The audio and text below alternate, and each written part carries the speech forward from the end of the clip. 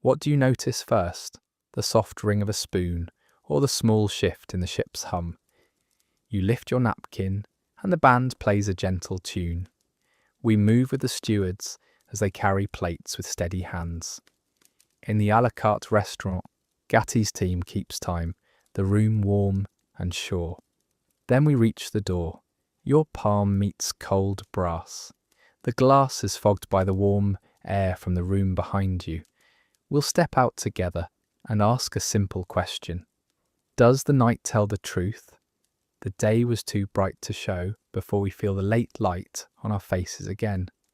Before we settle in, if you enjoy these relaxing journeys into the past, like the video and subscribe for more quiet history evenings. If there's a part of today you want to let go, or a memory tonight brings back, share it below. Now let's get comfortable and ease into tonight's journey. Afternoon light meets your face, and the ship's steady thrum rises through the soles of your shoes. The breeze is soft, it carries a taste of salt and a faint scent of paint and polish. You feel your shoulders drop. The day has been easy, and that ease seems to promise a quiet night. You lean into the thought and let the sound of the engines smooth your breathing. You find a place by the rail. The sea lies flat and bright, a level sheet with hardly a ripple, so calm it looks held in one breath. Your fingers touch warm metal. Far out, a thin line marks the edge of the world. A steward passes by and gives you a small nod. We nod back. The day taught us this rhythm. Kind eyes, measured steps, nothing rushed. The ship holds you like a calm hand. You hear scraps from tea hour still floating in your mind. Talk of the pool. The warm bath water felt like a quiet gift. A slow walk under the sun along the deck, where shoes clicked and voices dipped soft and kind. You remember small debates over cakes and jam, and who took the last sandwich. A low laugh, a cup set down just so. None of it felt important, which somehow made it matter most. A thin, cooler wind slips by and taps your collar. The deck gives a faint shiver, the kind a house makes when it settles for the evening. You look up at the pale sky and wonder if the night will be colder. Someone near you studies a timetable and laughs about arrival times, as if tomorrow is a promise that can be held in a pocket. Their light mood rubs off on you. Your small worry folds itself smaller and stays quiet. We follow a couple strolling, their arms close but not tight. They talk about letters to send in New York. They speak in simple plans and short sentences. They want to find a postbox quickly. They want to share good news across the ocean. You hear them agree to mail them first thing, and you picture the envelopes stacked in a neat hand. It feels like a doorway between days. Today's ink stepping into tomorrow's streets. You lean again and let your weight rest on the rail. The thrum below is steady and sure. It is not loud. It is simply there, like a heartbeat you do not have to think about. Afternoon warmth still clings to your coat. You breathe in varnish and salt, a mix of wood and sea that tells you the ship is alive and cared for. A child holds up a postcard and shows the shiny face of the ship. Their small finger taps the funnels. The card smells of ink and travel, and a store far from here. We glance along the deck and see the crew moving in quiet lines. Their work changes as daylight thins. You see a steward pause at a door with a list in his hand. He reads, nods, and moves on with a soft step. Another checks a latch, then a lamp, then the corner of a rug. Somewhere a boatswain's call might have sounded earlier, but this afternoon stayed light. No practice musters, no lifeboat swung out. The absence folds into the calm, a gap so gentle you almost miss it. You catch yourself listening for the sea and hearing almost nothing. The water sits smooth, as if the ship glides over glass. At this pace, the bow parts a mirror, and the sky lays itself down on the surface, unbroken. It feels like safety. It looks like certainty. You rest your chin on your knuckles and let that wide, even blue steady your thoughts. You remember the tea room again, but now the voices come more slowly in your mind. A woman compared hats and spoke about the breeze as if it were a person. A man measured his day by small things: 2 letters, a nap, a slow walk. The ship felt like a safe town, with walls made of steel and light. We carry that feeling with us out here, where the ocean looks like cool stone, smooth and endless. The afternoon has drawn its lines in clean strokes, crew at posts, passengers strolling, doors opening and closing with care. The band's practice drifted like a thin ribbon somewhere inside. Every piece fits the next. You feel it in your legs, in your hands, in the way you stand without thinking. The ship moves, and so do we, and the pattern makes sense. A young boy taps the glass of a promenade window and laughs when his breath fogs it. His mother wipes the circle clear with a cuff and smiles down at him. That small act lands in your chest. Warm air meets cold glass and the mark vanishes as fast as it came. You think of how daylight leaves the deck in the same way, slow, then all at once. You notice how the light tilts now. The sun sits lower, and the edges of things grow soft. Shadows lengthen. The railing cools beneath your palm. The hum does not change, but the way you hear it does. It moves from sound to feeling, from your ear to your bones. We let it carry us, the way a lullaby carries a child who does not know the words yet understands the tune. The day lays a soft blanket over what comes next. It folds neat corners around errands finished and small talk shared. It wraps the laughter from the boat deck and tucks in the smell of tea and the trace of a warm bath. The ship is big, but what makes you safe feels small. A nod from a steward, a cup placed where it belongs, a timetable folded with care. When night comes, it will borrow this calm and wear it like a coat. For a moment you close your eyes. You see the path you walked after lunch, the sun across the chairs, the tilt of a hat as someone said good afternoon. Your shoulders sink a little more. The cooler wind is no longer a worry. It is a hand on your cheek that says, "Now we rest." You open your eyes to the wide, level sea. It keeps its own counsel and lets the ship pass without fuss. We stand a bit longer, quiet, letting the last of the day pour over us. The engines do their steady work. The crew steps into evening stations with the ease of long practice. Cabins wait with fresh water and turn sheets. Somewhere, a brush lifts a coat free of lint and sets it just right. All of this tells a single gentle story. You are cared for, and the hours ahead will be kind. You feel a small lift in your chest, a held breath that can finally go. The day earned this quiet. It gave its best without asking much of you. Safety feels honest, because the hours were honest. The sea was calm. So calm, it forgot to show its waves.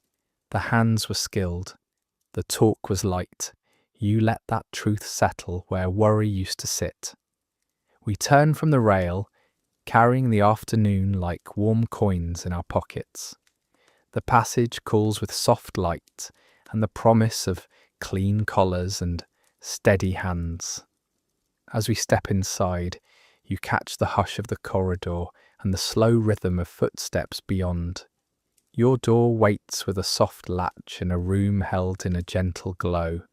You reach for it, ready to meet the next small ritual with the same quiet confidence. Dressing for dinner begins the moment the latch settles behind you and the room's hush meets your breath. Evening formality asks something clear of you on this ship. First-class guests show their best at the table, and you feel that standard move your hands before a word is said. What does it feel like to tie a bow when the whole ship feels certain?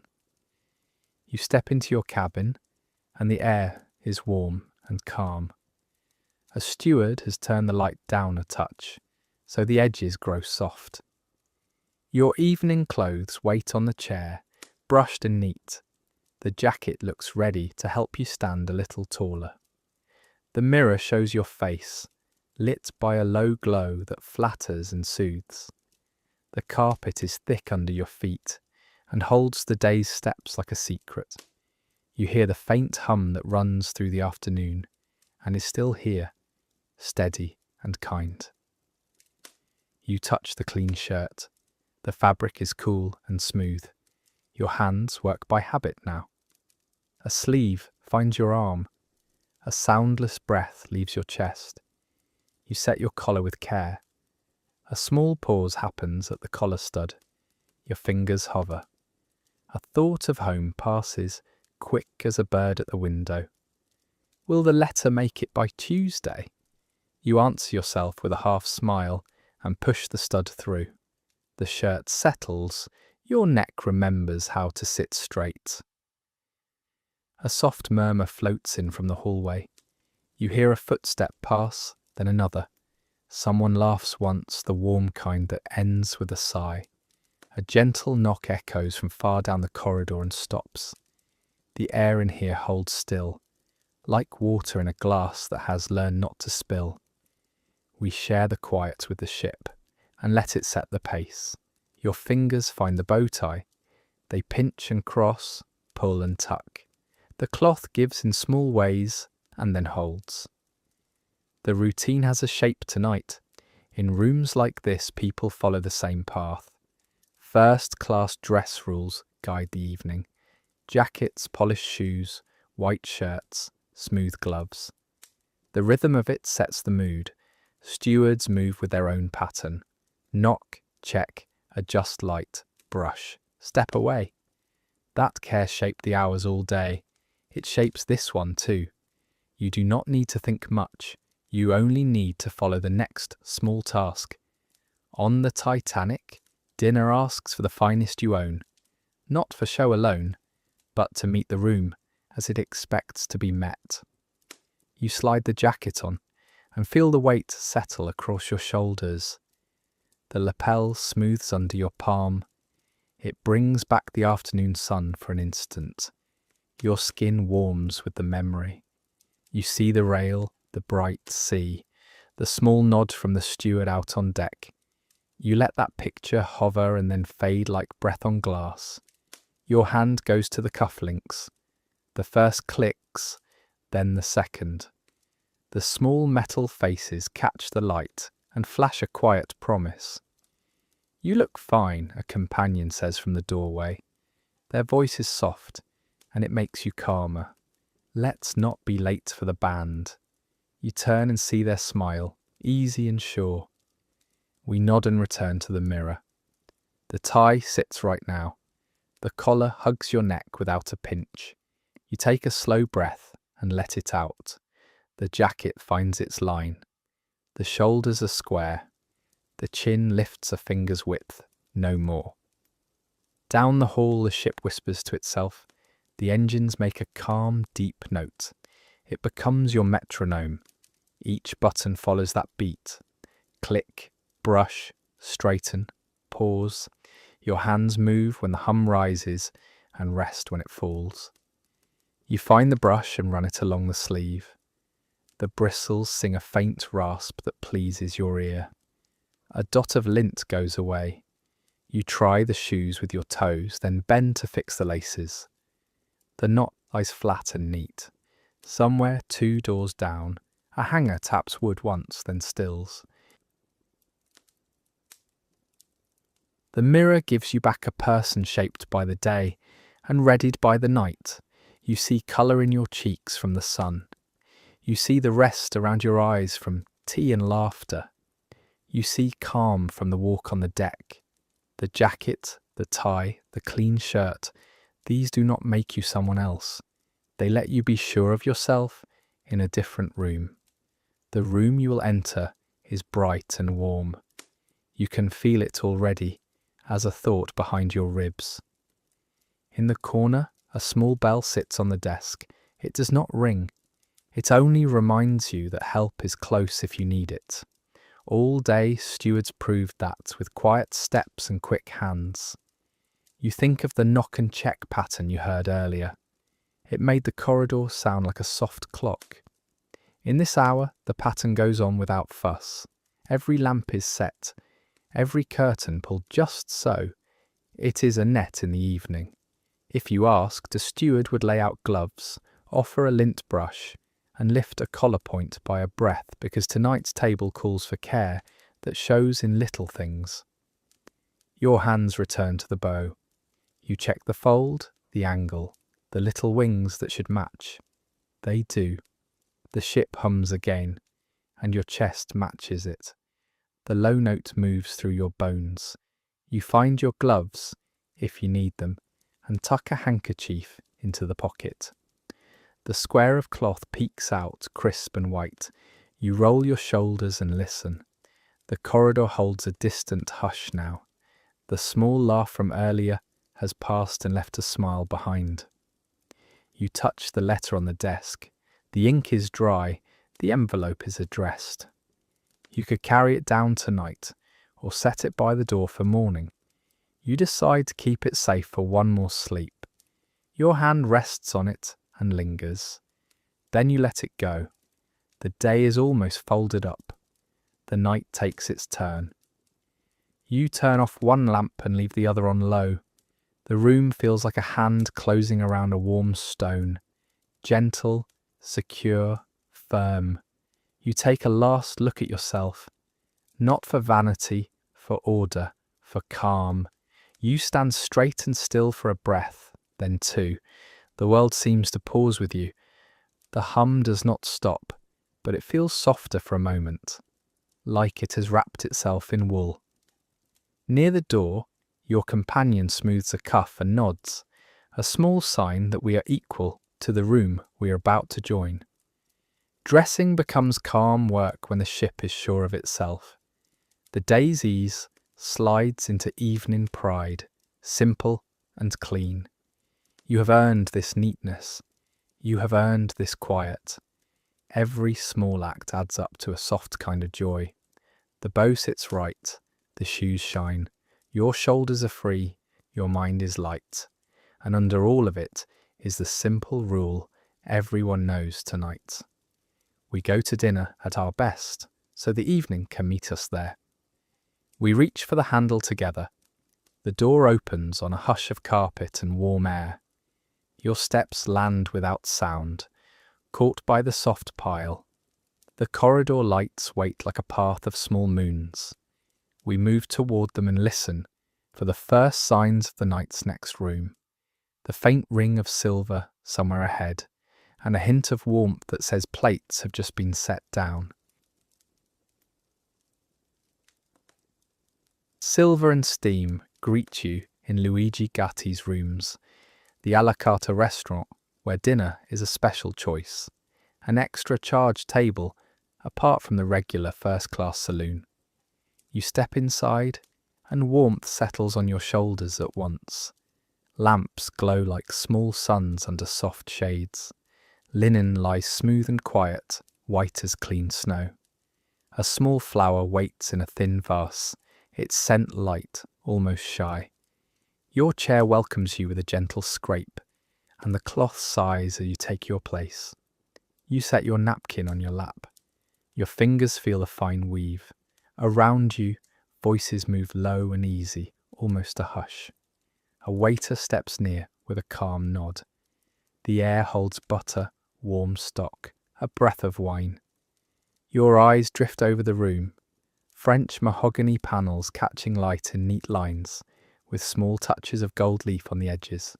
Not loud, just sure. It feels like a promise kept. You lean back and breathe slowly. For a second you pause. Will the sea stay this smooth? Your thoughts lean toward the windows and the dark beyond them. Then a waiter stops by and says, "Lovely evening," with a soft smile that steadies your chest. We share a smile and let the worry fold small again. The ship's hum reaches even here, a low thread under the sounds of plates and voices. From the doorway, a calm waltz slips in and settles like warm air. It links tables that never meet. Knives lie side by side, straight and neat, shining without showing off. The glasses hold still, as if they know their place. You hear a tiny ring when silver meets china. It is not sharp. It is light and round.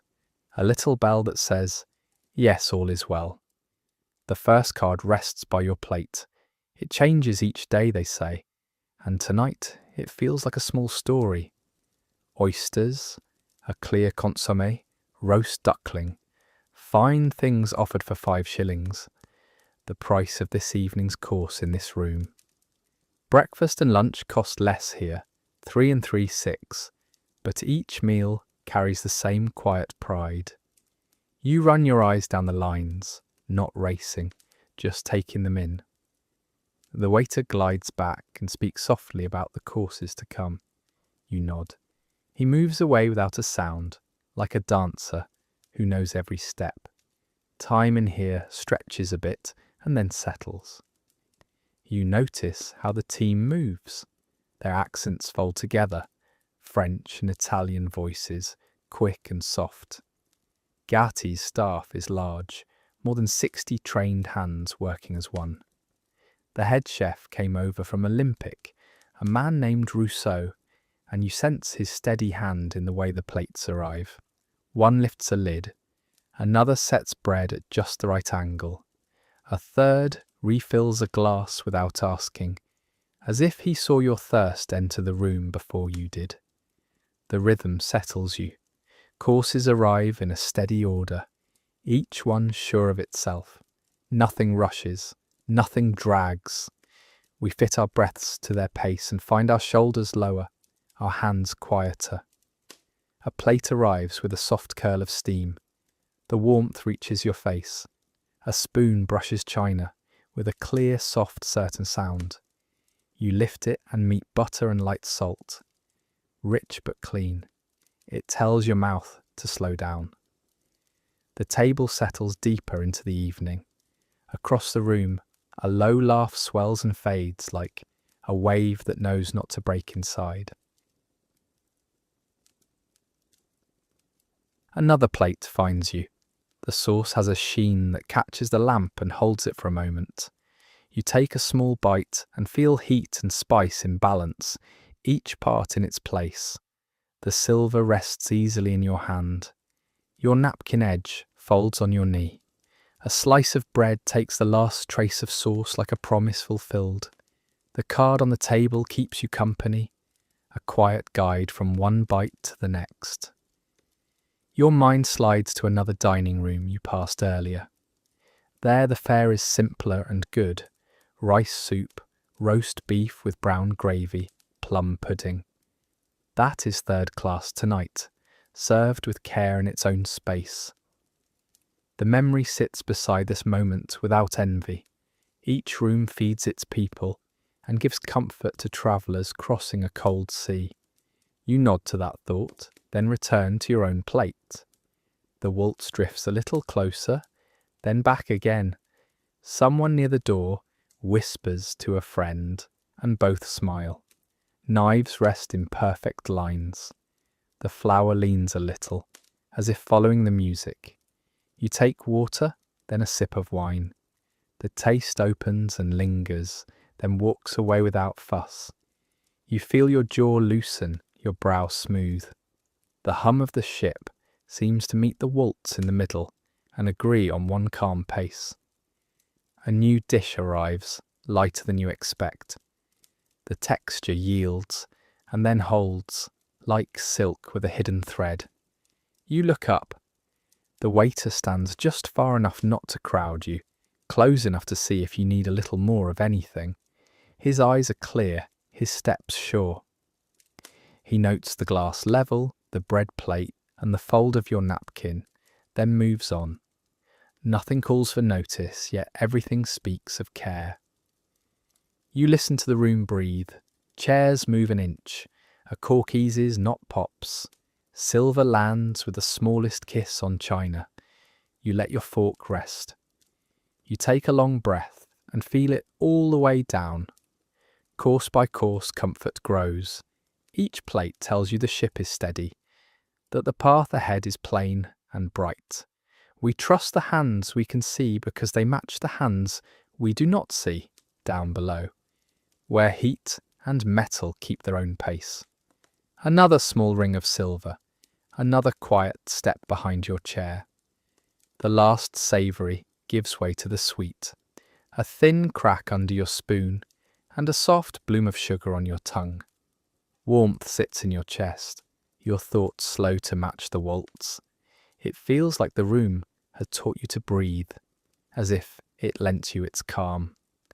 You lean back. The flower seems brighter now, though the lamps have not changed. The linen holds its smooth face, the card rests with the edges neat. You let your fingers trace the rim of your glass. You do not think of clocks.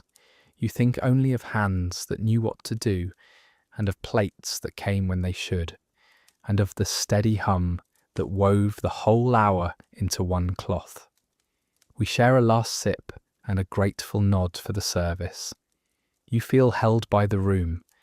The ship feels like a house that knows your name. The sea outside becomes a story, told in a softer voice. You fold your napkin, not tight, just enough to show the meal has ended. The chair slides back with a whisper, and the floor seems to breathe out with you. We rise with full hearts and quiet minds. The doorway carries a thread of music, warmer now as we step towards it. We follow that gentle line into the corridor, letting the night shape our pace. The band's gentle thread finds you first, a calm line of sound meeting you mid-step and inviting you closer. Notes float ahead of you, warm as lamplight. They brush the walls and your sleeve. The carpet hushes your feet. The glow from the lounge spills over the threshold and draws you in. A small pause cuts through the tune. In that breath, you hear the engines again. Steady, deep, patient. The note returns and settles the room like a calm hand. We stand at the door for a second, taking it in. The ceiling lights hold the shine in the wood. The air smells faintly of polish and tea. You find a chair near the music room and ease down. The seat accepts you without a sound. The players share a nod, just a tilt at the corner of the eye. You watch their bows rise together, as if they share one breath. A piano key lays a path, gentle and sure. The violin walks that path in slow steps that feel like a kind voice after a long day. They choose pieces you know from other quiet nights, familiar songs that leave room for talk, easy tunes that tell your heartbeat to slow down. The music marks the hour like soft bells. It gives people something to lean on while they sit, sip, and recall the sun. We let the melody set our pace, the way footprints mark a slow walk after supper. A waltz glides past the chairs. It does not hurry. It moves like a ribbon on slow water. Another round, someone whispers from a table behind you. You shake your head with a small smile and keep listening. Your empty glass rests cool against your fingers. You set it down and feel a light tap as it meets wood, then quiet again. Laughter from the boat deck flickers in your mind, the kind you heard this afternoon when a gust grabbed a hat and chased it down the rail. You see the hat spin once, twice, and the owner bends and catches it just in time. That bright moment folds into the rhythm now, The waltz gathers it up, smooths the edges, and turns the day's joy into a calm echo. The room shifts gently as people settle. Voices drop to a low murmur. Heads lean closer. The band holds the thread that ties the room together. You watch a cellist breathe with his bow, eyes soft, hands sure. The pianist glances up, then down, trusting the pattern they share. Their work is quiet, but it reaches every table. The melody makes shapes in the air. It turns people into gentle shadows that move slowly and speak kindly. A woman touches the rim of her cup and sets it down in time with the bar line. A man folds his timetable and slides it into a pocket in the space between notes.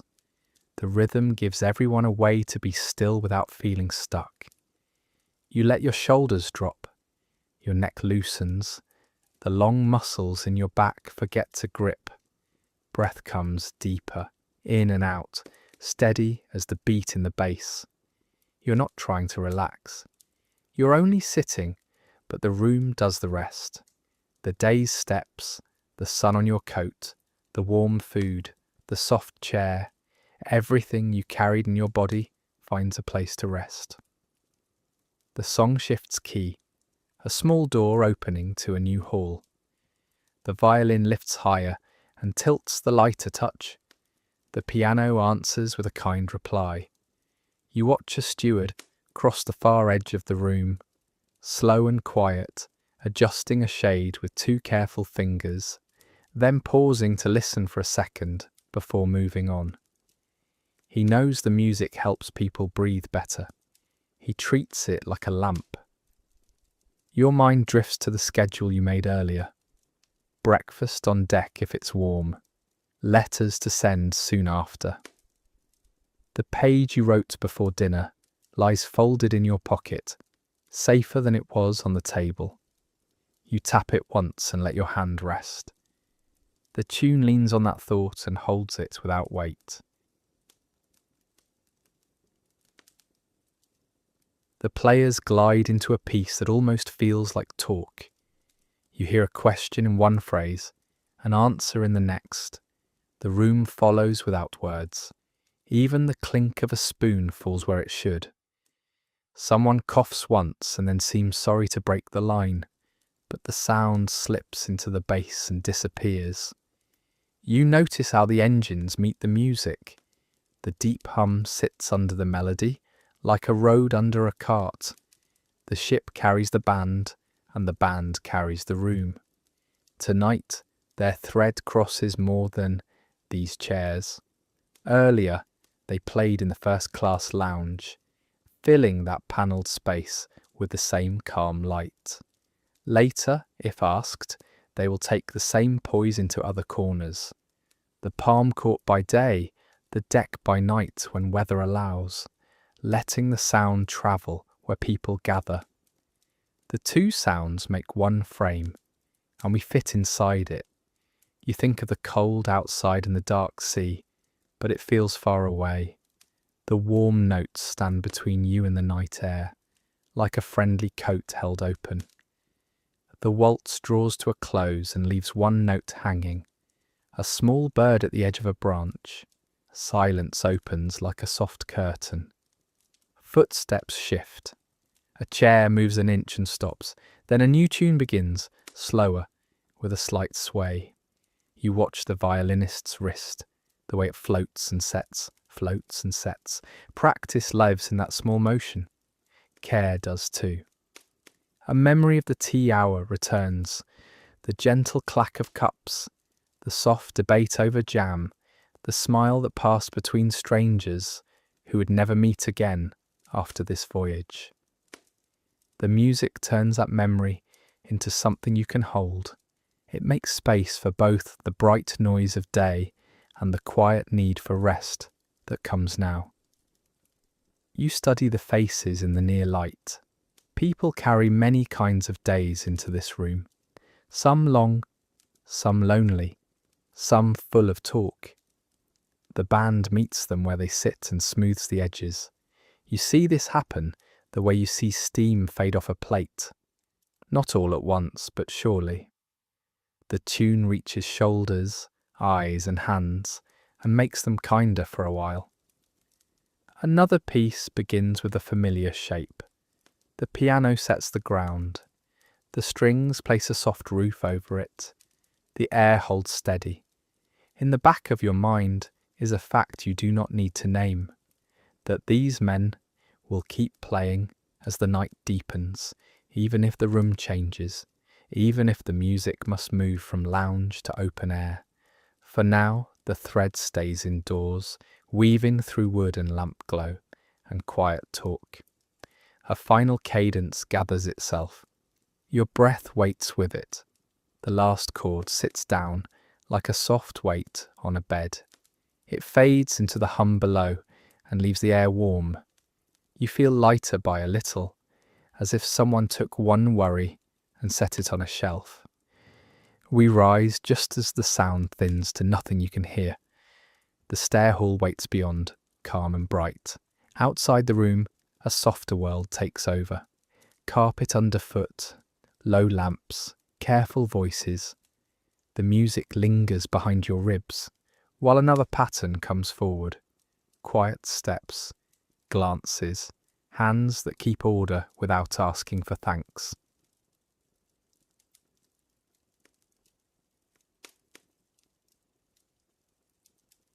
Quiet ballet meets you in the hall the moment you turn the corner.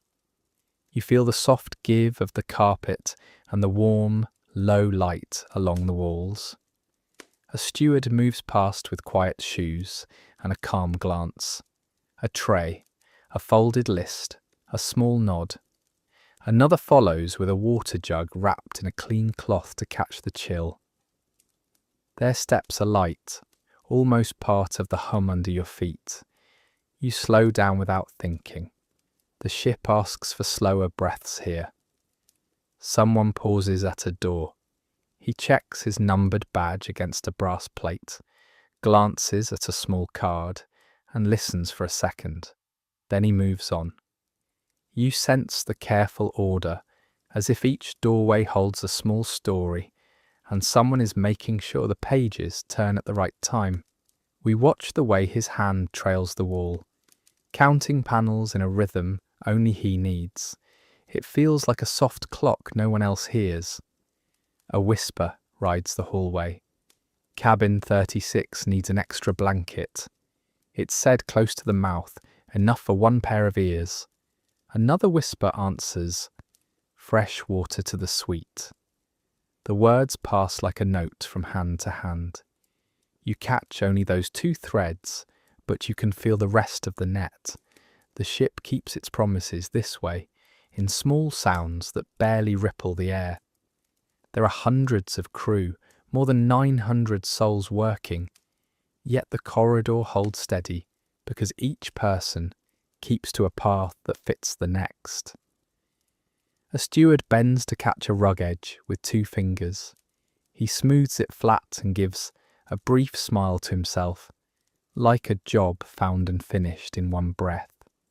The day's busy pride turns into night's gentle caretaking, and you can see it in these motions. No rush now, just neatness and kindness and the wish that no one stubs a toe in low light.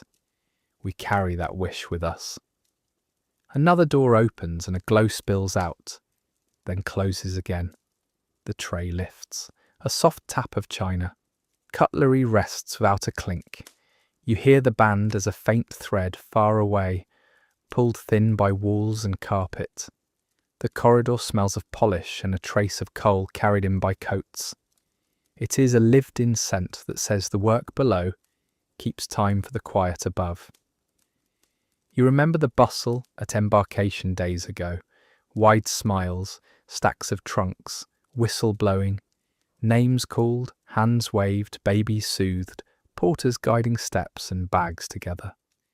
That same energy still moves here, but now it rests inside the rules of night. It holds its shape like bread set to cool, firm at the edges, soft at the centre. We let that settled strength hold us too. The stewards share looks that talk faster than words. One points with his chin toward an alcove. Another shifts a glass on a side table so it sits away from the edge. A small badge flashes and is gone as a sleeve moves. These details feel small when you name them, but they feel large when you leave them. They are the reason a quiet hallway stays quiet.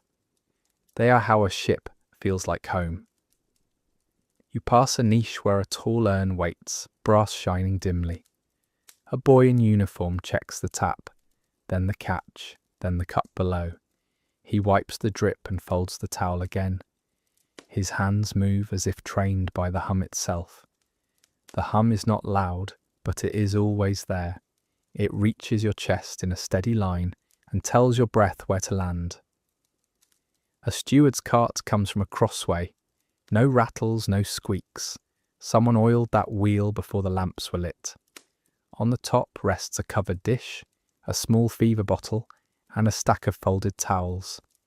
On the lower shelf, a book with a paper marker. The cart slows by a door. A knuckle taps once, waits. A voice inside answers, soft and kind. The door opens to a narrow slice of lamplight and closes again. The cart moves on. In a corner, near a porthole, a man in a dark vest checks his watch against the hall clock. He nods and writes a tiny mark on his list. A small number gleams on his badge when he turns. You see other stewards making the same checks, each at a different point along the corridor. Evening rounds align their work like stars softly finding a line in the sky. They don't say it, but you can see how watches and duties meet. Little tasks keep the rhythm smooth. The ship breathes easier because of them, and so do you. We listen for a moment with our eyes closed. The pattern shows itself. The hum below, the low steps on carpet, the mild sigh of doors, a whisper past, a tray lifted, a cloth folded. No one sound takes the lead. Together they form a gentle score. It's the kind of music you only hear when your day has slowed down and your body is ready to rest. Down the hall, a steward lifts a suitcase onto a stand and flips the handle down quietly so it won't fall in the night. He catches your eye and gives a small greeting. He carries in his face the same calm you felt at tea, only more focused, like the last light before dusk turns to night. The sun is gone, but the warmth of routine remains. Your shoulders answer with a small drop. You think of how a city uses street sweepers after markets close. Brooms clear the day's crumbs so the morning can smell clean. Here, the brooms are hands and lists. The sweep is a smile and a folded towel. The night is being made ready for sleep, one soft act at a time. We stand in that care for a breath and let our bones understand it. Another whisper. Ice for the carafe, a reply. On it, no hurry in the words, only promise. You hear the ice when it comes, a muffled clink inside cloth. The sound cools the air in your mind. A door opens, the clink stops. The door closes. Quiet again. Their steps blend with the hum, making a soft pattern behind the scenes. When they pass, the air seems smoother. You don't see the effort, but you feel the result. The corridor has no sharp corners now. The night can flow through it with ease. You take a deeper breath than you meant to, and it feels good. Knowing hands are near lets you relax more deeply. It's the same feeling you had on deck when the rail was warm and the sea was flat. Trust builds in layers. A nod at the door, a folded rug, a fresh glass of water, a tiny badge that tells you a name and a number if you need to ask. We collect these layers without thinking and wear them like a cloak. We come to the end of the corridor. The floor tilts a hint beneath your feet. Not enough to sway you, just enough to remind you the ship is a moving world. Ahead, heavy doors wait. Their brass handles hold a colder shine. Through the glass you see the faintest blur where warm air meets the dark beyond. We reach together and pause at that seam, the place where indoor care gives way to the sea's clear breath, and the night asks us to step forward and listen. The door, the brass, the fogged glass meet you now, plain and close. Your palm finds the handle, and the brass is cool, almost damp from other hands. The glass holds a faint fog from the heat behind you. It blurs the glow of the lamps into soft halos. Your skin keeps a little of that warmth, the kind that lingers after bright rooms and kind voices. You feel the band's last chord settle in your chest like a low ember. We stand with it a moment and listen for the next sound. You hesitate. The carpet still holds your steps, gentle and sure.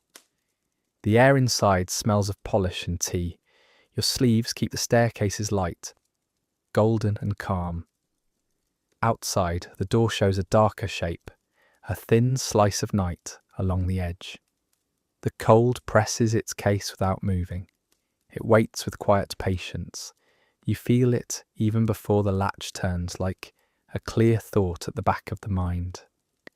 We push together. The seal breaks with a soft sigh. Night air slides in, thin and clean, a little sharp. It lifts the hair on your wrist and slips under your collar. Your breath tightens, then smooths out. The hinge mutters, and the door eases wide. The hum of the ship sounds clearer here, less wrapped in carpets and cloth. Your ears adjust, your cheeks wake up. That night, the Atlantic air turned near freezing. Warm rooms sent their breath to the glass, and it fogged at once like a slow cloud. You see the blur on the pane beside you grow and fade with each swing of the door. A circle cleared by a hand shows black beyond, deep and plain. The sky's new moon dark and very clear. Stars sit cold and steady, as if nailed in place, and their light does not help the sea below. You step out and pull your collar close. The fabric rasps softly against your neck. Someone near the hatch says, "Brisk, isn't it?" Another answers, "Keeps you awake?" Their words are low, almost lost to the hum. The door closes behind, and the warm light becomes a memory at your back. We stand in the dark edge for a breath and let our eyes open wider. The deck gives a small groan, wood and steel settling into the cold. It is not a complaint. It is the sound an old house makes when night arrives. Your hand touches the rail and finds it colder than you thought. The metal holds the day's last warmth only in tiny places. Your fingers shift, then settle. The sea is near silent, as if it too took a slower breath for the evening. We carry the band's last note into the dark. Out here, it becomes a whisper. It threads between wind and hum, and finds a seat inside you. It is softer, but it does not vanish. You can still feel the way it held the room a few minutes ago. Now it holds the edges of this deck, and the open air, and the long black reach ahead. The promenade lamps leave pools of dim light that fade fast. Between them, the world turns thick with shadow. The glass along the veranda fogs and clears in patches, a slow breathing you can see. Through the nearest clear spot, the sea looks like dark iron with a thin shine drawn over it. Waves are small tonight, a flat calm that hides the line of any ice. Their tops hardly break. The quiet makes the space feel larger, like a hall with the far wall gone. You stand with your back to the door and let your body find the ship's rhythm again. The cold helps you notice what you missed inside. The hum is lower out here. It runs through the boards and into your shoes. It steadies your knees. Far forward, you hear a bell, maybe for time, maybe for a watch. It comes thin and true, then slips away into the wind. We think of the day and how its warmth reached into every hour. Tea and talk, a slow walk, the easy laugh when someone dropped a spoon and no one minded. That ease sits with you now, but feels smaller in the open dark. It changes shape. It becomes a blanket you hold tight at the edges. Not fear, just a sharper kind of listening. You let the cold show you where you are. Another pair steps out of a door further down. They pause like you did. Breath shows in small clouds. The woman rubs her hands together. The man pats his chest pocket, then sets his palm on the railing and pulls it back with a start. The two share a quiet smile at the shock of the cold, then fold closer to the wall where the wind is less. Their footsteps sound hollow and quick for the first few paces, then slower as they settle. You think of letters you plan to send when the ship docks, addresses in neat lines, names that carry warmth. Those plans felt bright in the restaurant. Out here, they feel steady, like stones in a pocket. The night makes simple things feel important. The shape of your keys, the fold of your handkerchief, the weight of your coat. We notice what we carry. The glass behind you keeps breathing. Fog thins, then blooms again, where someone's handprint fades, leaving a ghost shape that slides into mist.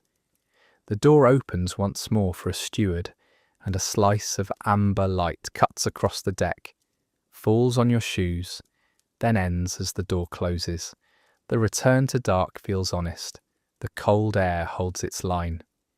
Your ears pick up more now.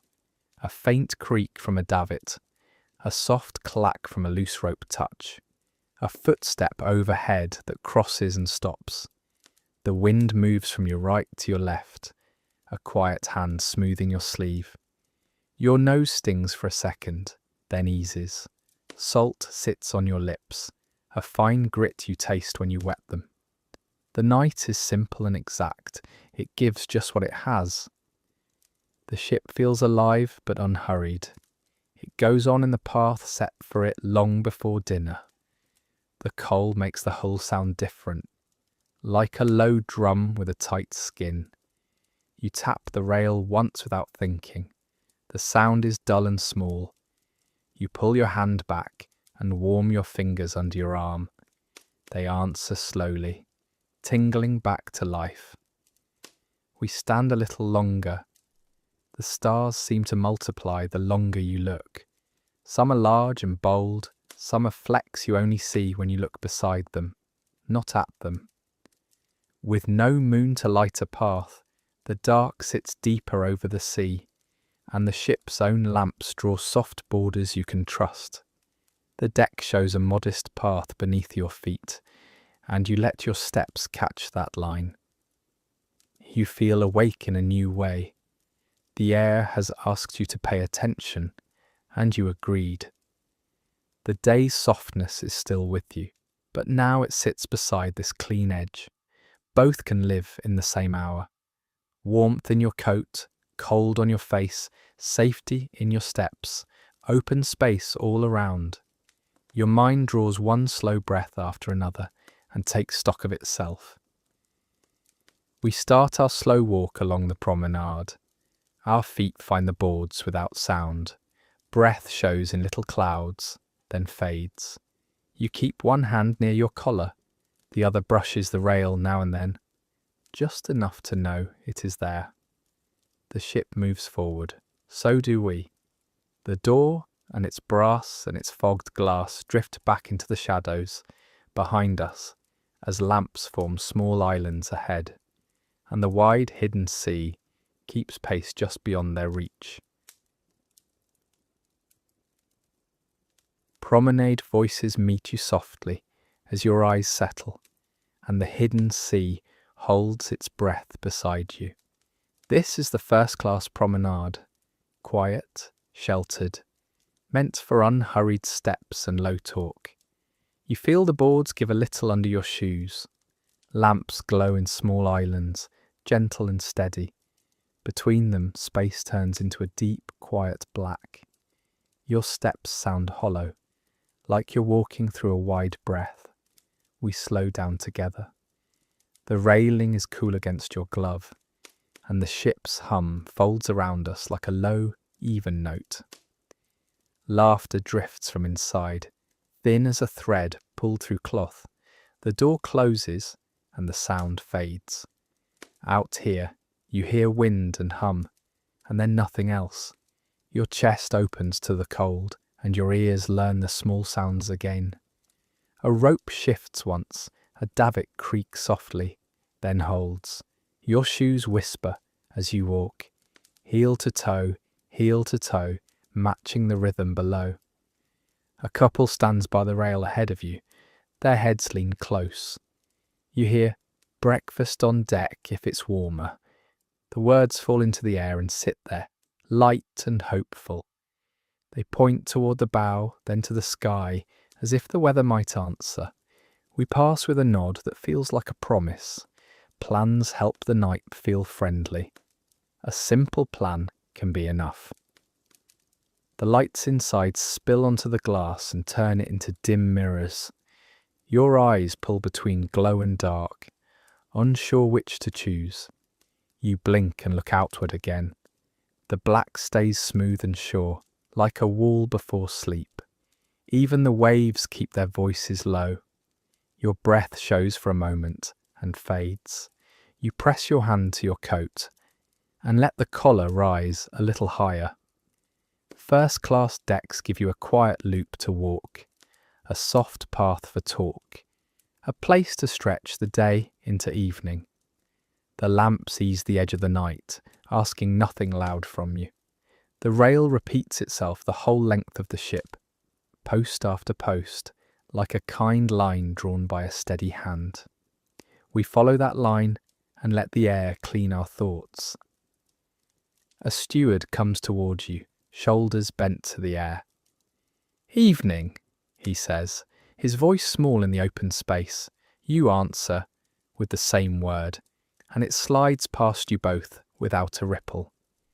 He keeps moving, steps sure, hands tucked. He checks a latch with his elbow and nods to himself.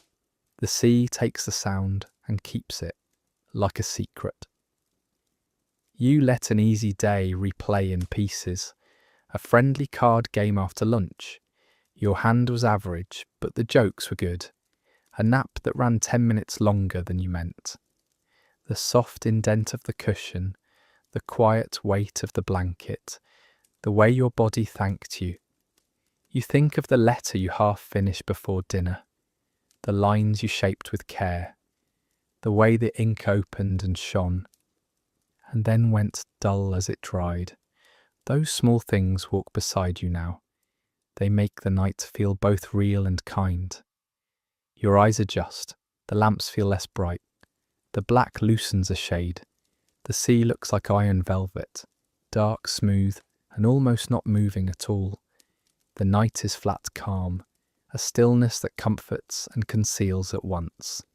You lean on the rail and feel a faint tremble travel through it, steady and unbothered. It keeps its own time, older than clocks, older than fine rooms. We take that time into our chests and breathe with it, one even breath, then another. You glance up. The sky's heavy with stars. They look cold, but they're sure. You find a big one, then a small cluster, then another line you think you've seen in a book. You look back to the water and find no line at all between sky and sea, only a slow dark mirror. With no moon and almost no waves, the world hides details. It asks you to trust what you feel instead of what you see. The deck curves forward and the wind turns a little sharper. You hear the flag rustle, then lie flat again. Near a door, 2 chairs sit empty, their canvas still warm from an earlier hour. You touch the arm of one and find the wood cold anyway. You think about the hands that moved these chairs in the afternoon, how someone set them just so, so people could stare across the wide, bright water and talk about nothing that meant a lot. Inside, a memory from tea comes back. The small chime of a spoon, the smell of orange peel from a cup, a name spoken twice, then a laugh. All of that had edges and light. Out here, the edges are soft.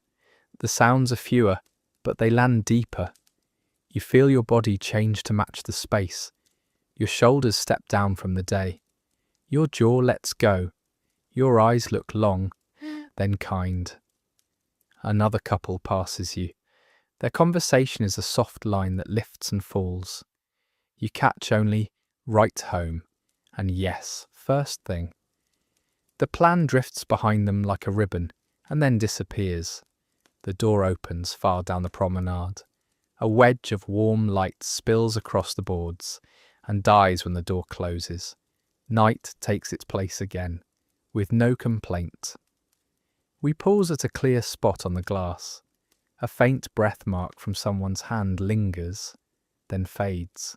Your fingertips tingle in the cold. The ocean holds its face still. Without waves to show you where anything is, distance becomes a guess. You run your thumb along the rail's edge and feel a tiny nick in the varnish.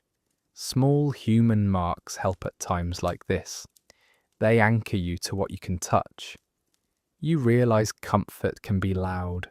Warm rooms hum with talk, forks, music. Chairs scrape a little. Shoes move and stop. You notice how the ocean prefers a quiet voice. It says enough with a low drum and a bit of wind, and it asks you to listen more than you speak. You let the whoosh enter you, and it makes a larger room inside your chest. A bell rings somewhere forward. It comes thin and clean, then goes. Your ears keep the place where it was, like a candle after you blow it out.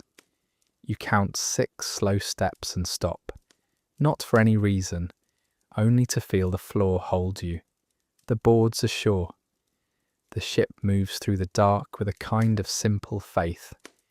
We borrow a little of that faith and hold it in our hands like a smooth stone. You lean again and test the edge of the rail with your glove. It is colder now. Your breath makes a pale cloud and vanishes. You think of how the night looks so clear and kind, and yet keeps secrets under its smooth skin. A calm sea gives nothing away. No fringe of white at an edge, no splash to draw the eye. The hidden sea lives up to its name, and you feel small in the best way, carried and quiet. A steward's shadow passes the window behind you. He is a dark shape against the warmth, and then gone. Somewhere a hinge murmurs. Somewhere a latch finds its seat. The ship's routines keep their steady line, even when the world outside looks like one long dark room. That thought settles your shoulders. Order, then rest, rest, then sleep. Your feet start again. The lamps mark the way back. You feel the pull of the staircase, and the thought of music, small and warm. The door ahead shows its brass edge. Glass breathes with the room behind it. You brush your sleeve and watch the fabric catch the light, and then the dark. The night has done its quiet work. It trimmed the day down to what you wanted to keep, and it left the rest on the far side of the rail. We turn toward the staircase, carrying the hush with us. As we walk, a question rises like a low light in your mind. While we savour warmth, who watches the cold line ahead? You have not answered it yet. You keep the soft pace and the easy breath, ready to step indoors and let the next quiet doorway tell its own story. Doors pass like steady breaths, but another world runs just above your head, the bridge you don't see. While warm rooms fade behind you, officers keep their posts in the clear, moonless cold. Coats open, caps low, eyes trained forward. You do not see their faces from here, only shapes set against the black. Men speaking in short, quiet lines, hands close to the wheel, and telegraph.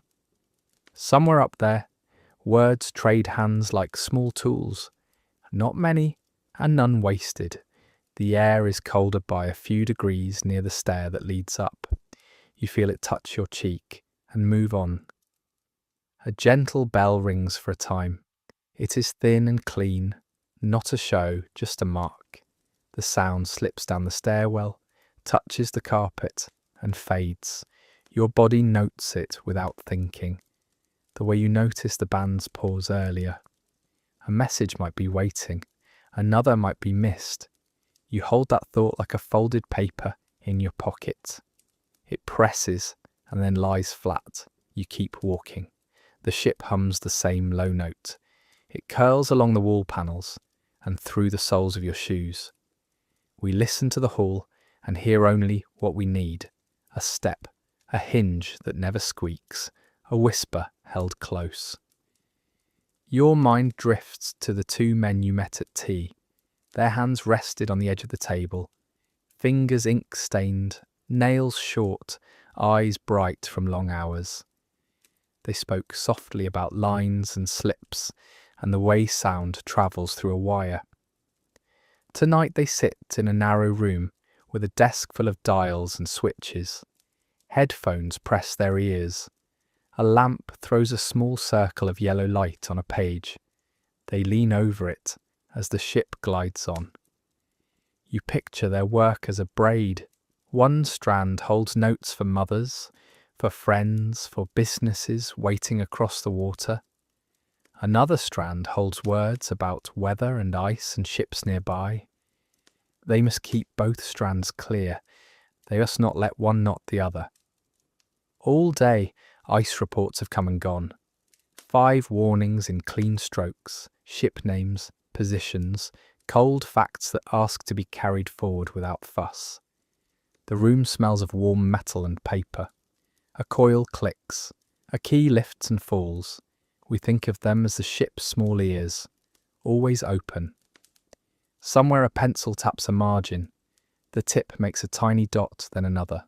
Someone says, "Noted," and a slip goes into a file with a neat motion. The sound is light, almost nothing. Yet it changes how people breathe on decks above. It changes what a man looks for when he stares into the dark. The act is small, the meaning is large. You hold that balance for a second and then let it rest. You recall the steadiness at dinner. Plates arrived when they should. The band kept a slow thread. The chairs moved with a hush. That trust had hands behind it. Not the ones you saw. Other hand you did not. The same is true here. A doorway you pass without a second look guards a different kind of comfort. Your chest feels it, even if your mind does not name it. We walk by another door. Painted the same, brass the same. It looks like any door, which is the point. Safety often looks like a quiet doorway. It is easier to sleep when the seams do not show. The officer above takes a slow breath against the cold and keeps his eyes ahead. The wheel turns a hair. No one in the lounge would feel it. The point of routine is that it hides itself while it works.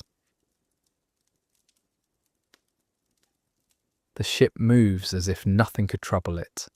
The floor is steady. The lamps hold. The carpet gives softly under your steps. A steward's shadow crosses and goes. You notice how the hall seems to clear a path for you, the way a good street does in a well-kept town. Behind that calm lies count and check and note and file. Up there, a glance to the left, a nod, a hand on a lever. Down here, the hum lays a warm line for you to follow. You pass a stair and feel a thin draught of cold from the upper deck. It carries a hint of salt and coal, nothing sharp, only the trace of work done out of sight. The bell for time comes again and seems to land on your shoulder. You let it sit for the length of a breath, then it melts into the hall. Your mind has fewer edges now. It holds what it needs, and not much more. At the end of the passage, you stop for half a second and listen. The hall answers with the soft patience of linen smoothed by a palm. You think of the operators again, Phillips and Bride, Marconi men, quick hands at a key worn shiny from use. One rubs his temple and smiles at a small joke no one will hear. The other makes a mark and aligns the paper stack. A line crackles. A hand moves. The key drops and lifts and drops with focused care. Your heartbeat matches that tiny cadence without asking your permission. We keep moving. Routine is a road you can walk in the dark. Steps find their places. Eyes find their marks. Even the doors stand at the same quiet angle, and the brass shines the same. You let the night graft itself to the day you carried. Tea, music, a walk, a letter half done. Those same pieces now sit beside the thought of watchers at the front and listeners at the desk. Gratitude comes in a small, wordless way. It starts in your shoulders and moves down your arms. You don't need to say anything. You're not sure who you would thank or how. You only feel kinder toward the door you pass and the ceiling above it. You think, stay steady to the men who see what you cannot. You think, keep listening to the two who sort the lines. The carpet pools light around your shoes. Your steps are slow now, not from doubt, but from trust. When a world runs on rhythm, you can relax into it. The ship carries hundreds of nights like this in its plan. Tonight feels like one of those nights. You let that feeling guide your breath.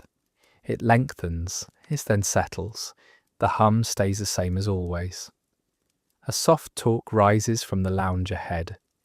The sound spills into the hall and smooths the crisp edge left by the cold stare. Warm air reaches you first and then the glow. Your coat loosens at the neck.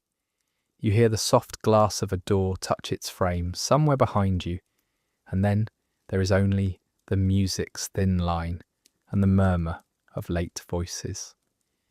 Safety often looks like a quiet doorway, and you've moved past a few of them. They held on while you ate and listened and walked. They hold on now as you near the room that will end your evening. A thought lands without weight. Little good nights gather in places like this. We turn the last corner together. The lounge waits with low lamps and low talk. A small island of ease. Steam will rise from one last cup. Words will sit light on the tongue and drift away, leaving the night softer than before. Last cups and last words find you where the light is low and kind. Your hands rest around a small cup that warms your fingers, and the hour asks for only easy talk and simple good nights.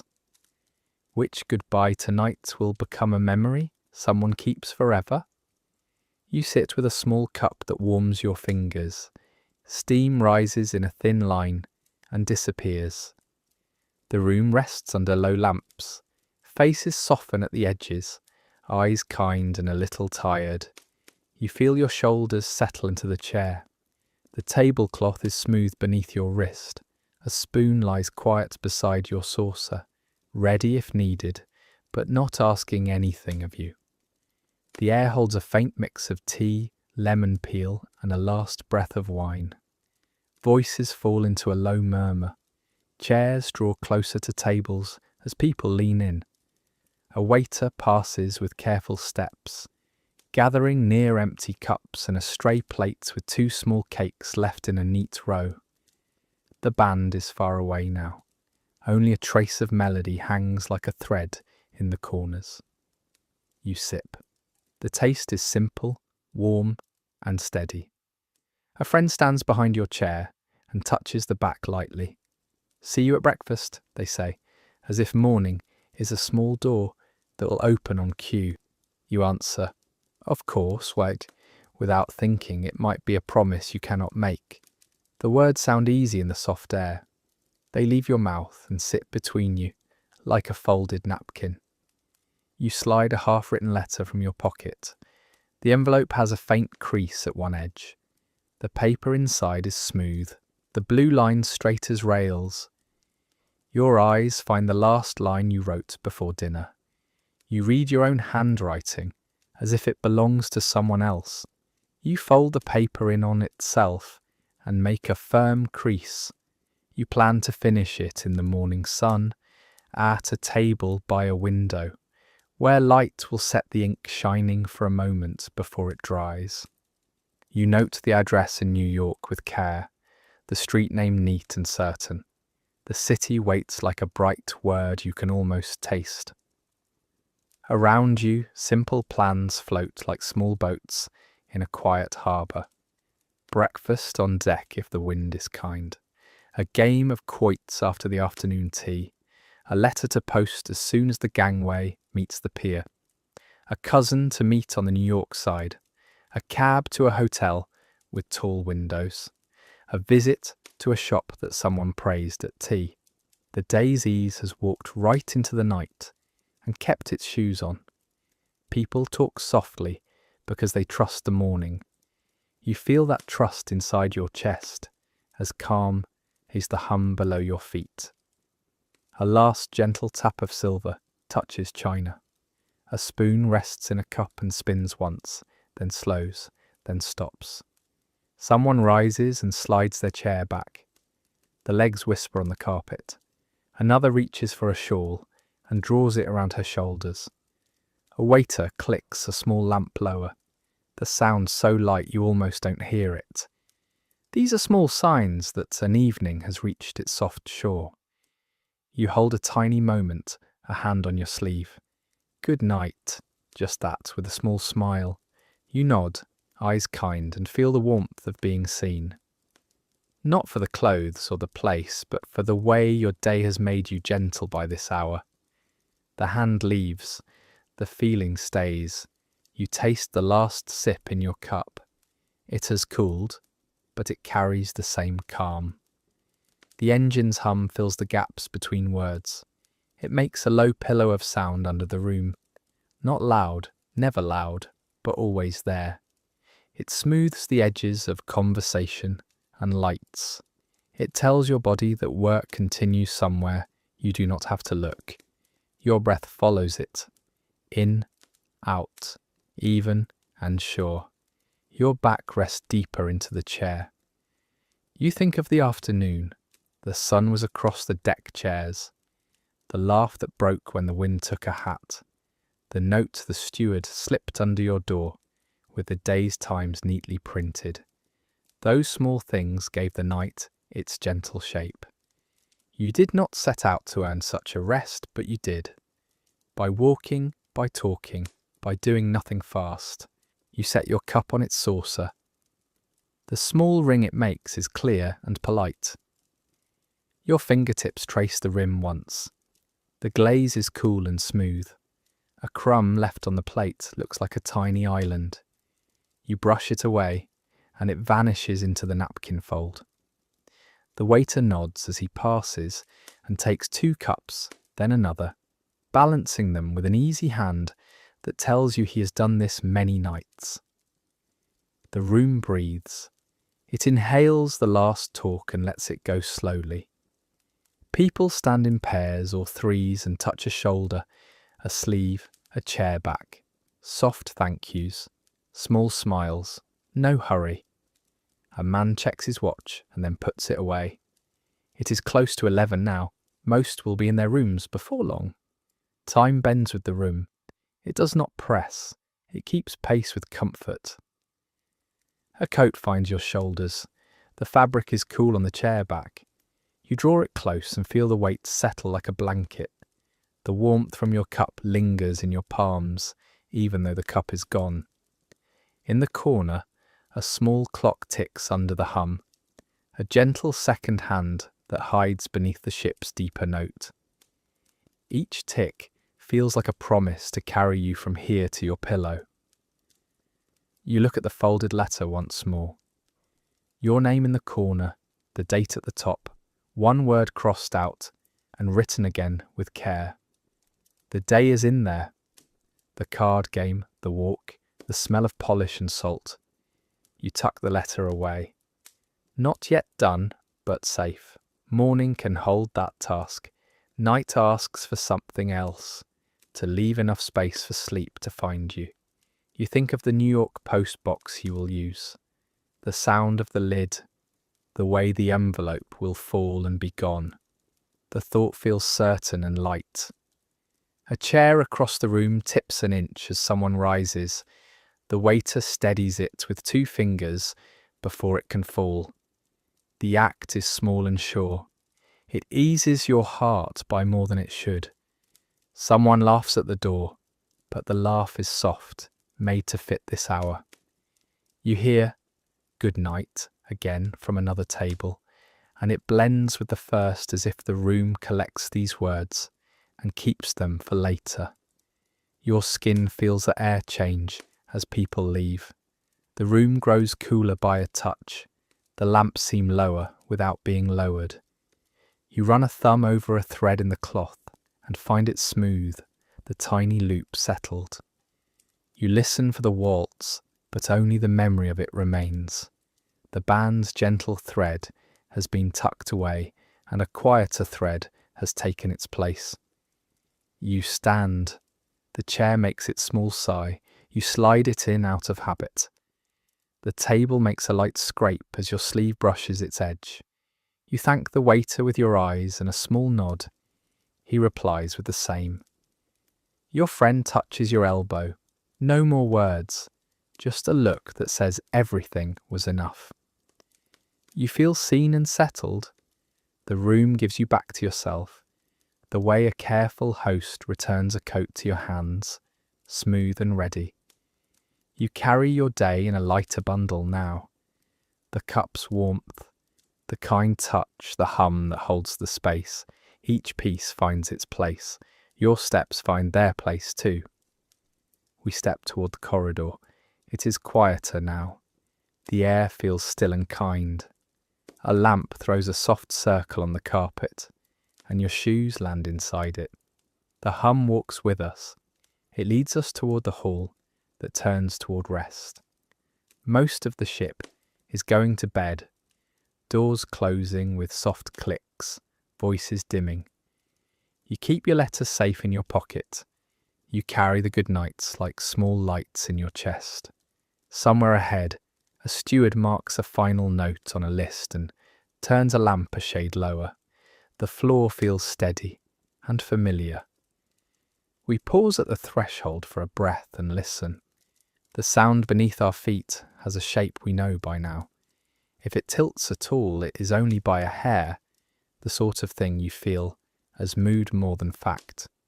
You let your shoulders drop and follow the slow pull of the hallway toward the room that waits with cool sheets and a glass of water set by the bed. Even in this quiet hall, you hear it first in your bones, the hum shifting its weight a fraction, as if the ship took a slow breath and let it out in a new shape. The lamps stay even. Your steps stay even.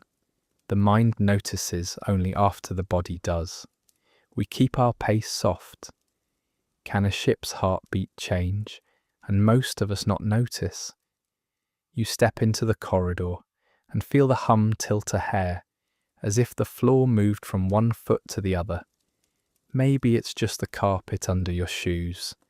Maybe it's your steps slowing after the last cup. The light along the wall is steady. Your breath is steady too, but there is a small difference in where the sound lives inside your chest. We listen without hurry. You pause. Another person down the hall pauses too. They touch the rail with 2 fingers, then shrug and keep walking. You let them go. You stay 1 more second with the hum. It is still the same note, deep and calm, but the room holds it a touch differently. You cannot name it. You do not have to. The corridor keeps its warm line of lamps. Your feet find the next small square of carpet. A steward stands near the stairs with a pencil and a narrow pad. He makes a last mark and blows a soft breath along the page, not to dry ink, just to finish the moment. He tucks the pad in his pocket. Another turns a lamp lower with a short twist. The shade's glow thins. Shadows sit down along the baseboard. The air feels thinner by a touch, as if an open door to the deck let a line of night slip in and linger. You know these small changes from other places. A kitchen quiets when the last pan is hung. A street softens when shop lamps dim. On a ship, the shifts hide inside sound. Subtle adjustments happen. Wind, a small turn, the steady speed holding while officers mark their notes. Nothing that asks for attention. Most people feel it is a mood, not a fact. We let that be enough and keep our pace easy. Your hand finds a framed photograph on a small table. It looks a hair off. You steady it with your thumb and forefinger. It wasn't really moving, only you were. The glass shows a pale shape of your sleeve and a bit of lamplight. You put it down where it was and step back. The picture holds still. Your pulse settles a little. The day has been long and kind, and tiredness softens your senses at the edges. You still carry the deck's cold kiss on your face, and the chair's warm shape on your back. You carry the taste of tea and the sight of silver going quiet. The hum meets all of that and mixes with it. Together they make a new sound, not louder, not slower, just rounder, like cloth rolled once more before it's put away. You move on, and the carpet takes each step like a secret. The corridor breathes with you. Boards creak once under the covering, small and honest, like an old house settling for sleep. The sound is not sharp. It comes and goes like a low yawn. You look up at nothing in particular. Your body understands the sign and lets your shoulders ease. Far ahead a door opens and closes. A narrow band of light crosses the hall and is gone. Your hand brushes the wall panel, smooth and cool from polish. You think of the steward who set his list away. The lines of duty move to a quieter place now. Fewer knocks, more listening. The ship holds the night without effort. We let it carry us. A small draught slips down the stairwell, faint with salt and coal. You taste the edge of it, and then it passes. Another steward checks a latch with 2 fingers, then turns toward the service nook. He lifts a jug, looks once at the level and fits it back. The soft click lands low, near your ribs. It says the last small jobs are done. You stop by a plant in a brass pot. A leaf points into the aisle. You turn it back toward the wall so it won't brush someone's coat. The act is tiny, but it feels like part of the work of the night. The hum sits under it all, steady but, yes, shaped a little differently. The way a song feels different when you hear it from a doorway instead of a chair. Your mind tries to decide if the ship has turned a hair. Earlier, officers adjusted course to keep faith with ice reports. The way careful hands draw a small bend in a line. Speed still holds. The rhythm below keeps its longshore measure. To you, it is only a shift in mood. The person from before has already turned the corner. You choose to let the question float. You hold on to what you can touch, the cool rail, the steady lamp, the soft give of the floor. A picture on the wall shows the ship in bright daylight. You remember the real light on the water today. The clean sky, the warm metal of the rail, the child with a postcard tapping a small finger on the funnels. That brightness has folded into this soft hour. Much of it is still here, only quieter. You allow that thought to settle. The deck creaks again just once, a small stretch and release. You feel it more than you hear it. Your heel pauses and then steps forward. A clock behind glass marks the minutes with a gentle tick. You do not look. You only know you are in time with it. Your mouth is not dry, but the idea of running water crosses your mind like a cool thread, clear and simple. The corridor narrows a touch near a bend. The light gathers in a small pool on the carpet. You pass through it like a fish through a warm stripe in a cool stream. In the hush you can hear cloth, not words, as two people pass each other and nod. Their coats make a soft brush, a sound as polite as a bow. The hum quiets in your awareness, though you know it has not changed. You come to a small table with a vase. The flower's head has dipped. It would do that by morning anyway. You move the vase an inch away from the edge, as if to keep it safe from a careless sleeve. You smile at yourself for the care, but you keep it there. Night makes caretakers of us all. We tend our small things and let big ones tend themselves. Your chest finds a slower rhythm. You decide that this is what you will keep from the day. Not the timetable, not the talk. The feeling of being held by many hands doing quiet work. Messages sent, courses checked, duties finished without a show. The hum may change shape, but it does not leave. We let it hold us. You choose trust, you let your shoulders sink and your jaw soften. The routine has not broken all day. It does not break now in this calm hall with its low lamps and clean air and steady line from stair to stair. Your feet thank you for the softer step. The coat finds a more natural place on your shoulders. A thin shiver from the boards reminds you that the sea is close on the other side of the wall. It speaks in small ways tonight. No splash, no slap, only a quiet hand moving under the hull. Somewhere, a door closes with a careful touch. Somewhere, a page turns and stops. The ship continues at her gate, unbothered, while people trade goodnights and stewards fold the last towels. We turn toward the room with an easy breath. The hum sits like a low lantern in your chest, steady, familiar, shaped by the hour. The lamps along the corridor lean lower, and the quiet asks for water and clean hands before rest. You feel ready to set the day down in simple steps, one small comfort at a time, and let the night draw closer. Silver put away, night let in begins with simple work at the washstand. You turn the tap and let the water run. It is clear and cold. It wakes your fingers, then your wrists. You wash slowly, as if time has widened. Soap slides once, twice, then rinses away. You close the tap and listen. Almost nothing moves. The cabin holds its breath with you. Your hands drip for a moment. Then you reach for the towel and press the cotton into each finger. A sound from far off finds the room, thin as a line of thread. You don't know what made it. A door? A step above? It fades before you can name it. Quiet folds back over the space.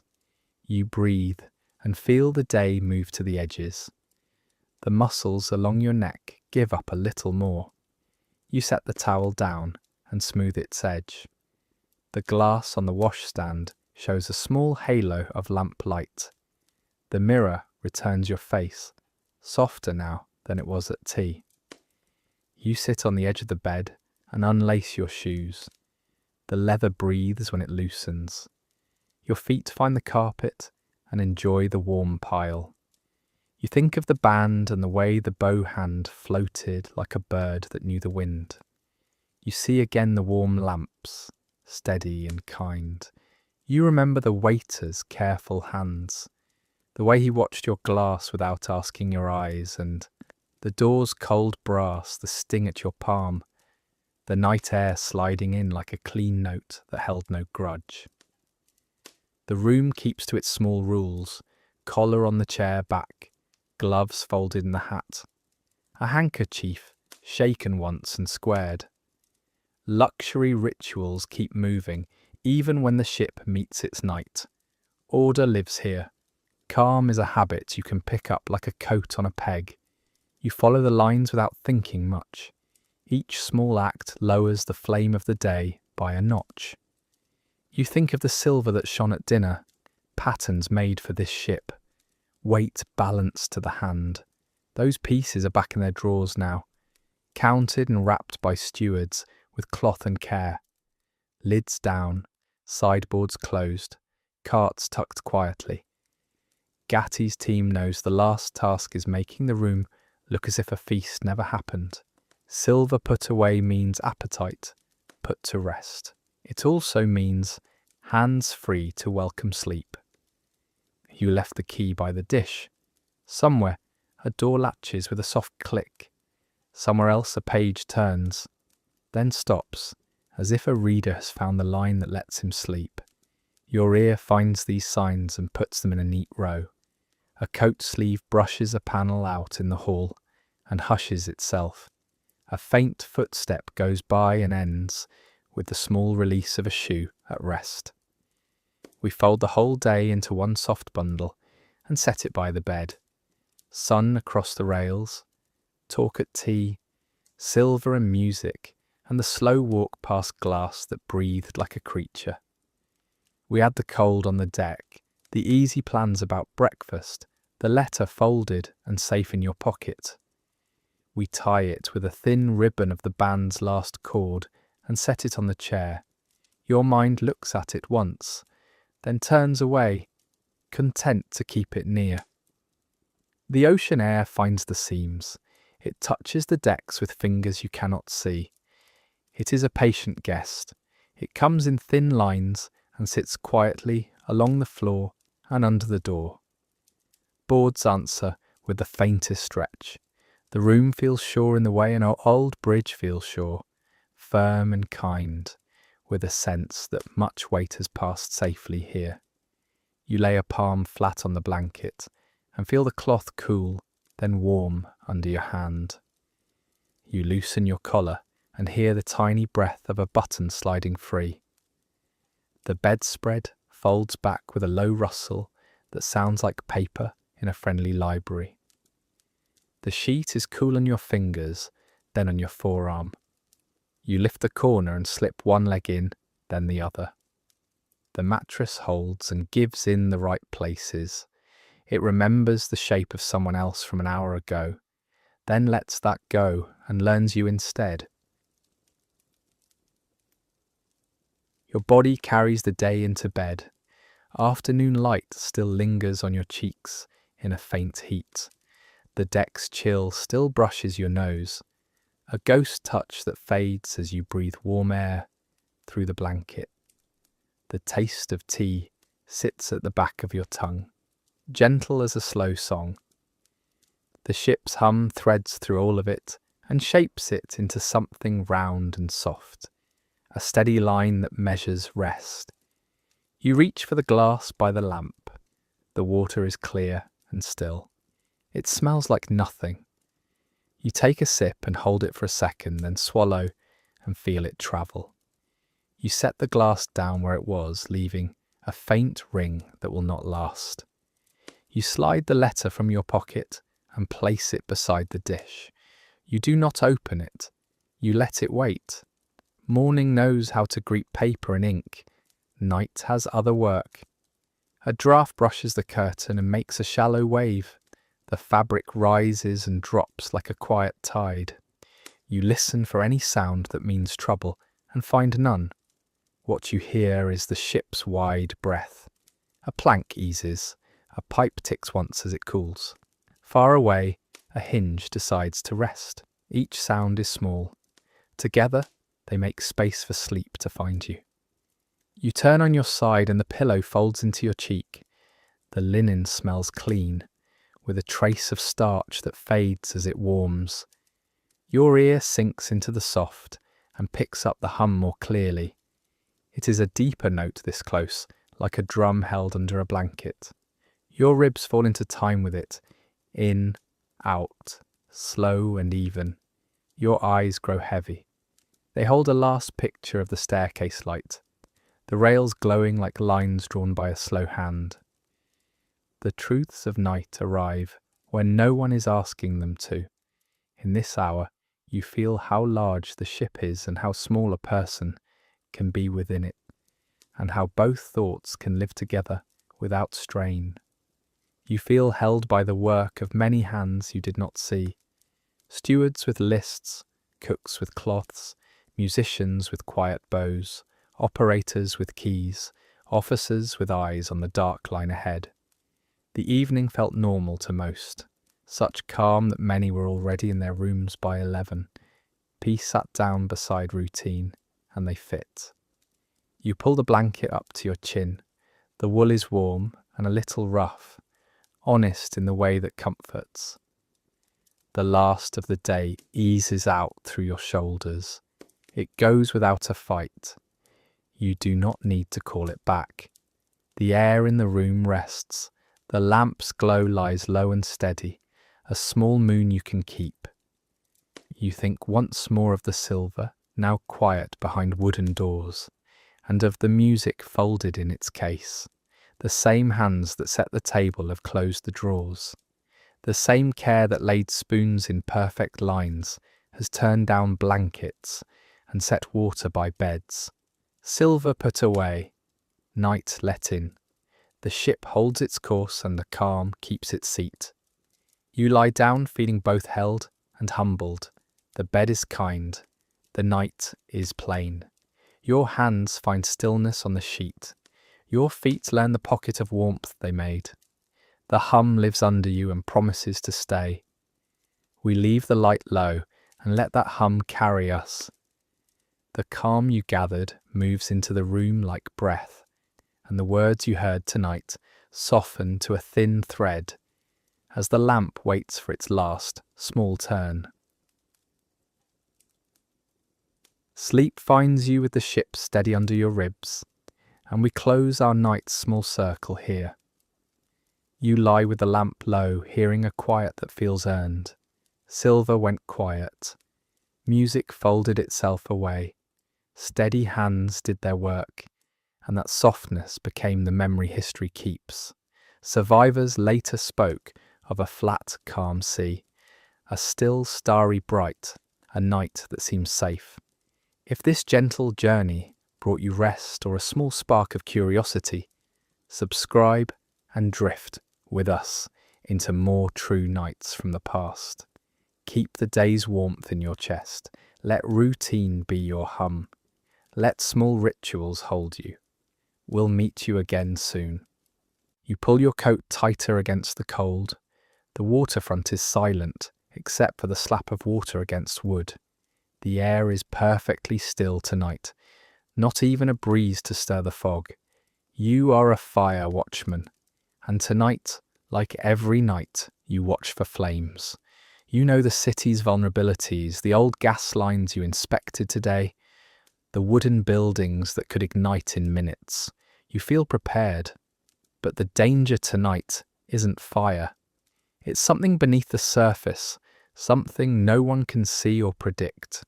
In less than 20 minutes, the ground will move, and your world will change. We'll walk your last patrol together, carrying the weight of a long day's work. Before we settle in, if you enjoy these relaxing journeys into the past, like the video and subscribe for more quiet history evenings.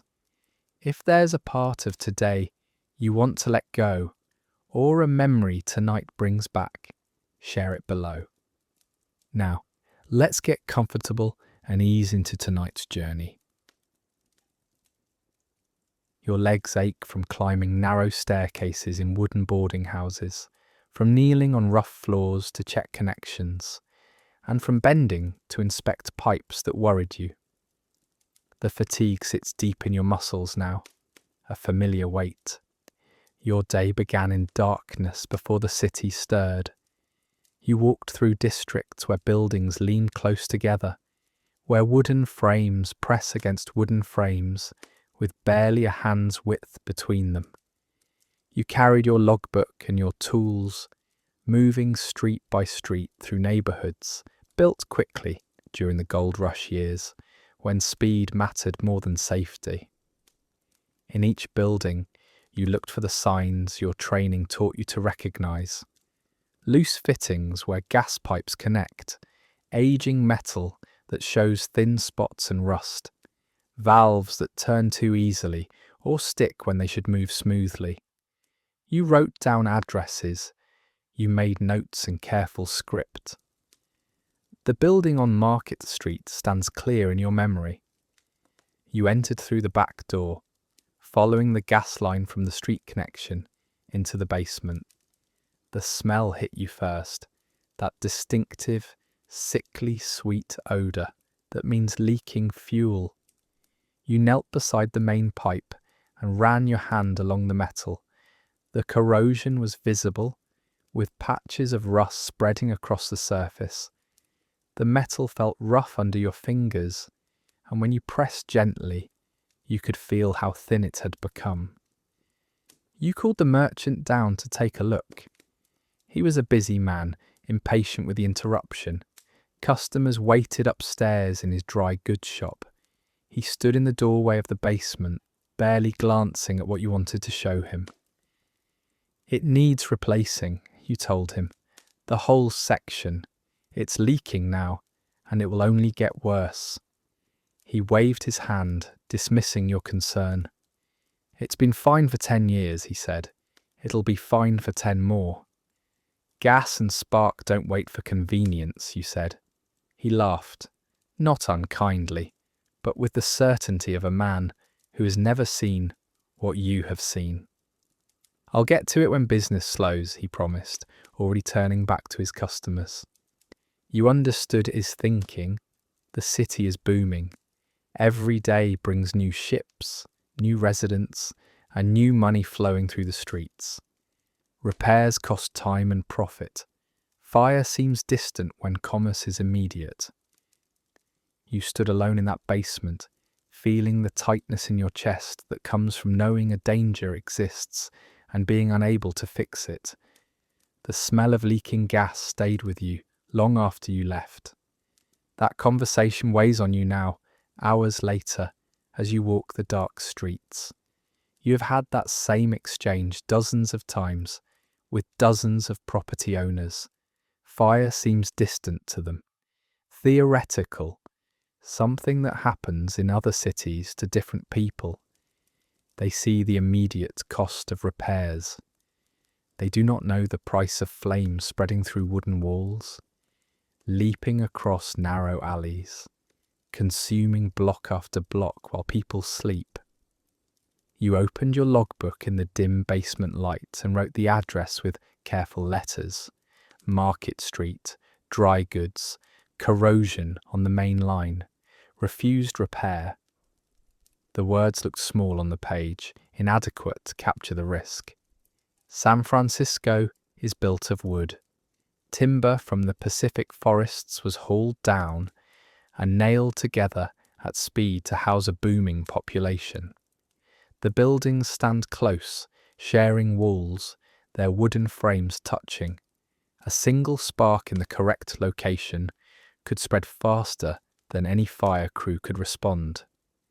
You have seen it before in smaller towns, a kitchen accident, a knocked candle, a spark from a chimney landing on a dry roof. The way flame moves through wood is patient and hungry.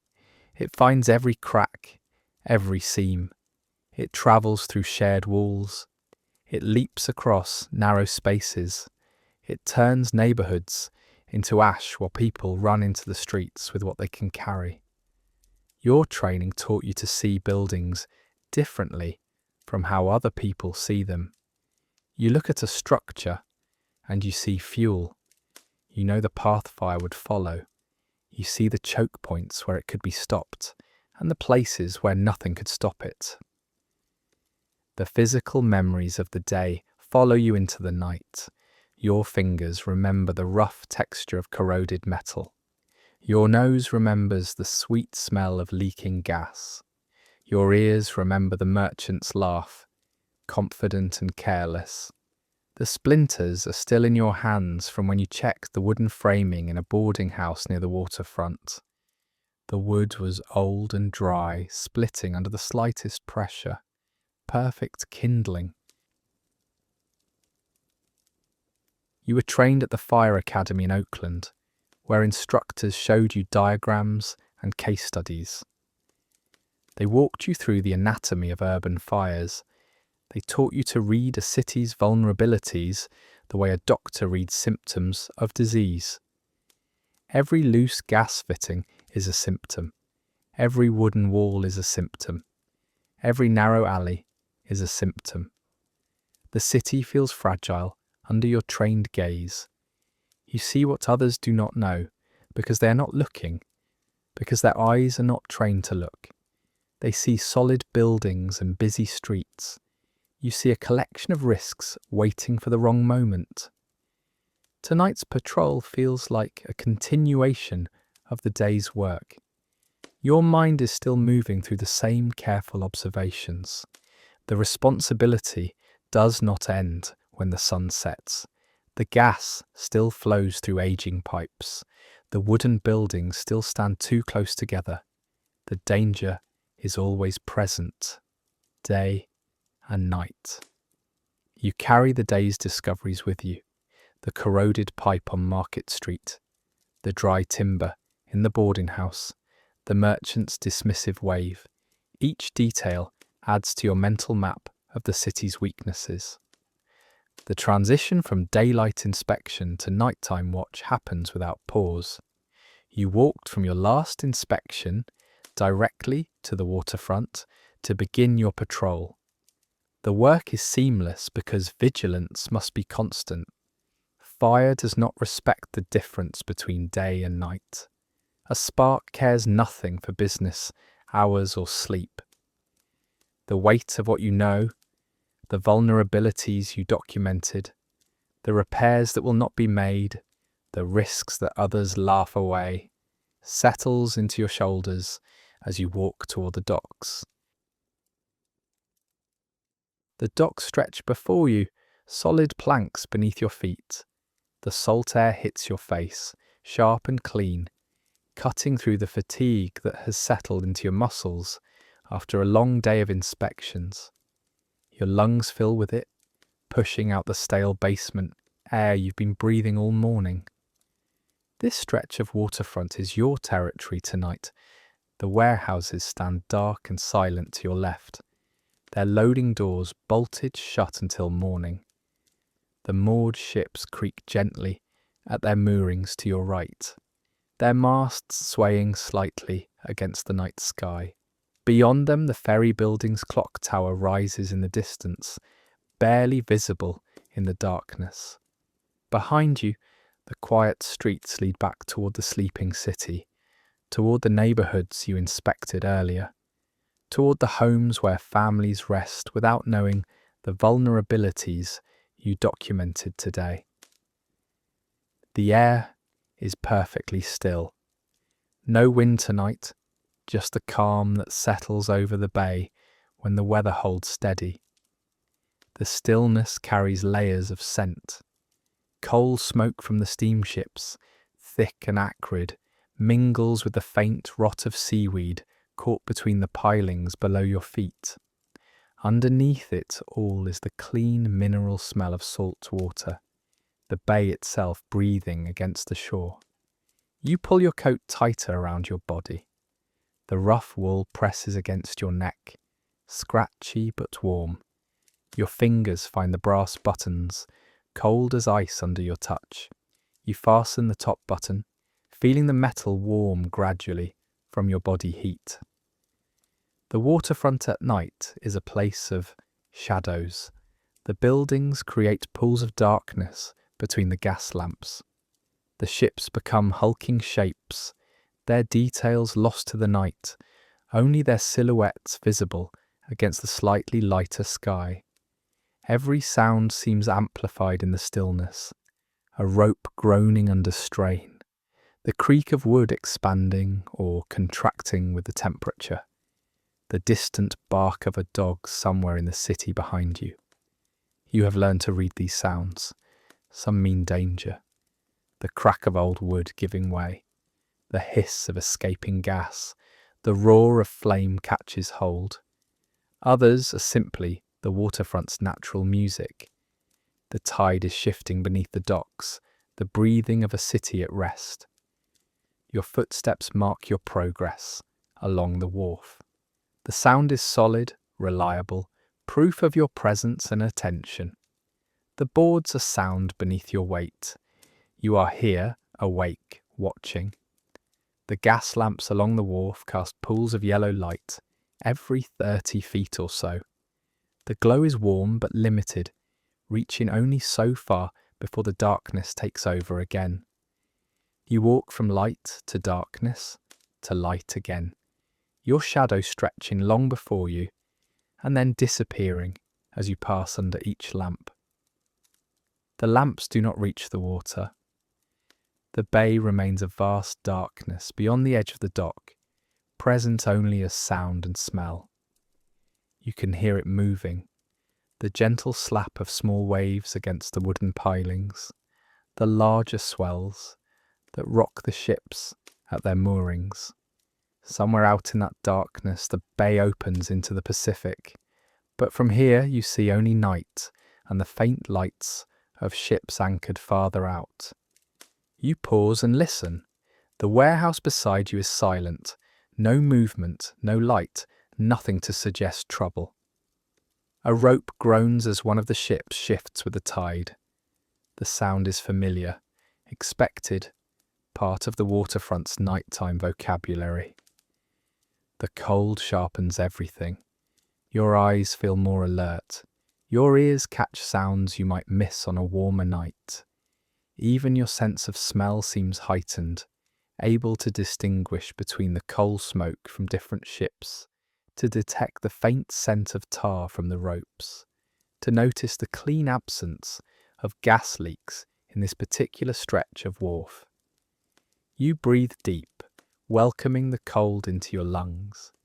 It pushes away the drowsiness that tried to settle over you during your walk from the last inspection site. Your body wanted rest after the long day of climbing, kneeling, and worrying. But the cold says no, not yet, there is work to do. Your route tonight follows the waterfront for half a mile, then loops back through the streets that border the docks, checking the buildings where merchants store goods, where sailors sleep in cheap boarding houses, where the city's commercial heart meets the bay that made it prosperous. You have walked this route dozens of times.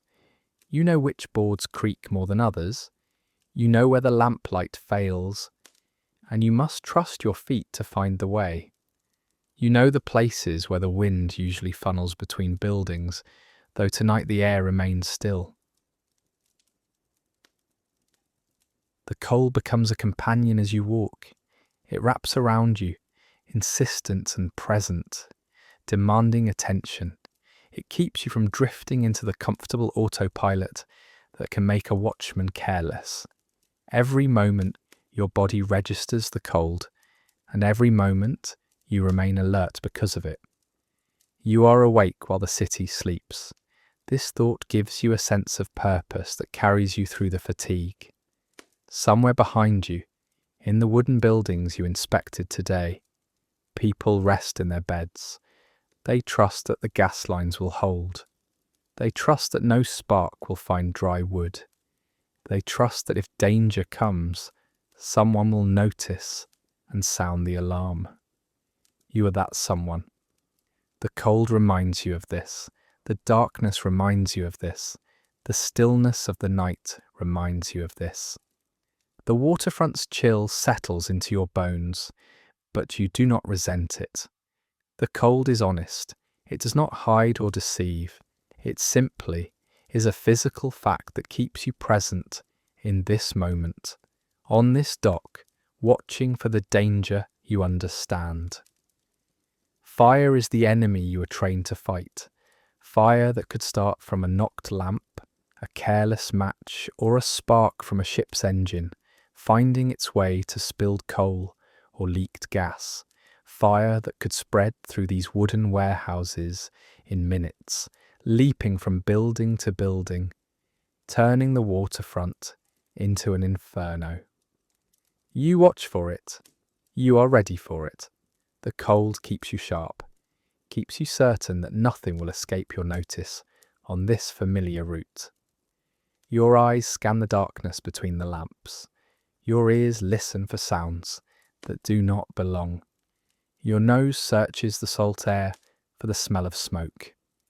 The bay slaps against the pilings. A ship groans. The still air carries the scent of coal and salt. You move forward along the wharf, approaching the next warehouse in your patrol route, your gaze already lifting toward its dark frame. The wooden beams rise above you, dark lines against darker shadow. Most people walk past these buildings and see only walls and windows. You see the skeleton beneath, the truth of what holds the city up. San Francisco is built on wood. Timber from the Pacific forests was hauled down the coast and shaped fast to meet the gold rush demand. In the 1850s, thousands arrived every month in search of fortune. The city grew to house them quickly rather than with care.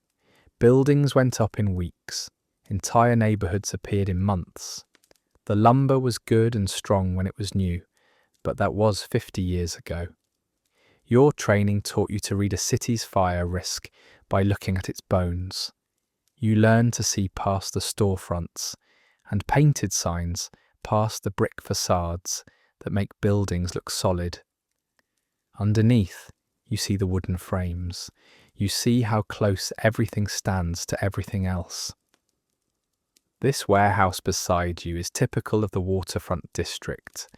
The frame is Douglas fir, thick beams that were once golden but have weathered to grey. The siding is redwood planks, vertical and tight-fitting when they were installed, now showing gaps where the wood has shrunk and split over decades of fog and sun. The warehouse shares its north wall with another building, a boarding house where sailors sleep between ships. That building shares a wall with a dry goods store. The store touches a salon. The saloon leans against a hotel.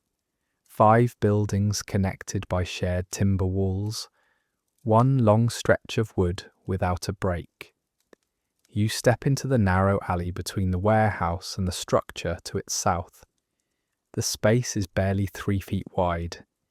You can extend your arms and touch both walls at once. Above your head, the buildings lean slightly toward each other, their upper stories even closer than their foundations.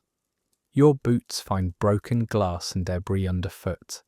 The alley is a place where people throw things they do not want, where rain cannot wash clean because the buildings block the sky. The wooden walls here are damp even on a dry night like this. Moss grows in patches. The siding feels soft when you press your palm against it.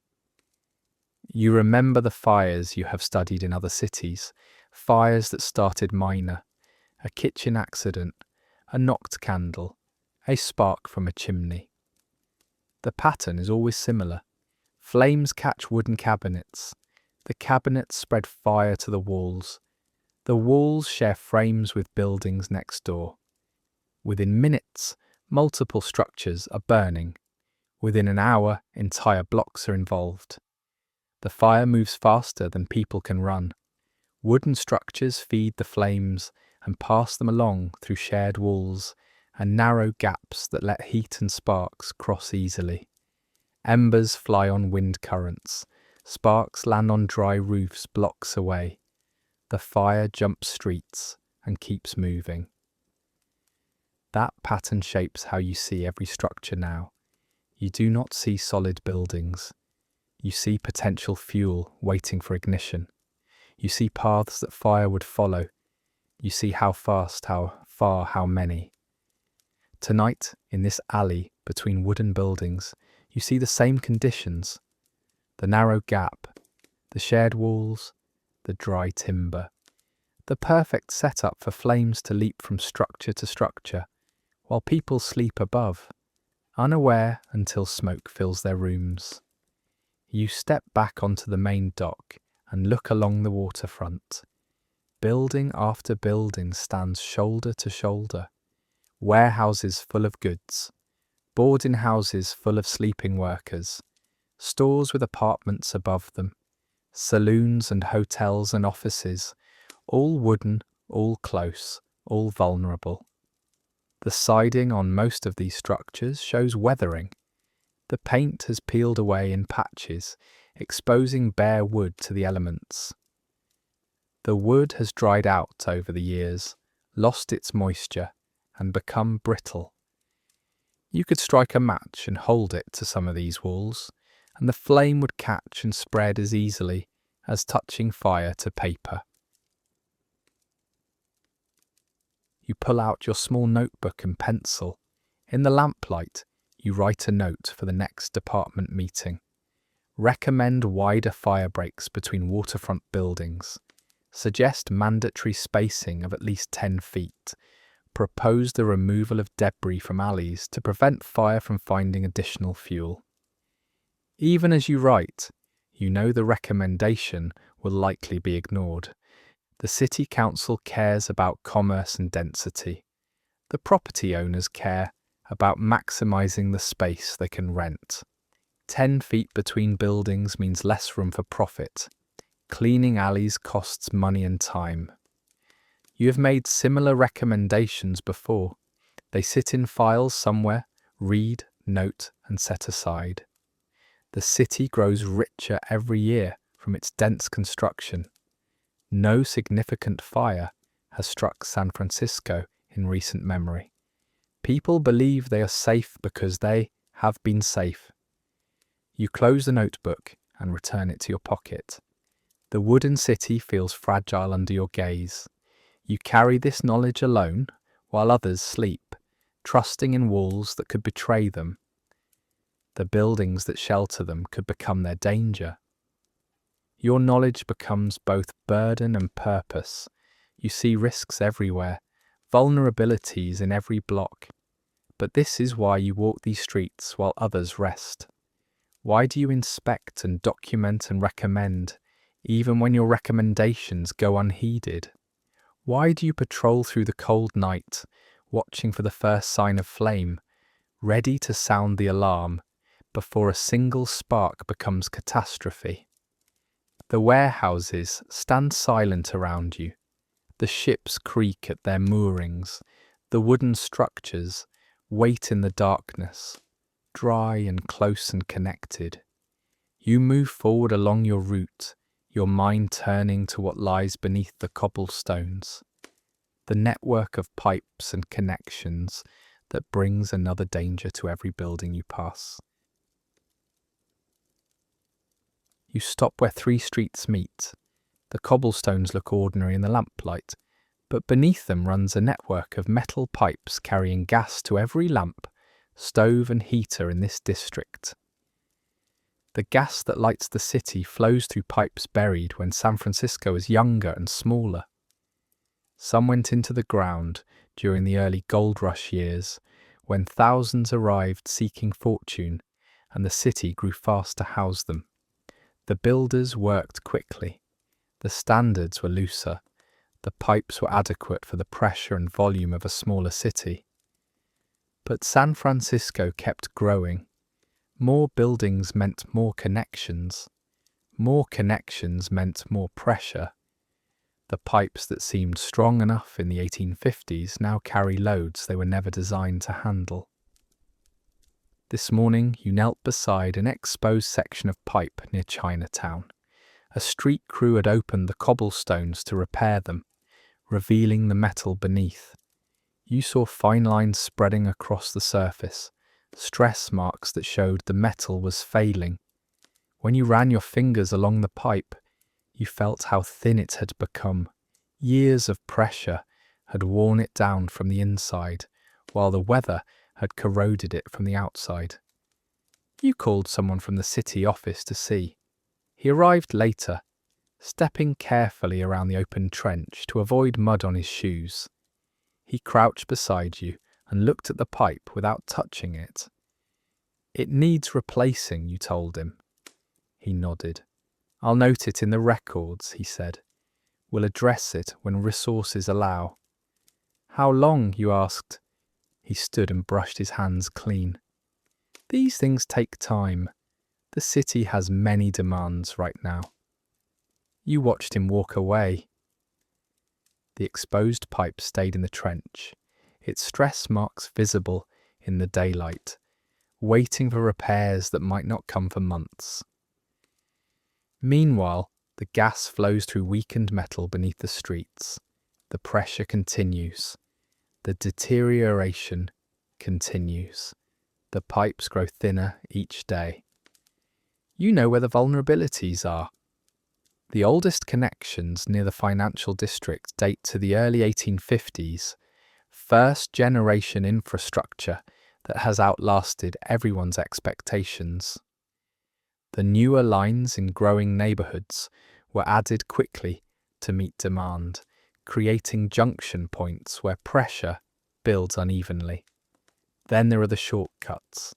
The pipe beneath Market Street should have been replaced years ago, but the cost of disrupting the city's busiest street made officials postpone the work. The connection under Portsmouth Square uses temporary fittings that were never replaced with permanent ones due to budget constraints.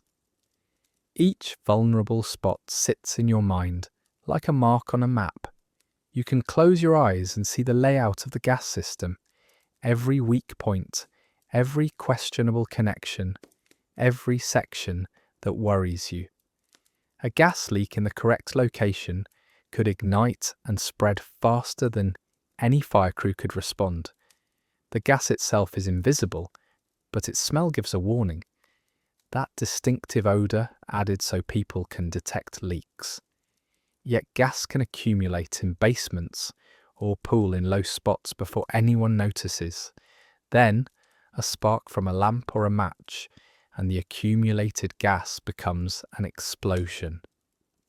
You saw it happen once in a smaller city where you worked before San Francisco. A leak in a building's lower level went unnoticed. The gas seeped upward through the floorboards. Someone struck a match. The explosion and fire that followed took lives and consumed multiple buildings before crews could control it. One survivor told investigators he had smelled something strange earlier, but dismissed it as spoiled food. That memory stays with you. It shapes how you approach every junction, every connection point, every place where pipes meet beneath the city streets. Tonight you pause at each junction on your route. You stand still and listen. Gas escaping through a crack makes a hissing sound if the leak is large enough and the night is quiet enough. You hear nothing but the water against the docks and the distant creak of ships. You breathe deep through your nose, searching for that distinctive odour. The smell of gas is unmistakable once you know it, sweet and chemical, wrong in a way your senses recognise immediately. You smell only salt air and coal smoke, the clean scent of the bay, the acrid touch of the steamships. No gas, no leak. At the next junction, you repeat the process. Stand, listen, breathe. Your vigilance is methodical, the same at every stop. The silence and clean air reassure you. No leaks on your watch tonight. No invisible danger creeping toward a spark. The underground network is holding, carrying its burden without rupture. The gas lines remain your primary concern. Fire starting from a careless match or a knocked lamp is dangerous, but it begins where you can see it, where someone can raise an alarm immediately. Gas is different. gas is invisible. It accumulates in hidden places. By the time anyone notices, the danger may already be catastrophic. Your training focused heavily on recognizing aging infrastructure.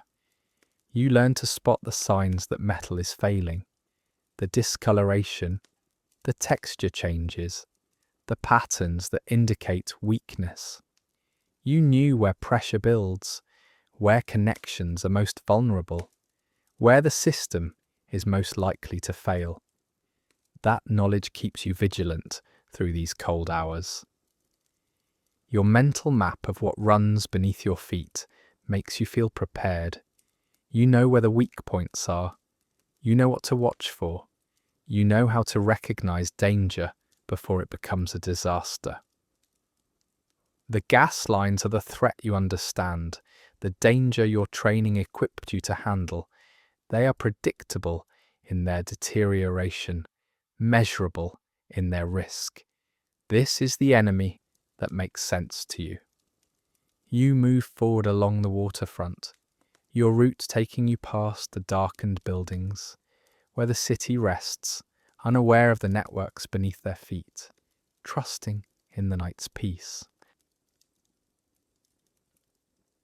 Behind every darkened window, the city rests.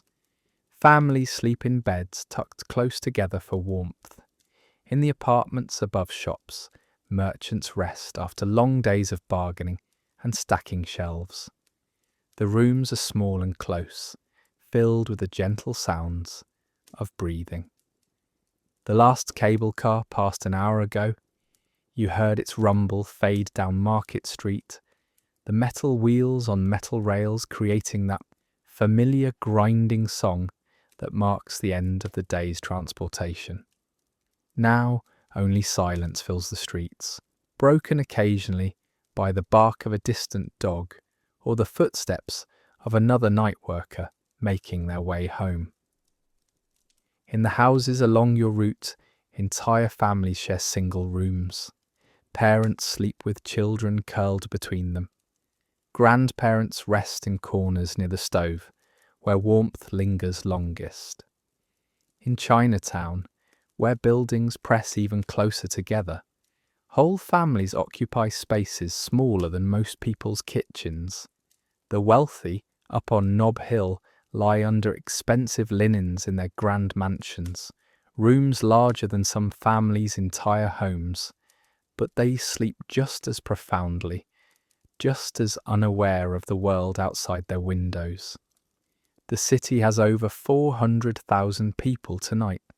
They came from everywhere: Italy, Ireland, China, Germany, from farms in the American heartland, seeking fortune or simply work.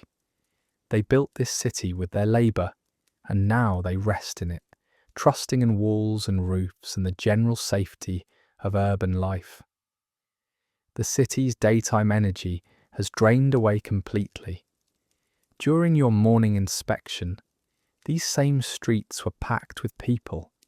Vendors called out their prices, cable cars clanged their bells. Wagons rolled past carrying goods from the waterfront to the shops. Children darted between adults' legs. The noise was constant, voices and wheels and hammers, and the general roar of a city making money. All of that has dissolved into this quiet stillness. The press of crowds is gone. The clatter of commerce has stopped. The constant movement has settled. What remains is this fragile peace, this collective rest, this moment when the city puts down its burdens and closes its eyes. You know how quickly that peace could shatter. A single flame in the correct location could wake the sleeping city into panic and chaos. One spark finds dry wood. One gas leak meets a lamp's flame. One careless match dropped near spilled oil. The scenarios run through your mind constantly. Part of your training, part of the burden you carry. Your job is to stand between the city's rest and its potential destruction. You notice what others cannot see because their eyes are closed. You watch for the first sign of smoke. You listen for the crackle of flames. You smell the air for hints of gas or burning wood. Your vigilance is what allows them to sleep without fear. But you sometimes wonder whether they should fear more than they do. If they understood what you understand about the city's vulnerabilities, would they rest so peacefully? Would they trust so completely in walls made of wood and pipes made of aging metal? You pass a boarding house where a light still burns in one of the third-floor windows. Someone else is awake at this hour. A worker on a different shift getting ready to leave for the docks or the rail yards.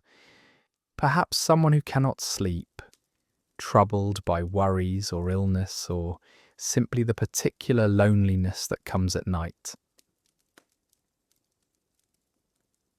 That single yellow glow in the darkness makes you think of all the lights throughout the city. The gas lamps are burning on every street corner, the candles on bedside tables. The stoves are banked with coals that will stay hot until morning. Each one is a controlled fire, a flame doing valuable work. Each one is also a potential ignition source. The waterfront district alone has over 200 gas lamps. Each building has its own connections, lamps in rooms, stoves in kitchens, heaters in halls. The number quickly climbs into the thousands. Thousands of small flames, each one kept in check by glass or metal or careful attention. But glass breaks, metal corrodes, attention wavers, a curtain blows too close to a lamp, a child knocks over a candle, a coal rolls out of a stove onto a wooden floor. The space between controlled fire and catastrophic fire is smaller than most people realise. The sleeping city's trust feels like a weight on your shoulders. They're counting on you, though they do not know your name or your face. They are trusting that someone is watching while they dream. That trust is a responsibility that keeps your steps steady and your attention sharp despite the fatigue pressing against your eyes. Your legs ache from the day's climbing and kneeling. Your back is sore from bending to inspect low connections. Your fingers are cold inside your gloves. The exhaustion wants to make you careless, wants to convince you that nothing will happen tonight, that you could rest for just a moment. But the weight of their trust will not let you rest, not yet, not while your shift continues and the city sleeps. You turn down another street, your boots finding their rhythm again on the cobblestones. The sound echoes off the wooden buildings on either side. It is a lonely sound, but also a comforting one. The rhythm of your patrol becomes a promise, though the city does not hear it. Your presence is a quiet assurance. While they dream of whatever sleepers dream, of family and work and small hopes and smaller fears, you walk these streets and watch. You are the buffer between their rest and the dangers that rest does not consider. A window on your left shows movement behind a curtain. Someone turning in their sleep, perhaps, or getting up for a moment before returning to bed. The slight motion reminds you that the city is not truly still. Life continues even in sleep. Hearts beat, lungs breathe, dreams unfold behind closed eyes. All of it is fragile. All of it depends on the continued stability of wooden walls and metal pipes and the absence of that one wrong spark. You walk on, carrying your burden of knowledge, offering your gift of vigilance. The sleeping city trusts, and you watch. That is the arrangement. That is the unspoken contract that brings you out into the cold night while others rest warm in their beds. The rhythm of your steps continues, steady and sure. Your route takes you back toward the water's edge, where the structures themselves demand your attention. The pilings rise from the water, thick posts that hold the docks above the bay. You crouch near the edge and run your hand along one of them. The surface feels rough, weathered by wind and salt. Most people walk across these planks without a thought, trusting that the wood beneath their feet will hold. But you notice details that others miss. The docks are built on wooden posts driven deep into the bay's mud. Each piling started as a tree trunk, stripped and sunk vertically until it found something solid enough to bear weight. Above the waterline, horizontal beams connect the pilings. Planks lay across those beams to create the surface where people walk, and cargo waits for ships. San Francisco's waterfront is the busiest port on the West Coast, the gateway to the Pacific. Every day, ships arrive carrying goods from across the ocean. Every day, workers move cargo from vessels to warehouses, from warehouses to wagons, from wagons into the city shops and homes. The commerce that built this city flows through these docks. Everything depends on the structure holding firm. During your inspection this morning, you walked the length of the main wharf with your notebook, examining each piling you could reach. Some stood in shallow water, where you could wade out and touch them. Others required you to lean over the edge of the dock, gripping a mooring post with one hand, while reaching down with the other. You found rot in several of the older pilings. The wood showed softness near the waterline, right where salt water meets air. That junction is where decay happens fastest. The constant wet and dry, the salt eaten into the grain, the small organisms that bore into wood, all of it works together to weaken the posts that hold everything up. You pressed your thumb into one pile and felt it sink into the wood. The surface looked sound, but beneath that thin shell, the interior had turned soft. You could pull pieces away with your fingers. The dockmaster came by while you were working. He watched you examine the pilings, his face showing the patience of a man who has heard concerns before and seen nothing come of them. "How long have these been here?" you asked him. "That section went in during the rush," he said. 1851, maybe 52. They've held up fine. "This one's rotting through," you said, showing him the soft spot. He barely glanced at it. "They're built to handle weight," he said. "Cargo and crowds, tested by years of use. If they were going to fail, they would have done it by now." You have learned to question such assurances. Structures fail not when it is convenient or expected, but when the accumulated damage finally exceeds the remaining strength. The dockmaster sees years of successful use. You see years of gradual weakening. Tonight you press your palm against another pile, feeling for the texture that means decay. The wood here seems firm enough, but you know the rot might be just beneath what you can reach, hidden in the section that stays underwater, except at low tide. The dock stability matters for more than just daily use.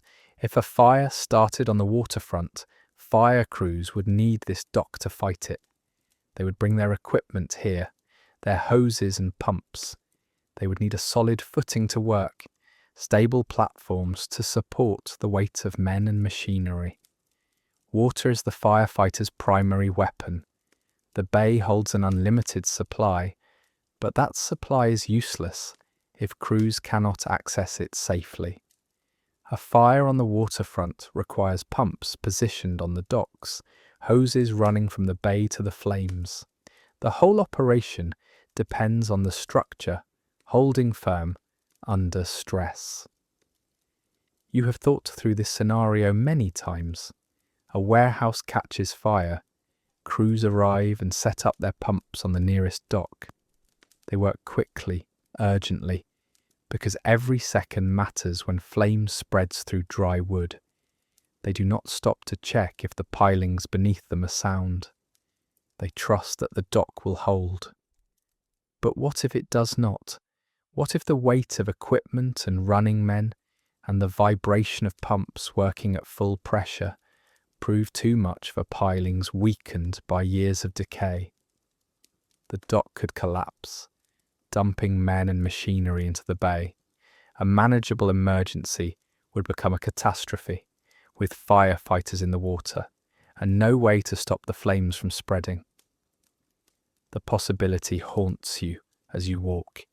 Every disaster you have studied began with someone assuming that a structure would hold, that a system would work, that the usual precautions would be enough. Then the unusual happened, and the assumptions proved fatal. You pull out your notebook and add another line to your growing list of recommendations. Request a thorough structural review of waterfront pilings, especially older sections, priority for fire access points. You write the words carefully in the lamplight, knowing they will join all your other careful documentation in some file where officials will read and note and likely postpone action. The waterfront's hidden weaknesses remind you that danger often lives in foundations. People notice what they can see, the buildings above ground, the visible threats, the apparent risks, but the real vulnerabilities lie below, in the parts of the city people take for granted because they are out of sight. You straighten and continue your patrol, your boots solid on planks held by posts that may or may not withstand strain when strain finally comes. The air carries more than salt now. Something acrid mixes with the clean bay scent, growing stronger as you move toward where the steamships are moored. The steamships loom ahead, their stacks releasing steady streams of smoke into the night air. The smell grows thicker with each step, coal burning in furnaces below deck. The scent sharp and biting in your throat.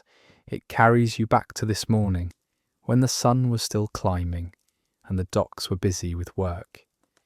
You stood near the coal yards watching workers unload a cargo ship.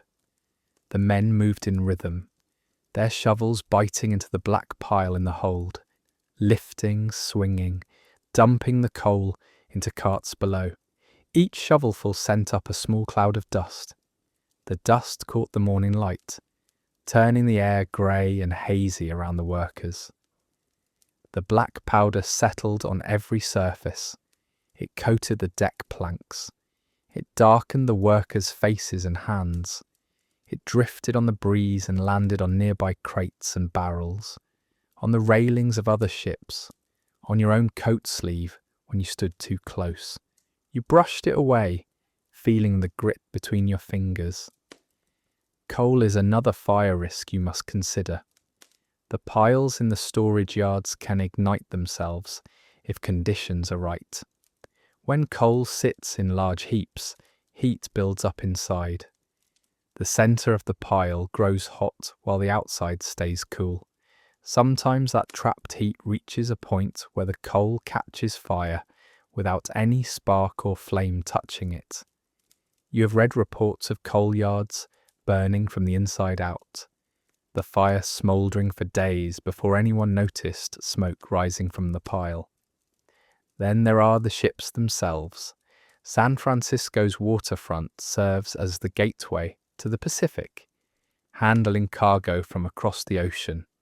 The steamships that make this commerce possible burn coal to power their engines. The furnaces run hot, sending sparks up through the stacks. Those sparks drift on the wind. They land on wooden decks, canvas sails, or dry rope. Most of the time, the sparks die before causing trouble, but sometimes they find fuel. The coal dust itself burns easily when it hangs in the air. In enclosed spaces, the dust can become dangerous if it meets flame. You know this from your training, from the warnings about grain elevators and coal storage buildings. The dust seems harmless, just fine powder that makes people cough. But suspended in the air, it becomes volatile. You inspected the coal yards this morning, walking between the black mountains of fuel stacked on the dock. You checked that the piles were separated with space between them, so fire in one pile could not easily spread to the next. You looked for water barrels spaced around the yard, ready for workers to use if flames appeared. The foreman watched you work with barely concealed annoyance. He was a thick man, with coal dust ground into the creases of his face and hands, permanent stains that no washing would remove. He stood with his arms crossed while you measured the distance between piles with your pacing. "The spacing meets code," he said before you finished counting your steps. "Barely," you replied. "An extra 5 feet would be safer." "An extra 5 feet cost me storage space," he said. "Storage space is money." You pointed to the water barrels. "These should be full," you said. Several barrels held only a few inches of water at the bottom. "They were full yesterday," he said with a shrug.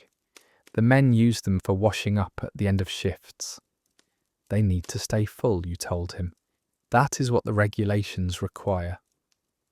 He made a face that showed his opinion of regulations.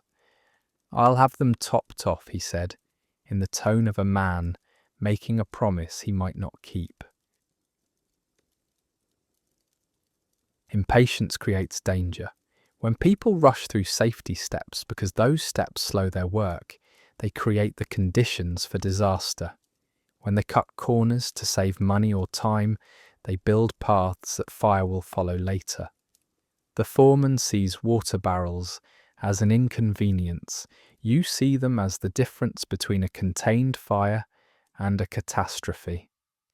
The shortcuts people take matter. There is no space left between coal piles. The water barrels are not kept filled. The regulations were dismissed as burdensome rather than protective. Each small choice adds up. Each corner cut makes the subsequent fire more likely to spread beyond control.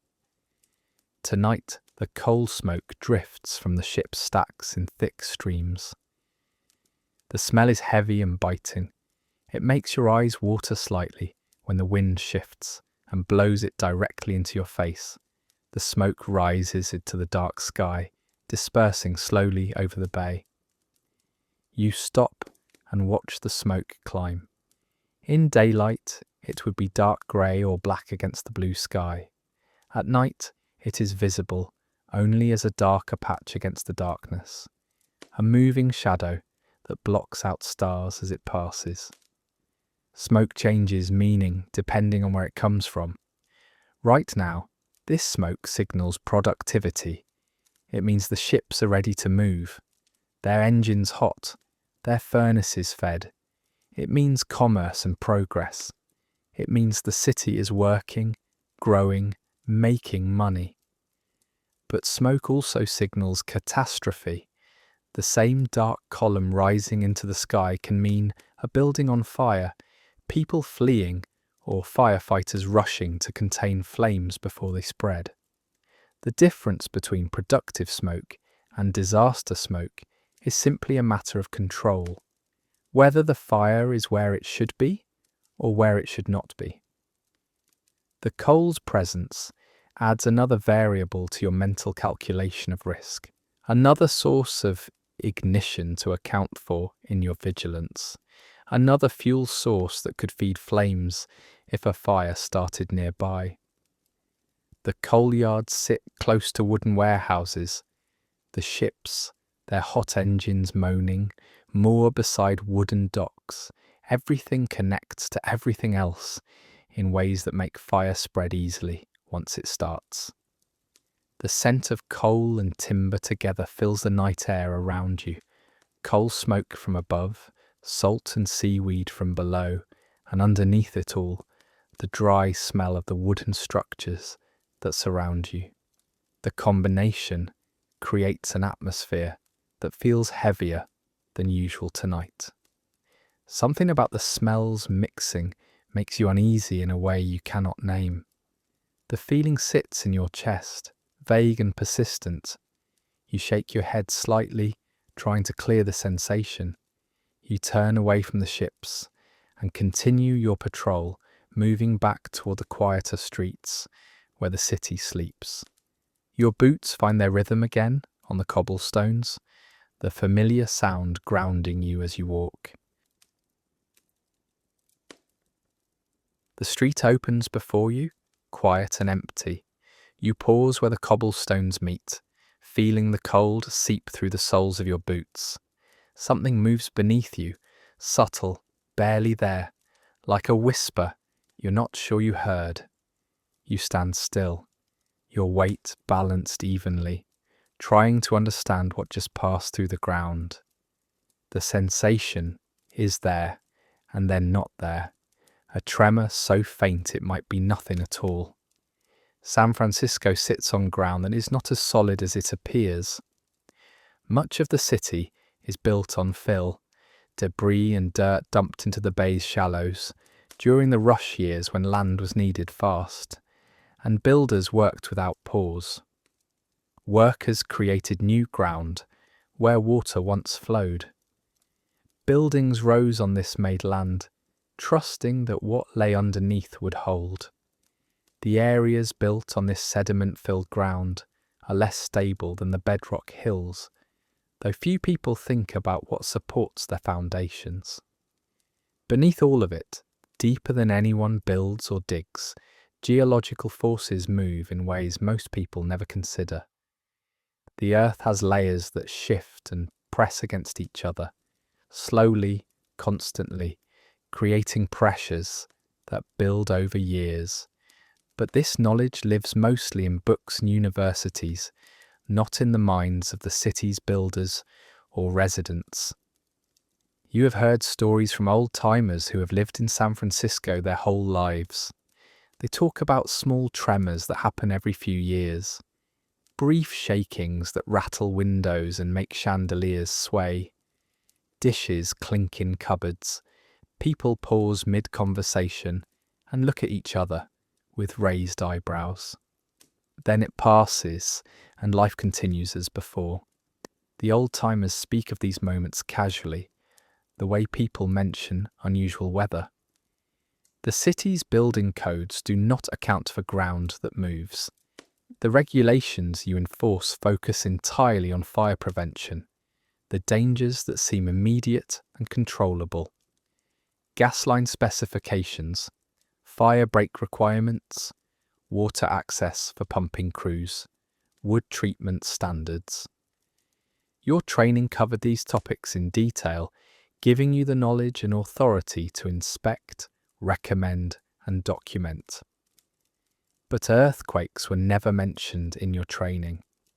The ground was treated as a given, a stable platform on which all other risks played out. Fire is the danger that matters. Fire is what you are taught to fight. The vibration you feel now is probably nothing. Just the rumble of a late freight wagon on a distant street. The iron wheels on cobblestones creating vibrations that travel through the ground. Or the settling of the docks under the tide's pull. The wooden structure adjusting to the water's movement below. But for a moment, you stand very still anyway. You wait to see if the sensation repeats. Your body becomes a listening device, every sense focused on the ground beneath your feet. The cobblestones under your boots feel solid.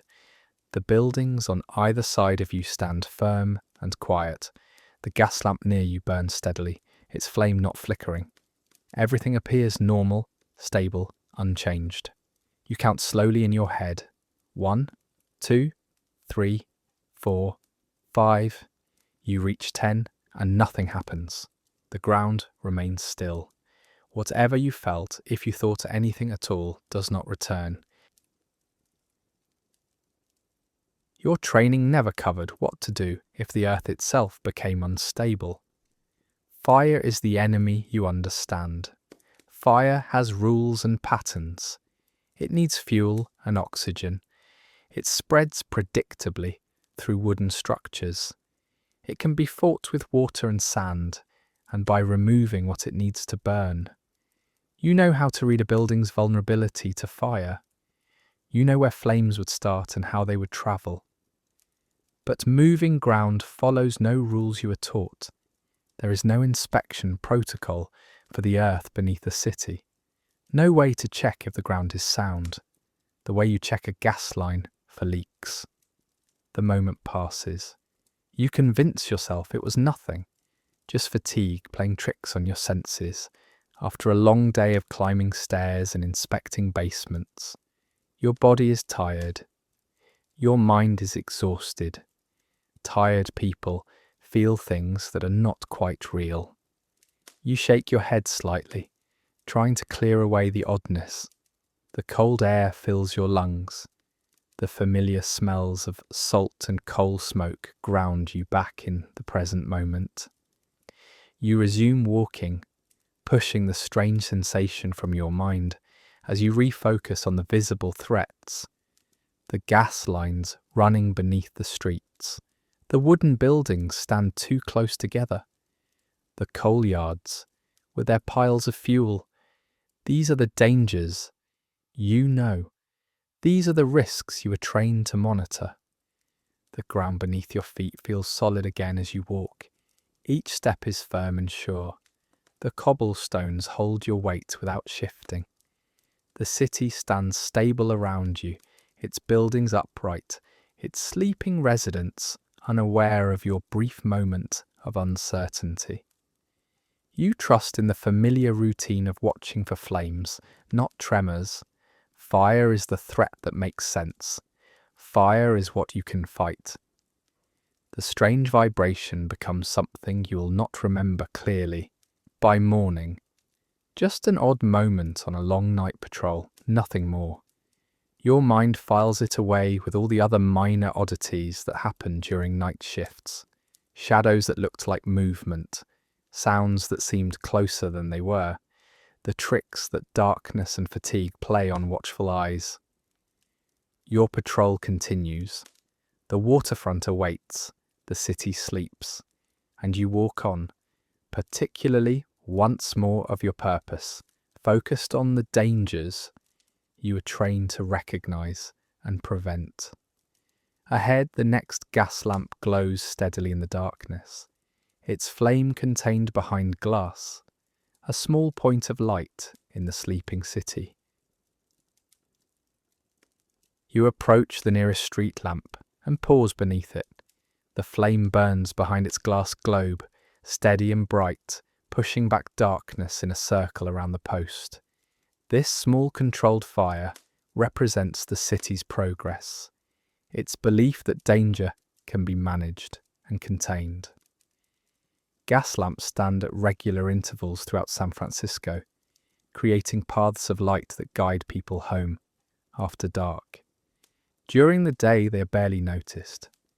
Just metal posts with glass tops, part of the street furniture. But at night, they transform the city. They make it feel safe. They announce that this is not wilderness, where darkness rules, but a civilized place where light defeats the night. You were present when several of these lamps were installed last year.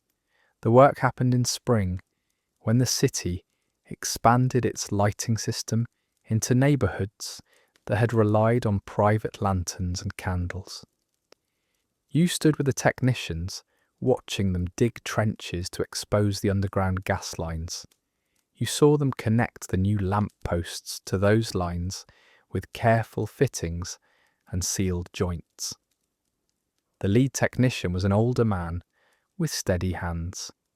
He showed you how the system worked.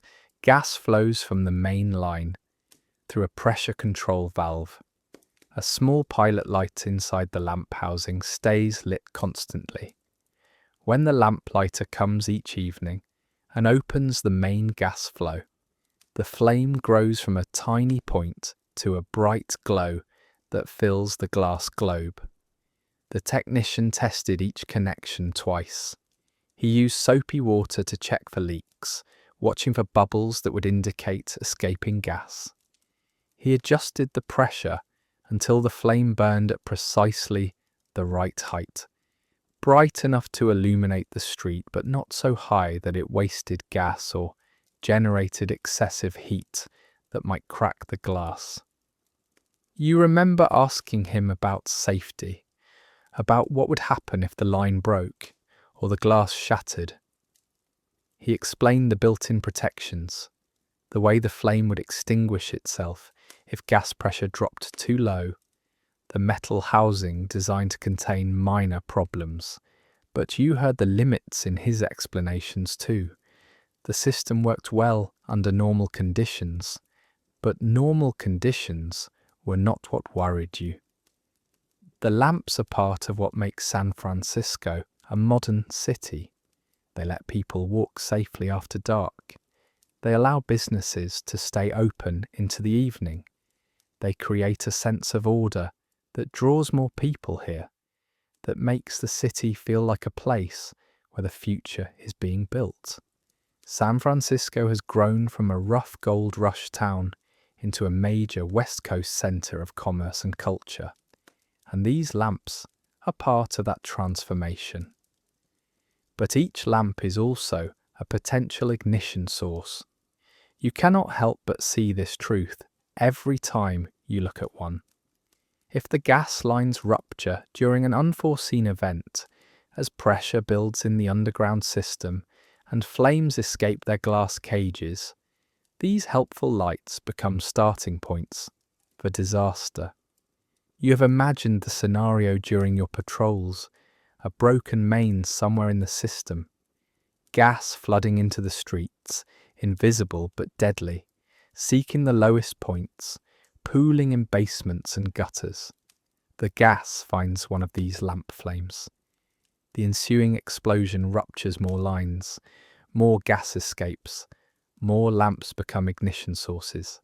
The fire spreads faster than anyone can react, fed by the very system designed to bring light and progress to the city.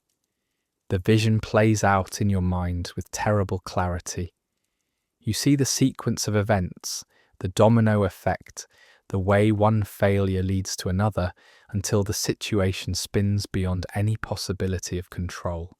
Your training taught you to think this way, to imagine worst-case scenarios so you can work to prevent them.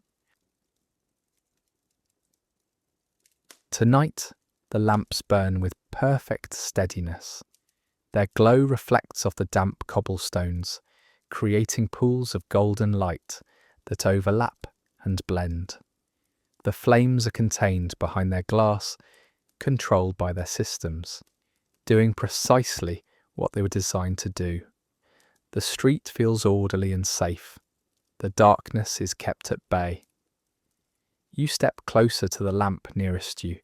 You walk around the base, looking for signs of trouble. Your eyes scan the connection point where the lamp post meets the underground line. You search for moisture that might indicate a leak, for corrosion on the metal fittings, for any sign that the system is not functioning as it should.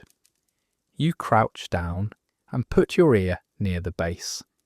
You listen for the hiss of escaping gas, that telltale sound that means a seal has failed or a fitting has loosened.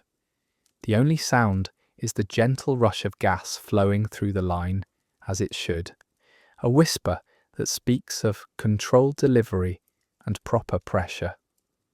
You stand and lean close to the lamp post, breathing in slowly through your nose. The smell near a functioning lamp should be clean, except for the faint scent of burned gas from the flame above. If you detect that sickly sweet odour of raw gas, it means trouble. Tonight, you smell only the typical traces of combustion. No leak, no danger here. You step back and look up at the flame again. It burns bright and even, the perfect size, the perfect colour. The glass globe around it is clean and intact, free of cracks or chips. The metal housing shows no signs of damage or excessive heat. Everything is functioning correctly. The lamp passes your inspection. One more piece of infrastructure is working as designed. One less immediate danger in a city full of risks. The gas lamp's glow makes you feel that the city is under control tonight. Your vigilance and the infrastructure's design seem equal to the task of keeping disaster at bay. The lights burn steadily. The gas flows through secure lines. The flames stay contained where they belong. You pull your coat tighter and continue walking. The cold has settled deeper now, working its way through the wool and into your bones. Your shift will end at dawn, when the day watchmen take over and the city begins to wake. But for now, the night is still yours to guard. Your route tonight has been quiet, routine, exactly what you hoped for. No fires, no emergencies, no validation of your constant worry. Yet something feels different about this particular night. A quality in the air you cannot name. A tension that has nothing to do with fire.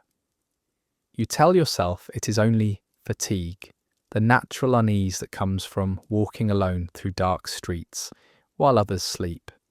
You shake your head slightly and move forward, your hand reaching into your coat pocket where your watch waits. The brass watch face catches the lamplight. Nearly 5 in the morning, the darkest hour when the city sleeps most deeply and the night feels heaviest around you. Your shift will end at dawn. The day watchman will arrive at the station as the sun climbs over the hills to the east. They will take over the patrol routes while the city begins to wake. The cable cars will start their runs. The vendors will open their stalls. The streets will fill again with the noise and movement of commerce.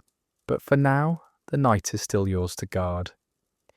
The cold has settled into your bones after hours of walking. It lives in your fingers despite your gloves, in your feet despite your thick boots, in your back and shoulders where the coat cannot quite block the wind that blows off the bay. You think about the hot coffee waiting at the station. The night sergeant keeps a pot on the stove, pungent and bitter, the kind that burns your throat and wakes your mind. You think about the brief rest you'll get before beginning another day of inspections, another round of checking gas lines and wooden frames and all the vulnerabilities you documented yesterday. Your route tonight has been quiet, routine, the gas lines held without leaking, the lamps burned steadily without incident. The sleeping city remained sleeping, peaceful and unaware. You found no crisis waiting in the darkness. Yet something feels different about this particular night, a quality in the air you cannot name, a tension that has nothing to do with fire or gas lines or any of the dangers you were taught to recognize. The feeling has grown as the night progressed, subtle but persistent, like a word you cannot quite remember or a sound you cannot quite identify. You tell yourself it is only fatigue, the natural unease that comes from walking alone through dark streets while others sleep. You have walked this route dozens of times before without feeling this way. Nothing about tonight is different from any other patrol. The same streets, the same buildings, the same cold wind off the bay. The waterfront is silent now, except for the water's movement. The gentle slap of waves against pilings creates a rhythm that usually comforts you. The ships rock at their moorings with soft creaks and groans, their ropes straining and relaxing with each swell. These are familiar sounds, safe sounds, the music of a sleeping harbour. You take a deep breath of the salt air. The cold fills your lungs, sharp and clean. You focus on the familiar sensations, the solid planks beneath your boots, the weight of your coat on your shoulders. The brass buttons were cold against your fingers. The distant glow of the lamps creates pools of light in the darkness. The bay stretches out before you, a vast expanse of black water barely visible in the pre-dawn dark. Somewhere out there, beyond the anchored ships and the mouth of the harbour, the Pacific Ocean moves in its endless rhythm. Here at the edge of the continent, the city has built its prosperity on this meeting of land and water. You recheck your watch. 5:12. Dawn will break in less than an hour. The sky will lighten gradually from black to grey to the pale gold of morning. The stars will fade. The sleeping city will stir. In seconds, the ground beneath your feet will move. A foreshock will ripple through the earth, brief and sharp. Then, less than half a minute later, the main earthquake will strike. Magnitude 7.9, 42 seconds of violent shaking that no one in this sleeping city is prepared for. The gas lines you inspected so carefully will rupture in hundreds of places. The wooden buildings you documented will collapse or catch fire, or both. The lamps burning so steadily will become sources of ignition as broken pipes flood the streets with gas. More than 28,000 buildings will be destroyed in the coming days. Most will burn rather than fall. The fires will rage for 3 days, fed by ruptured gas lines and fanned by wind, spreading through the wooden structures that stand too close together. Everything you have watched for, the careful infrastructure, the regulations and inspections, the vigilance against fire, will become irrelevant in the face of a danger you never prepared for. The earthquake will last 42 seconds. In that brief time, the city you know will end. The ground will betray every foundation. Buildings will fall. People will wake to terror instead of gentle morning light. The fires will start in dozens of places at once, fed by broken gas lines and scattered coals from overturned stoves. Your knowledge of the city's vulnerabilities will prove accurate, but the source of ignition will come from below, not from careless matches or knocked lamps. But you do not know this yet. You stand in the cold darkness, sure of your purpose. You believe that fire is the only enemy that matters. You trust that the ground beneath your feet is solid and permanent. You assume that the structures around you, however vulnerable to flame, will at least remain standing unless fire brings them down. The strange feeling you cannot name is some deep instinct recognizing what your conscious mind cannot accept. That the earth is not stable, that forces beyond human control are gathering beneath the city. In moments, everything will change. But instinct is not knowledge. The feeling remains vague and nameless. You shake it off and continue your patrol. Your boots find their rhythm on the wooden planks. Your eyes scan for smoke. Your nose searches the air for gas. You do your duty as you were trained to do it, watching for dangers you understand. The waterfront stretches before you in the darkness.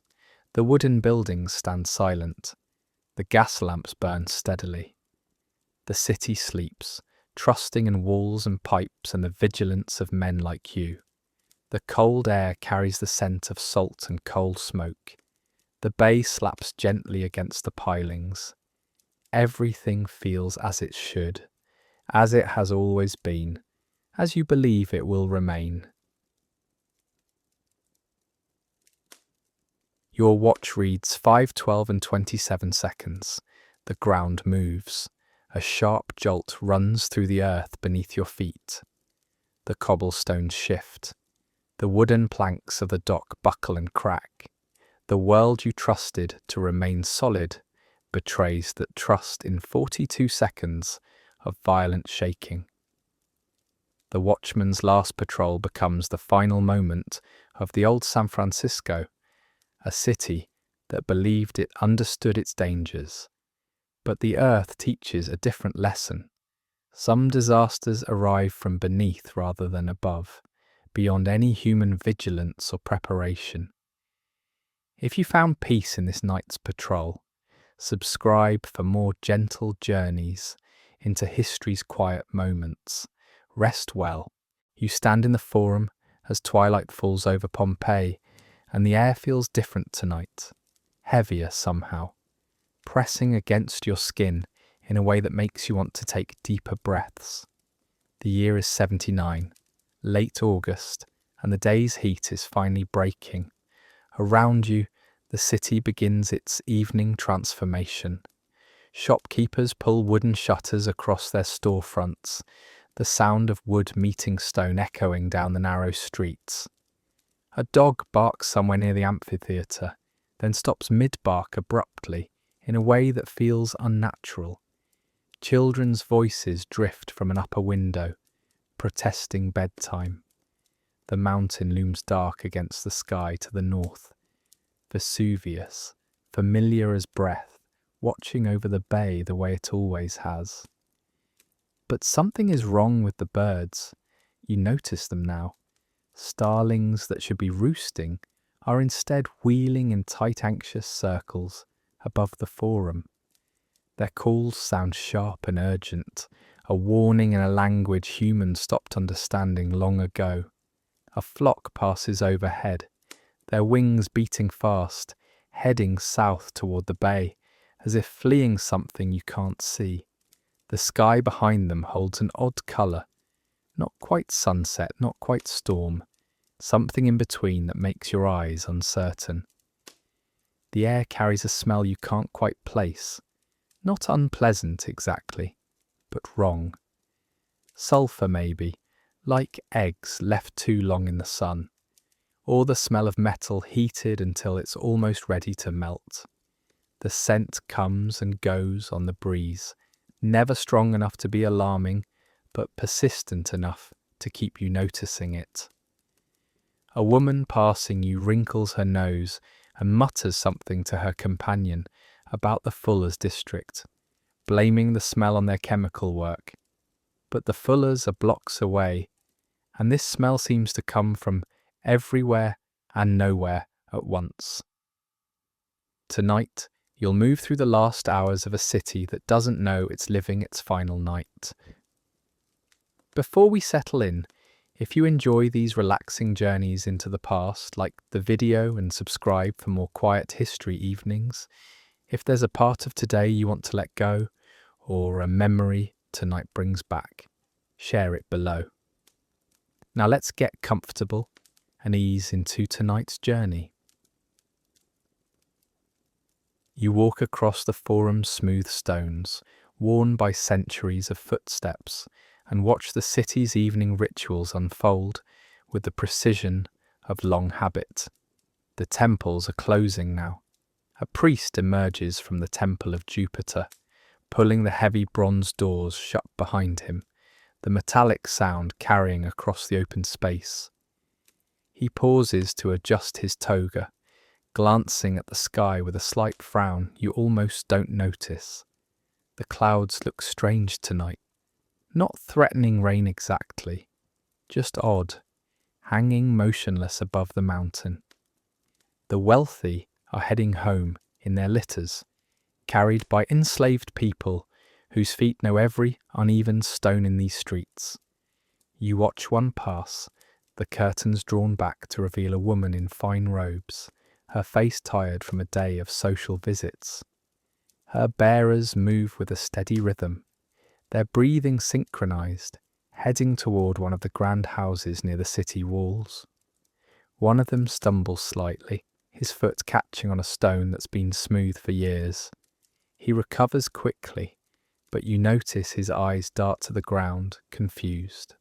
Behind them, a merchant walks alone, counting coins in a leather purse, calculating the day's profits.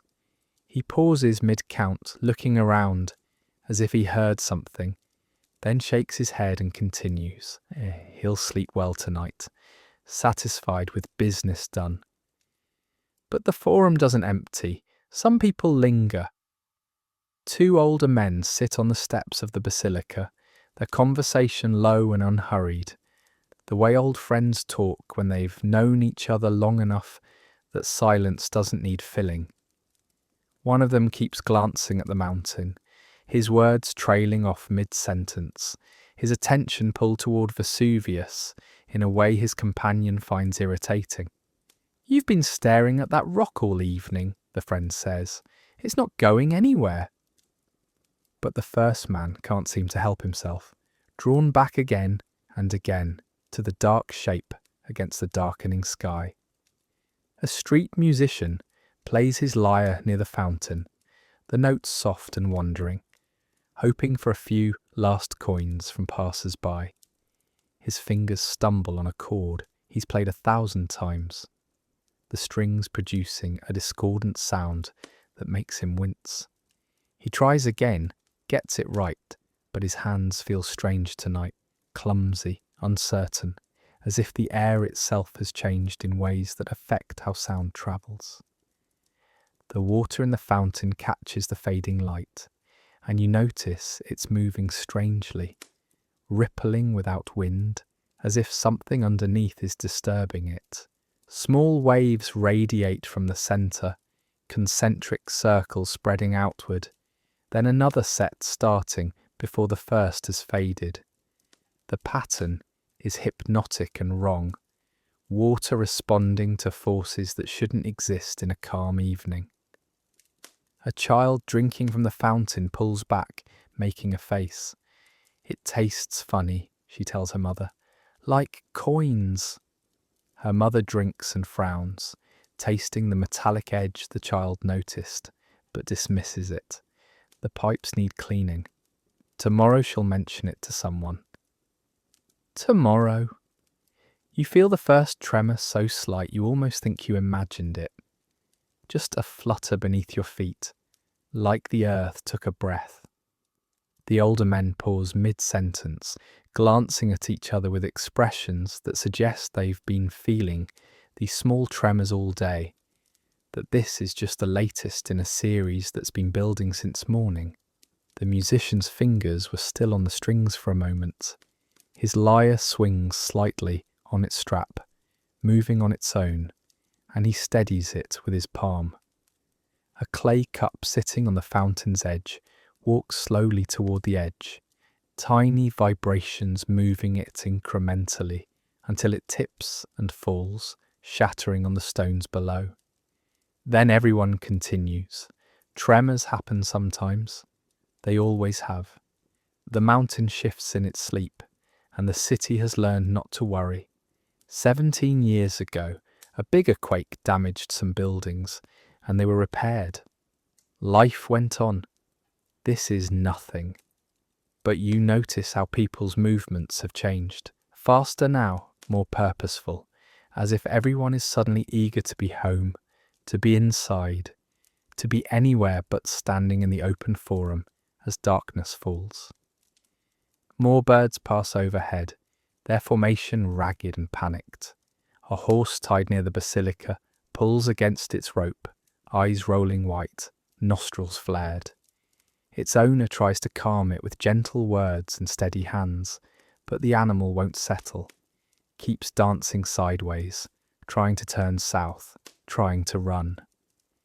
"Never seen him like this," the owner mutters to no one in particular.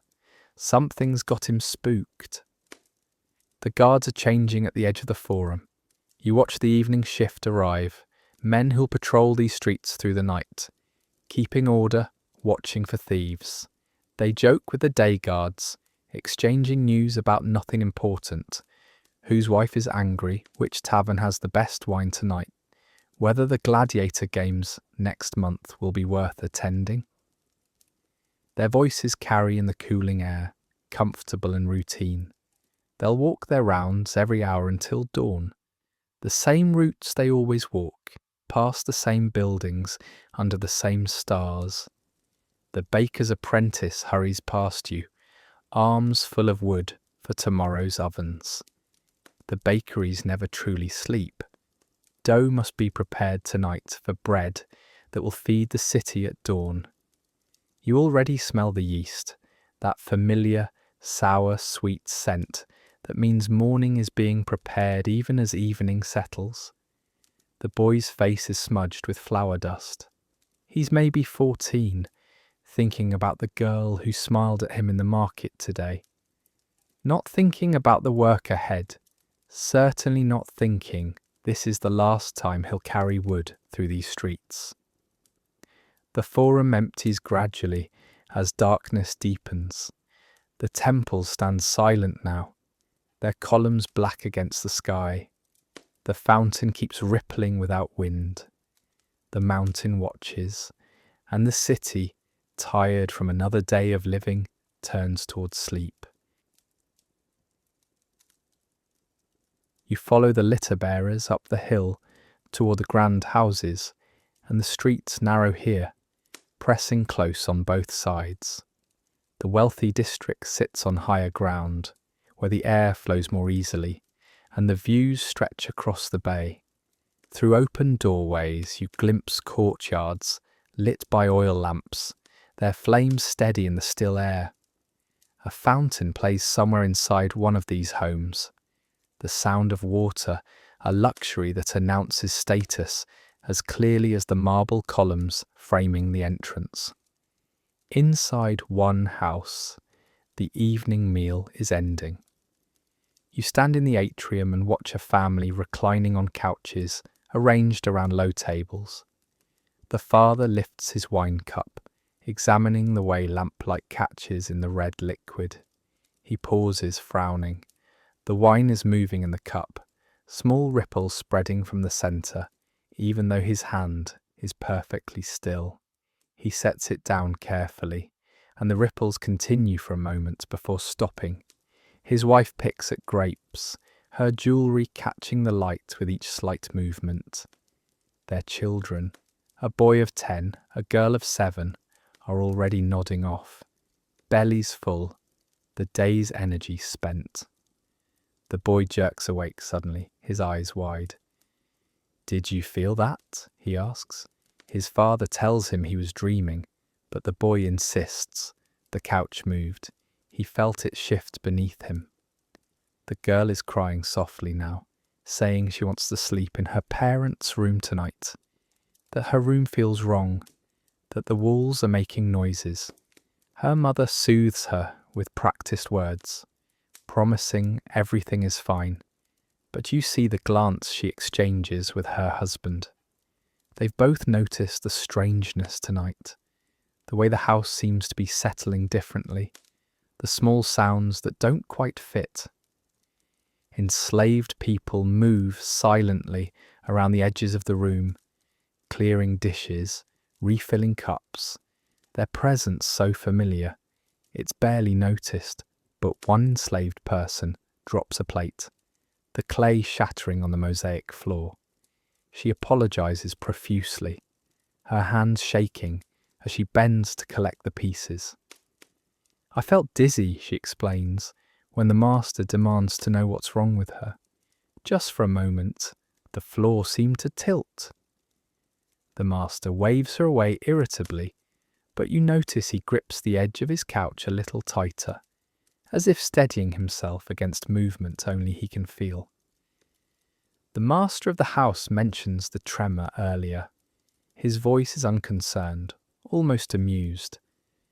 "The mountain reminding us it's there," he says, and his wife smiles. They felt these small quakes before.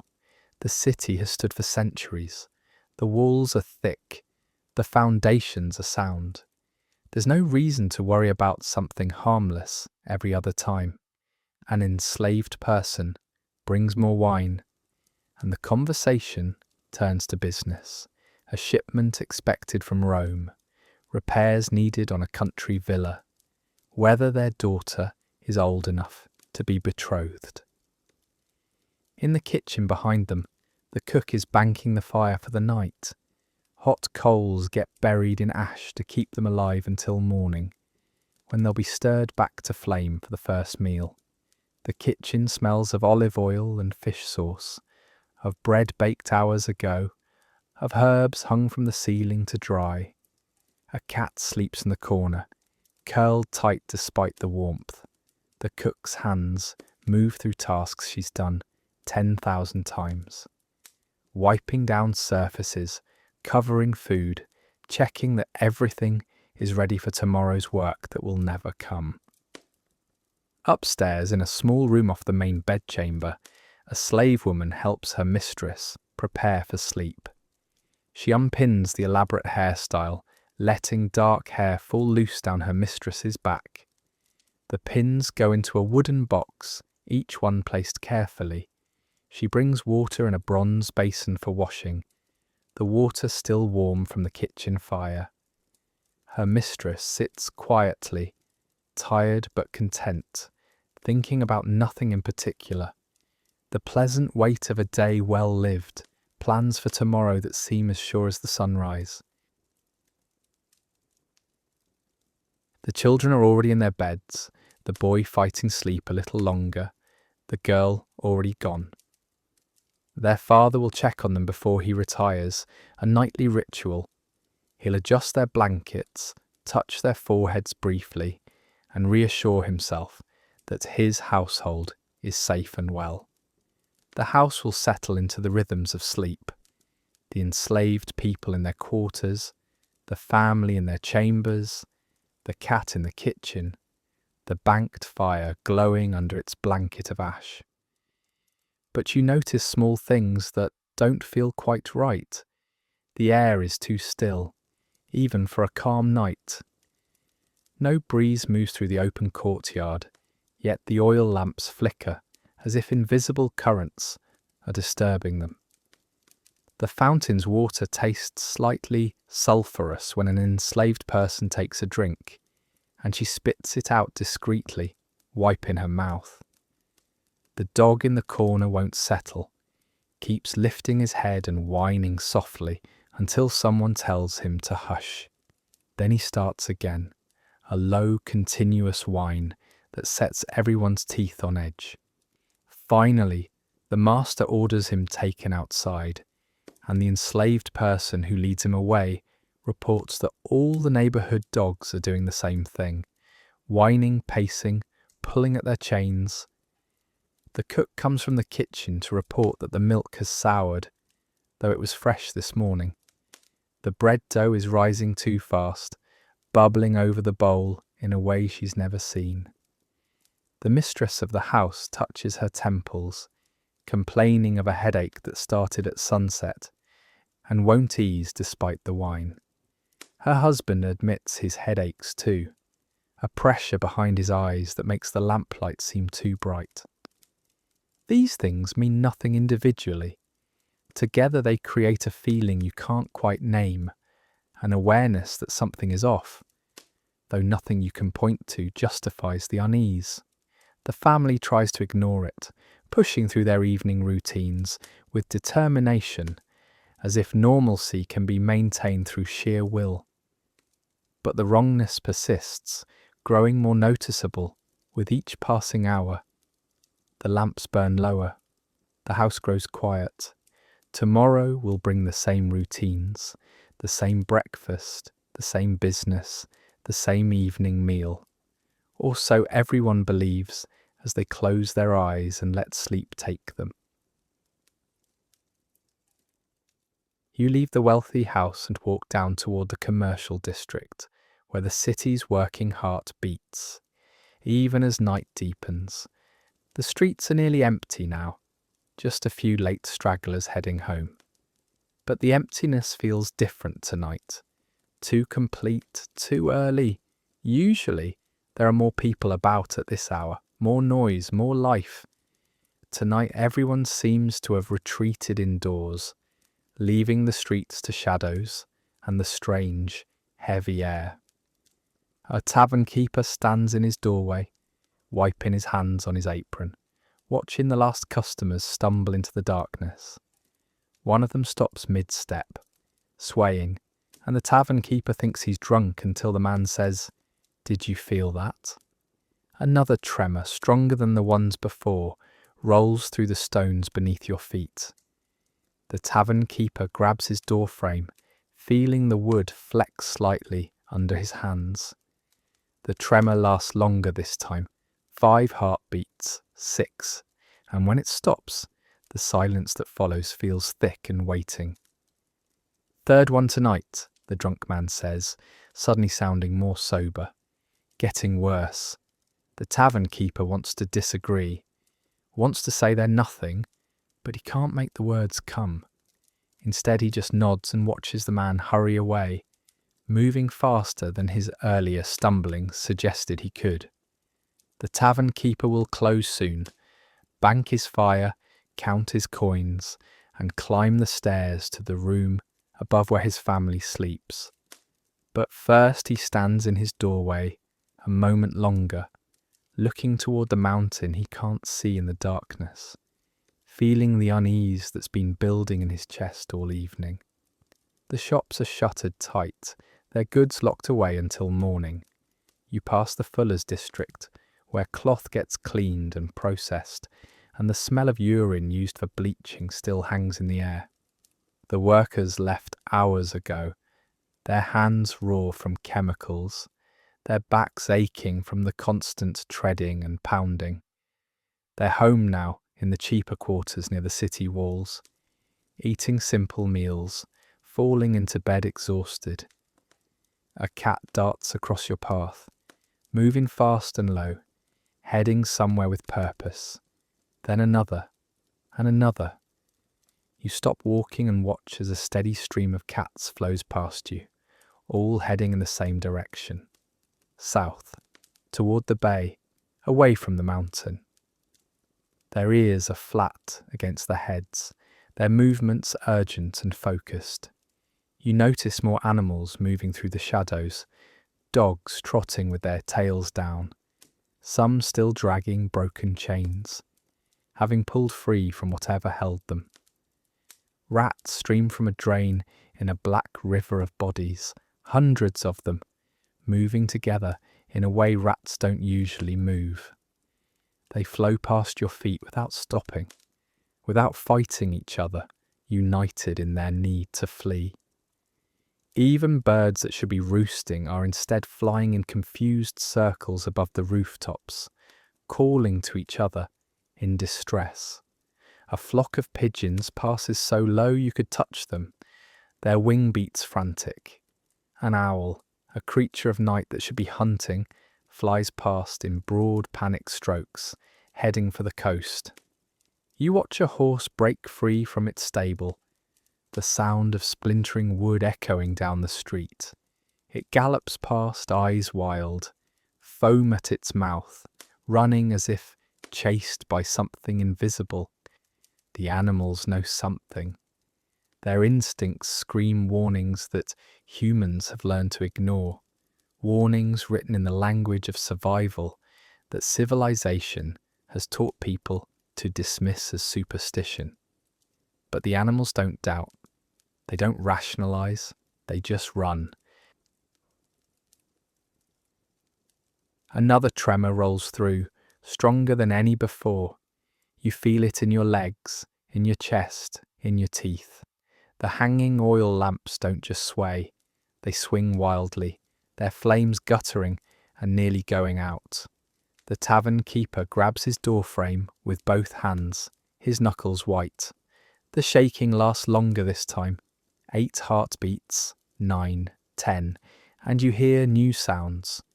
The groan of timbers under stress, the crack of plaster breaking, the rattle of roof tiles shifting. A piece of pottery falls from a windowsill and shatters in the street. When the shaking stops, the silence feels wrong. No one speaks, no one moves. Everyone is listening, waiting for the earth to shake again, holding their breath against the next tremor. The tavern keeper's face has gone pale.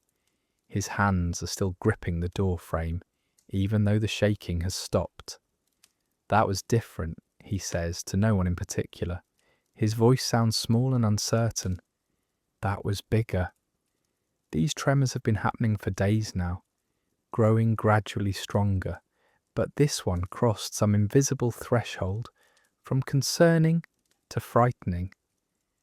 The mountain has always rumbled, the city has always stood, but standing in the street with your heart pounding and your legs unsteady, you begin to wonder if tonight might be different from every other night. The thought comes and you push it away, but it returns, persistent as the sulphur smell in the air. The watch passes you, 2 guards walking their route, with spears resting on their shoulders. They nod as they go by, their footsteps echoing off the stone walls. One of them mentions the tremor to the other. Felt bigger than yesterday's, he says. His companion grunts agreement, but doesn't slow his pace. They have streets to patrol, hours to fill before dawn. The tremors are just background noise to the real concerns. Thieves, drunks, fires that might start in the night. You reach the bakeries near the Forum, and here the night is different. While the rest of the city sleeps, the bakers are beginning their work. Ovens are being fired, their mouths glowing red in the darkness.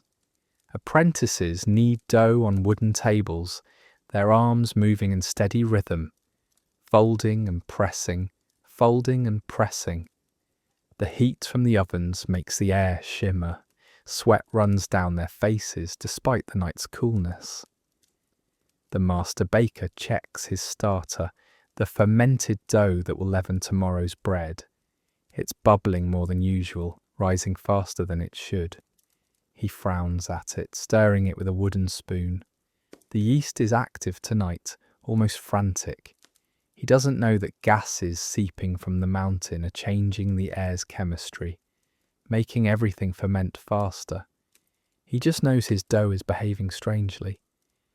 He adjusts his recipe slightly and keeps working. The ovens need constant feeding. Wood gets stacked beside them, ready to be pushed into the flames. The heat is tremendous. Standing near them feels like standing too close to the sun. But the bakers are used to it. They work in shifts through the night, sleeping in short bursts between batches. By dawn, the city will wake to the smell of fresh bread, the same as every morning. The same routines, the same smells, the same comfort of knowing bread will be there when you need it. One apprentice steps outside for air, wiping his face with his sleeve. He looks up at the mountain, dark against the stars. For a moment he thinks he sees a red glow near the summit, like the ovens he just left, but larger, deeper. He blinks, and it's gone. Just his tired eyes playing tricks. He goes back inside to the work that waits. You move toward the edge of the city where the quarters sit, cramped buildings where the people who make Pompeii function try to find rest after days that never truly end. The structures here are simpler. Rough stone, small windows, rooms that hold too many bodies in too little space. You hear voices through thin walls, conversations in languages the masters don't speak or care to learn. Greek, Egyptian, and Germanic tongues mix with broken Latin, creating a sound that belongs to people caught between worlds.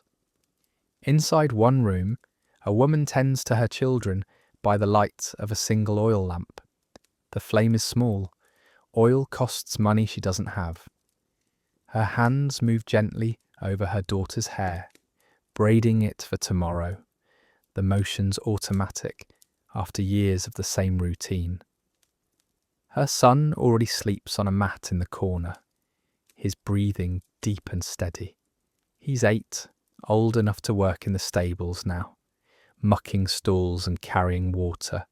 His hands are developing calluses that will never fully heal.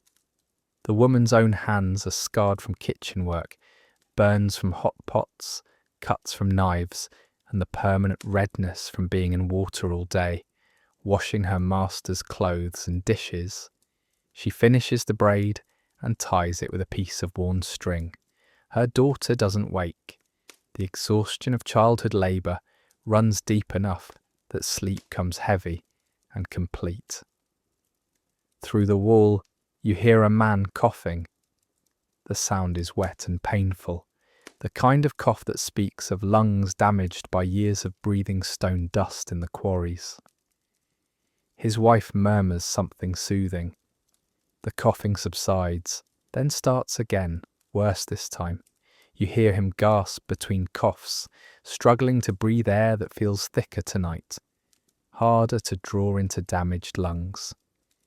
Can't breathe right, he manages to say between fits. Air's wrong.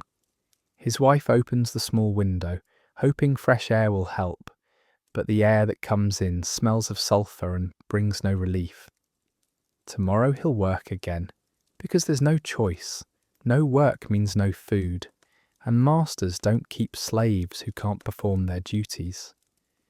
The body breaks down slowly here, used up in service to others' comfort. But tonight his body is trying to tell him something his mind won't accept. That the air itself has changed. That invisible gases are seeping up from the earth. That breathing is becoming dangerous in ways that have nothing to do with his damaged lungs. But there's something else in these quarters tonight. A tension you can feel in how people move, in the conversations that stop when you draw near. Word has been spreading among the enslaved people for days now. The tremors, the strange behaviour of animals, the sulphur smell that comes and goes, the wells that have started tasting strange, the springs that have stopped flowing or started flowing faster. Some remember stories from their homelands about mountains that breathe fire, about cities buried under ash and stone. They whisper these stories to each other in the darkness, wondering if they should run, knowing they can't. An old Egyptian woman speaks in her native tongue, her voice urgent and low. Others gather around her, listening. She's telling them about a mountain in her homeland that killed a city, about the signs that came before, the earth shaking, the animals fleeing, the air turning bad. Her listeners' faces show fear and recognition. They've seen these signs here, tonight, growing stronger with each passing hour. But what can they do? Run, and they'll be caught and punished, maybe killed. Stay and face whatever the mountain brings. The choice is no choice at all. A young man stands and says they should warn their masters, that surely if the wealthy understood the danger, they would evacuate the city and save themselves and their property, which includes the enslaved people. Others laugh bitterly at his naivety. The masters don't listen to enslaved people. The masters don't believe in old stories told by foreigners. The masters trust in Roman engineering, in thick walls and firm foundations, in the city that has stood for centuries and will stand for centuries more. Warning them would accomplish nothing except to punish them for spreading panic. A young man sits outside his door, unable to sleep despite his exhaustion. He's thinking about the girl who works in the house next to his master's, wondering if he'll ever have the chance to speak to her properly, to build something like a life in the margins of servitude. He doesn't know that by noon tomorrow, such concerns will seem impossibly distant, that the simple dream of talking to a girl will be erased by forces that don't care about human hopes. You notice the animals here are more agitated than in the wealthy quarter. The chickens won't roost, pacing their small coops restlessly. A goat bleats continuously until someone throws something at it to make it stop. The dogs pace and whine, their distress ignored by humans, too tired to wonder what it means. The tremor that comes now is strong enough to wake every sleeper in the quarters. You feel it roll through the ground like a wave, but this wave doesn't stop. It builds and builds, the shaking growing more violent with each second. The timbers of the buildings don't just creak, they scream, the wood flexing and groaning under forces it was never meant to withstand. People sit up in the darkness, then scramble to their feet as the shaking continues. 10 seconds, 15, 20. Children cry, and this time parents can't reassure them because they're frightened too. A roof beam cracks with a sound like thunder, and part of the ceiling comes down, plaster and dust raining onto the people below. Someone screams. Others rush for the door, but the shaking makes it impossible to walk straight. They stumble and fall, crawling toward the exit on hands and knees while the earth bucks beneath them. Finally, the shaking stops. The silence afterwards is filled with crying, with prayers spoken in a dozen languages, with the sound of people checking if their children are hurt. Hearts don't slow back to normal rhythm this time. They keep racing, fueled by fear that's moved beyond vague unease into something sharper and more immediate. Sleep won't return tonight.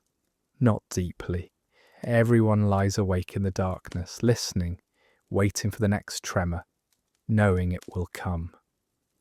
In one corner of the quarters, an older woman sits alone, too old to work anymore, but kept alive by a master, who remembers she nursed his children. She's staring at nothing, her eyes reflecting the tiny lamp flame. She's lived through earthquakes before, survived wars and plagues and the casual violence of slavery. She lived through the great earthquake 17 years ago when buildings fell and people died. That earthquake came without warning, struck in the middle of an ordinary day, and was over in moments. But this is different. She can feel it in her bones, in the way her joints ache with a pain that has nothing to do with age. The earthquake 17 years ago was a single violent event. Tonight feels like a build-up, like pressure accumulating behind a dam that's about to break. The tremors are getting stronger, coming more frequently. The air tastes wrong. The animals have fled. Every sign points to something worse than an earthquake, something her long life has given her no experience to understand. She rocks slowly back and forth, humming a song from her childhood, from a place she'll never see again. The song is about safety, about home, about protection from evil spirits. She sang it to the master's children when they were small and frightened of the dark. Now she sings it to herself, an older woman in a slave quarter, waiting for dawn or disaster, whichever comes first. She just sits in the darkness, waiting, knowing that something is coming, but powerless to flee, fight, or do anything except endure. You walk toward the edge of the city where pleasure is bought and sold, and the night here runs on different rhythms than the respectable quarters. Oil lamps burn in windows marked with symbols everyone recognizes, a phallus carved above a doorway, red cloth hanging in a window, women standing in door frames wearing little despite the evening's coolness. This district never fully sleeps. Men come and go at all hours, seeking what they can't find or won't ask for at home. Inside one establishment, a woman sits on a narrow bed, counting coins from the evening's work. Her name is Lucretia, though most clients don't bother asking. The coins are few.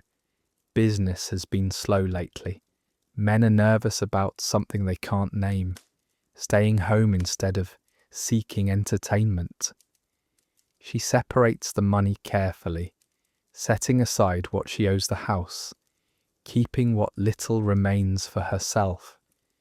Her hands move automatically through the counting, her mind somewhere else entirely. The room is small, barely large enough for the bed and a wooden chest that holds her few possessions. The walls are painted with erotic scenes, meant to excite clients, but she doesn't see them anymore. She's lived in this room for 3 years since her master sold her to the brothel keeper when she turned 16. The walls might as well be blank for all the attention she pays them now. Through the thin walls, she hears another woman with a client, the familiar sounds of a transaction. A man's voice, rough with wine. The woman practiced moans, the creak of a bed frame that's seen too much use. Lucretia knows that woman, Delia, from somewhere in Gaul, who cries sometimes late at night when she thinks no one can hear. They don't speak much during the day. Speaking makes things more complicated. Another tremor rolls through, stronger than the ones before. The bed shifts slightly. The oil lamp swings on its hook, shadows dancing wildly across the painted walls. Lucretia grabs the lamp to steady it, her heart suddenly pounding. The shaking lasts longer this time. 5 heartbeats, 6, 7, before it stops. She hears Delia's client cursing in the next room, demanding his money back, claiming he can't finish with the ground moving like that. Another tremor hits while she's counting, and this one is violent enough to knock her off the bed. The coins scatter across the floor, rolling into corners. The oil lamp swings wildly on its chain, throwing shadows that lurch and dance. Lucretia stays on the floor, hands pressed against the boards, feeling the wood shake beneath her palms. The tremor seems to last forever. 20 seconds, 30, and she hears screaming from other rooms, from the street outside, from everywhere at once. When it finally stops, she stays on the floor, breathing hard, her heart hammering. She can hear the brothel keeper moving through the building, checking for damage, calling out to see if anyone is hurt. Footsteps pound past her door. People running, though where they think they can run to, Lucretia doesn't know. The brothel keeper appears in the doorway, a large woman whose face shows the same weariness Lucretia feels, but now with something else added, fear, barely controlled. Back to work, she says, though no clients are waiting and they both know none will come tonight. The night's not over. Her voice carries no sympathy, just the practical assessment of someone who's learned that survival means continuing regardless of circumstances. But her hands shake as she grips the door frame, and she glances toward the mountain, invisible in the darkness but present, always present, before she moves on to the next door, delivering the same message with less conviction each time. Lucretia lies back on the bed, staring at the ceiling. The plaster is cracked in places, with small lines spreading from the corners like spider webs. She wonders if the cracks were there yesterday, or if tonight's tremors created them. She can't remember. The days and nights blur together here, each one indistinguishable from the last. She thinks about the mountain dark against the stars when she glimpsed it earlier from the doorway. She's heard the old stories, mountains that explode, cities destroyed, everyone buried. But stories are just stories. The mountain has always been there, watching over the bay.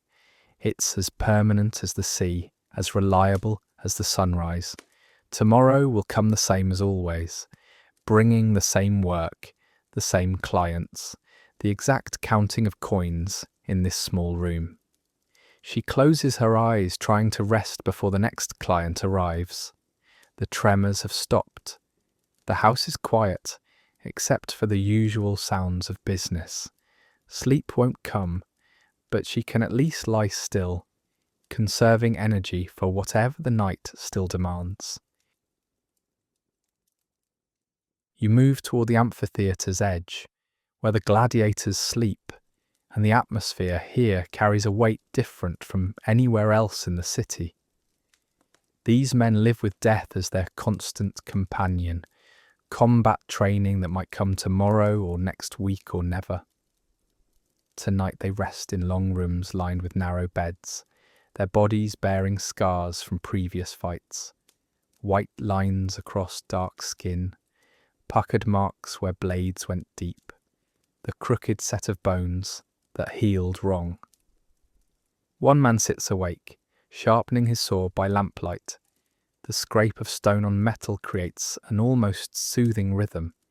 His name is Marcus, a Thracian captured in war 5 years ago, sold to the gladiator school when someone recognized his size and strength. He's fought 11 times in the arena. He's won 11 times. The odds say his luck will run out eventually, but tonight he's alive.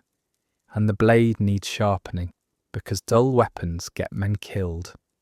His hands move with practiced efficiency, checking the edge, adjusting the angle, scraping again. Around him, other gladiators sleep, or pretend to.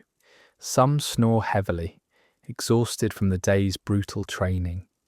Others lie still with eyes open, staring at nothing, thinking about families they'll never see again, about freedom that exists only as memory. The barracks smell of sweat and oil, of men living too close together, of the leather and metal that define their existence. Another tremor comes, and Marcus pauses mid-stroke. The building shudders slightly. Dust falls from the rafters. The man in the next bed sits up, his face showing the same wariness that Marcus feels. They've both survived by paying attention to details others miss, by scanning situations, by trusting instincts that whisper warnings. Something feels wrong tonight, but neither speaks. What would they say? What could they do even if danger approaches? The gladiator trainer walks through, checking that everyone is accounted for and that no one has attempted escape. His keys jangle at his belt, a sound that means locked doors, controlled movement, lives measured in performances for crowds that cheer or jeer based on how artfully you kill or die. He nods to Marcus, recognizing a valuable investment, a fighter who wins consistently, who draws crowds, who makes money for the school's owner. Marcus returns to his sharpening. The sword is nearly perfect now, its edge catching the lamplight in a thin line of brightness. He tests it with his thumb, feeling how easily it would part flesh. Tomorrow he might use it, or the day after. The schedule changes based on demand, on which wealthy patrons want to sponsor games, and on how many criminals need to be executed in ways that entertain the masses. He thinks about the mountain briefly, remembering how it looked at sunset, dark and solid against the sky. His homeland had mountains, though none quite like Vesuvius. He wonders if his family still lives, if his children would recognize him now, scarred and hardened by years of sanctioned violence. The thoughts come and go like the tremors, brief disturbances in the steady rhythm of survival. The lamp burns lower. Marcus sets the sword aside, finally allowing himself to lie down. Sleep will come shallow and brief. It always does before potential fight days. His body has learned to rest without fully surrendering to unconsciousness, always ready to wake and move if danger comes.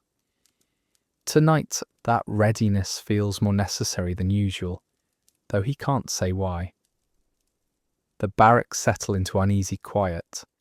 Outside, the city continues its last hours of everyday life. You walk toward the theatre as the night deepens and the space still holds echoes of the evening's performance. The stone seats rise in curved rows, empty now except for a few workers sweeping debris left by the crowd. Olive pits, broken pottery, the occasional lost sandal. The stage sits dark, its painted backdrop barely visible in the starlight. Hours ago, this space was alive with voices and laughter, with actors performing a comedy that made the audience forget their troubles for a while. One actor remains, sitting alone on the stage edge, his feet dangling over the orchestra pit. His makeup is half removed, leaving his face strange and incomplete in the dim light. He's young, maybe 20, and this was his first significant role. He performed well tonight. The crowd laughed at the right moments, applauded when he finished his final speech. He should feel satisfied, but instead there's a restlessness in his chest he can't explain. The theatre feels different at night when it's empty. During performances, it's all energy and noise, hundreds of voices bouncing off the stone, creating a sound that seems to come from everywhere at once. Now it's just silence and shadows, the weight of stone that's been here longer than anyone can remember. The actor thinks about tomorrow's performance, running through his lines in his head, worrying about a moment in the second act where he stumbled slightly tonight. A tremor rolls through, and the stone beneath him shifts. He grabs the stage edge, feeling the solid rock move like something living. The shaking lasts longer than he's comfortable with, long enough that he stands up, ready to run if the walls start to crack, but the tremor stops. The theatre settles. He laughs nervously at his own fear, though the sound echoes strangely in the space. The stage manager appears from backstage, carrying a lamp that throws wild shadows across the columns. "Go home," he tells the actor. "Tomorrow comes early." His voice is kind but firm. The theatre needs to rest even if the people in it don't. The actor nods, gathering his things, his street clothes, his script, the small bag of coins that represents tonight's pay. He takes one last look at the empty seats, at the stage where he stood and spoke words someone else wrote, becoming someone else for a few hours. He leaves through the main entrance and the city spreads before him in darkness. The streets are nearly empty now. A dog trots past, moving with purpose towards somewhere unknown. The actor heads toward his small room near the forum, thinking about sleep, about tomorrow's rehearsal, about the girl who smiled at him from the third row tonight. Simple thoughts, normal thoughts, the kind of thoughts people have when they believe tomorrow will arrive the same as always. The theatre stands empty behind him, its stone seats waiting for crowds that will never come. The stage where he performed his first significant role will be buried under ash by noon, preserved so perfectly that centuries later, people will stand in those same seats and marvel at what the ancient world looked like. But tonight, it's just a theatre, just stone and space and the memory of laughter.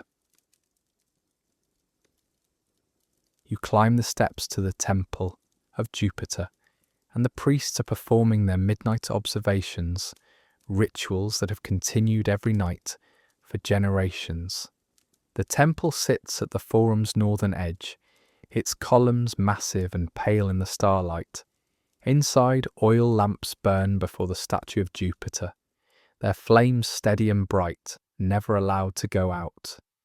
The god's painted eyes stare forward, seeing everything and nothing. The head priest stands before the altar, his white robes catching the lamplight as he makes the prescribed offerings. Wine poured into a bronze bowl, incense burning in a clay vessel, its smoke rising straight up in the still air. His lips move in prayers spoken so many times, the words have become pure rhythm, meaning worn smooth by repetition. He's asking for Jupiter's continued protection, for the city's prosperity, for good harvests and calm seas. The exact requests every midnight. The same gestures, the same hope that the gods are listening. His assistant, a younger priest still learning the rituals, notices something strange about the lamps. The flames are flickering despite no breeze, dancing and guttering as if something invisible is disturbing the air. He mentions it quietly to the head priest, who glances at the lamps and frowns. The flames settle briefly, then resume their strange dance. The head priest makes a note to check the oil tomorrow, assuming the problem is mundane. Bad quality oil, perhaps, or wicks that need trimming. Another tremor comes while they're standing at the altar, and this one is strong enough that the bronze bowl shifts on the stone surface. Wine sloshes over the rim, spilling onto the altar in a way that feels like a violation of the ritual's precision. The head priest steadies the bowl with both hands, his face showing concern for the first time tonight. The younger priest looks at him, waiting for guidance, for some interpretation of what these tremors mean. The earth is restless, the head priest says finally, his voice carefully neutral. We'll make additional offerings in the morning. It's the only response he can give that doesn't acknowledge the fear creeping into his thoughts. The gods send signs, everyone knows this. But what sign is being sent? What are the tremors trying to say? He studied the sacred texts, learned the interpretations of omens, but nothing in his training prepared him for this particular combination. The strange air, the restless flames, the ground that won't stay still. They complete the midnight ritual because completing it is all they know how to do. The prayers are spoken, the offerings are made, the lamps are trimmed and refilled. The temple is checked for any damage from the tremors. A crack in one column that might have been there before, might be new, impossible to tell in lamplight. Everything is recorded in the temple's daily log, a routine that's been maintained for decades. The head priest dismisses his assistant and stands alone before Jupiter's statue. He's tired suddenly, feeling his age in a way he usually doesn't. 53 years old, 30 of them in service to this temple, and he's never felt the kind of unease that's sitting in his chest tonight. He looks up at the god's painted face, searching for reassurance in features that remain eternally calm, eternally distant. Protect us, he whispers, a prayer that's not part of any ritual, just the desperate hope of a man who senses something coming but can't name it. The statue doesn't answer. The lamps continue their strange flickering. Outside, the city sleeps on, trusting that morning will come the same as always, that the gods watch over Pompeii the way they always have. The priest extinguishes all but one lamp, the eternal flame that must never go out, and leaves the temple. The forum is empty, the stones cool under his sandaled feet. He walks home slowly, looking up at the mountain one last time before he enters his house. The peak is invisible in the darkness, but he knows it's there. It's always there, solid, permanent, watching. You move down to the waterfront where the port never fully sleeps, and tonight the docks are busy with late cargo being loaded onto ships that will depart at dawn. Torches burn in iron brackets along the pier, their flames reflecting on the dark water of the bay. Enslaved people and hired workers move in a steady rhythm, carrying amphorae of wine, sacks of grain, and crates of pottery that will travel to Rome or beyond. Their shadows stretch long across the wooden planks, dancing with each movement. The harbour master stands near his office, a small building at the pier's edge, Checking manifests by lamplight. His finger traces down columns of numbers, verifying that what's being loaded matches what's been paid for. He's meticulous about his records, proud of running an honest operation in a port where dishonesty is common. The tremors tonight have made him nervous, but the ship's captains aren't concerned. So he pushes the worry aside. Business continues. The vessel will sail. The cargo will reach its destination. One captain stands on his vessel's deck, watching the loading with practiced eyes. He's made this run between Pompeii and Ostia hundreds of times, knows every current in the bay, every wind pattern that might speed or slow the journey.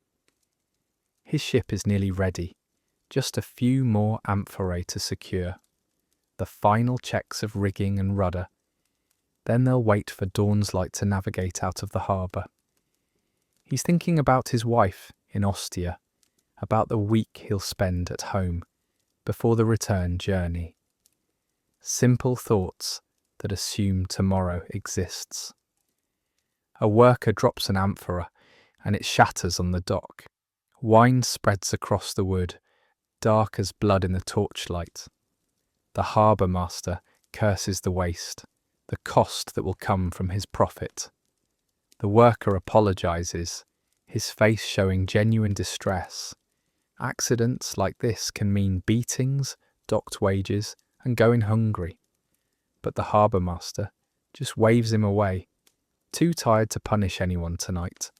Clean it up, and be more careful. The worker scrambles to sweep the pottery shards into the bay. Another tremor rolls through, and this one makes the ships rock against their moorings. Ropes creak, wood groans. The water in the bay sloshes strangely, pulling away from the shore for a moment before rushing back. The captain on deck grabs the rail, his experienced sailor's instinct suddenly screaming that something is wrong. The water shouldn't move like that. The bay shouldn't pull back and return. That's not how regular waves behave. But the moment passes, the water settles, the ships stop rocking. The captain releases his grip on the rail, laughing nervously at his own fear. He's getting old, he tells himself, jumping at shadows like a child. The mountain has always been there. The bay has always been safe. Tomorrow they'll sail, and this night will become just another story about the time he got spooked by nothing. The loading continues. The torches burn. The harbour master returns to his manifests, and the bay sits calm and dark, hiding the forces building beneath it, giving no warning of the waves that will come tomorrow. Not regular waves, but walls of superheated gas and ash that will sweep across this water faster than any ship can sail, that will bury these docks and these workers and these carefully kept records under layers of volcanic fury. You walk back toward the harbour as the first hint of dawn approaches, and the workers are preparing for the day's business with the same routines they've followed for years. The ships tied at the docks sit heavy in the water, their cargo loaded, their crews making final checks before departure. A sailor climbs the rigging of one vessel, testing ropes that will need to hold when the wind fills the sails. His hands move automatically, checking knots he's tied 1,000 times, trusting his skill the way he trusts the sunrise. The fishermen are already out on the bay, their small boats dark shapes against the slightly lighter water. You hear their voices carrying across the distance, calling to each other about where the fish are running, about nets that need mending, about the weather that looks strange this morning. The sky has an odd colour to it, not quite purple, not quite grey, something in between that none of them have seen before. But fish need catching regardless of how the sky looks, and families need feeding. On the dock, a merchant counts his goods one final time before they're loaded, amphorae of olive oil, sealed with wax and marked with his stamp. Each one represents profit, represents deals made and honoured, and represents the trade network that keeps Pompeii connected to the broader world. He's anxious about the tremors last night, wondering if he should delay the shipment, but delaying costs money, and the captains aren't worried. If the men who know the sea aren't concerned, why should he be? A young boy runs past carrying a message for one of the ship captains. His feet are bare, his tunic stained and worn, but his face shows the excitement of someone who gets to be part of the harbour's important business. He delivers the message, something about a passenger who will arrive late, asking the captain to wait, and receives a copper coin for his trouble.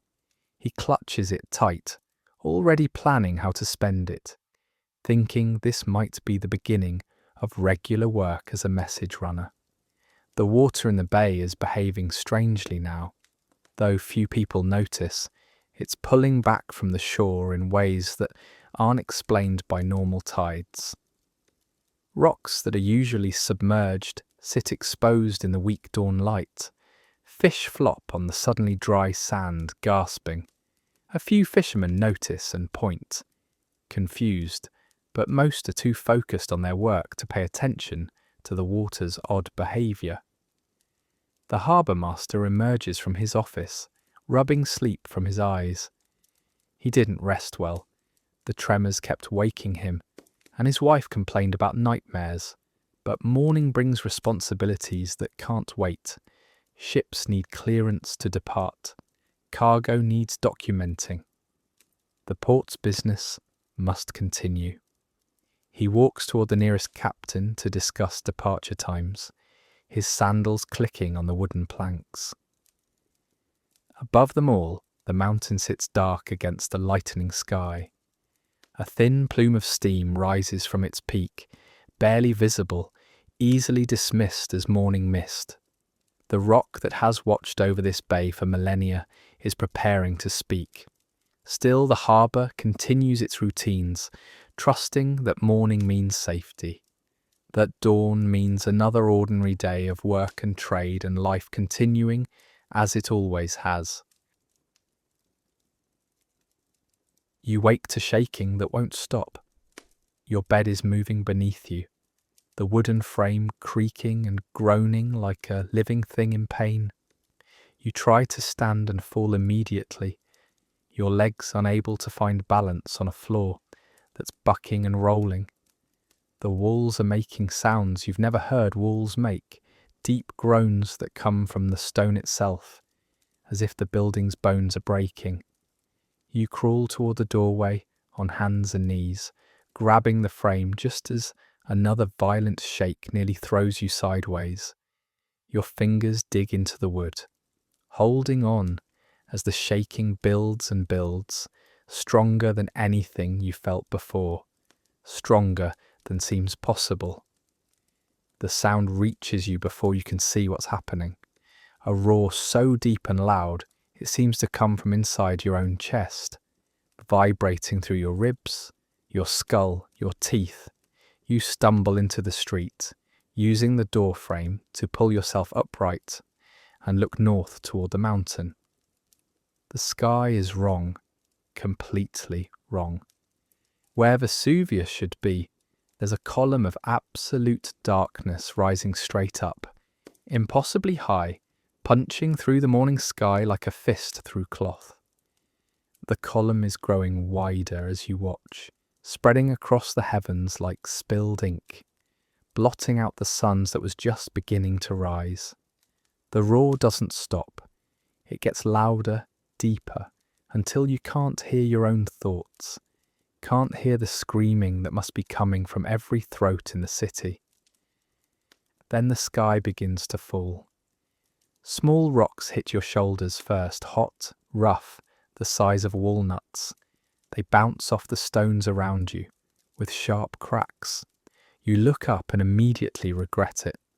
The air is full of falling debris, grey stones raining down like hail, but harder, heavier, hot enough to burn, where they strike bare skin.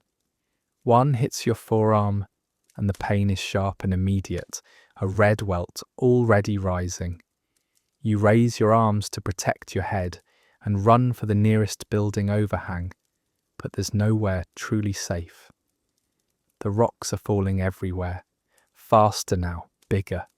A stone the size of your fist crashes into the ground where you were standing a moment before. You see a man collapse in the street ahead, struck by something that drops him like a stone. He doesn't get up. The pumice keeps falling on him, covering him, burying him where he lies. Your feet crunch on the accumulating stones. In just moments, less time than it takes to count to 20, the street is covered ankle deep in grey pumice, light and porous, crunching under your sandals like snow that burns. You try to run, but your feet sink and slide with each step. The stones shift beneath you, unstable, making every movement twice as hard. Each breath tastes like metal and sulphur, like the air itself has turned poisonous. The ash is falling now, too, mixing with the pumice, coating everything in grey powder. It coats your throat, making you cough until your chest aches, until you taste blood. You can't see more than a few lengths ahead through the falling debris and the darkness that's replaced morning. The sun is gone completely now, hidden behind the column of ash that keeps rising, keeps spreading. The only light comes from the stones themselves. Some are glowing faintly orange, still hot from the mountain's throat. You watch one land near your feet, hissing where it touches the dampness of the street. Steam rises from it briefly before the ash covers it. You stumble toward what you think is the forum, following walls you can barely see, and nearly collide with someone running the other direction. It's the baker's apprentice, the boy you saw last night carrying wood. His face is streaked with ash and blood, his eyes wide with terror. "The oven's exploded," he gasps, grabbing your arm. "The heat! The bread just burst into flames, the master—" He doesn't finish. A stone hits his shoulder, and he cries out, stumbling. You try to hold him up, but another tremor throws you both to the ground. The pumice is deeper here, nearly to your knees. You struggle to rise, and the boy's already gone, vanished into the darkness and falling stones, swallowed by the chaos. Something hits the back of your head, hard enough to make lights explode behind your eyes. Your vision blurs. You touch your scalp, and your hand comes away wet with blood that immediately gets coated in ash, turning your fingers grey. The stones keep falling, piling up around you faster than seems possible. You're standing in pumice that reaches your knees now, the weight of it pressing against your legs, making each step an exhausting fight. Your sandals are buried. You can't see your own feet. You hear screaming everywhere, but can't see who's screaming. The darkness is nearly complete now, just a faint glow of hot stones and the occasional flash of lightning in the ash cloud overhead. Thunder rolls constantly, mixing with the mountain's roar, creating a sound that feels like the world is ending. You stumble forward, hands outstretched, touching walls you can't see, following them towards somewhere, anywhere that might offer shelter.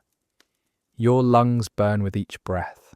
The ash coats your mouth, your nose, your throat. It turns to paste with your saliva, choking you. You spit, but it doesn't help. More ash fills your mouth immediately, gritting between your teeth. You tear a piece of your tunic and hold it over your nose and mouth, trying to filter the air, but the cloth quickly becomes saturated with ash and makes breathing even harder.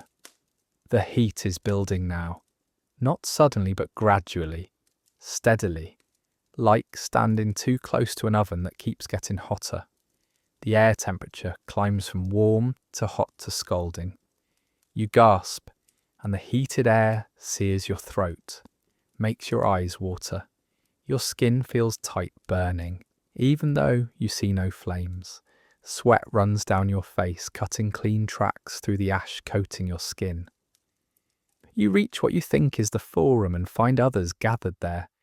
Dozens of people huddled together in the open space, as if proximity to each other offers some protection.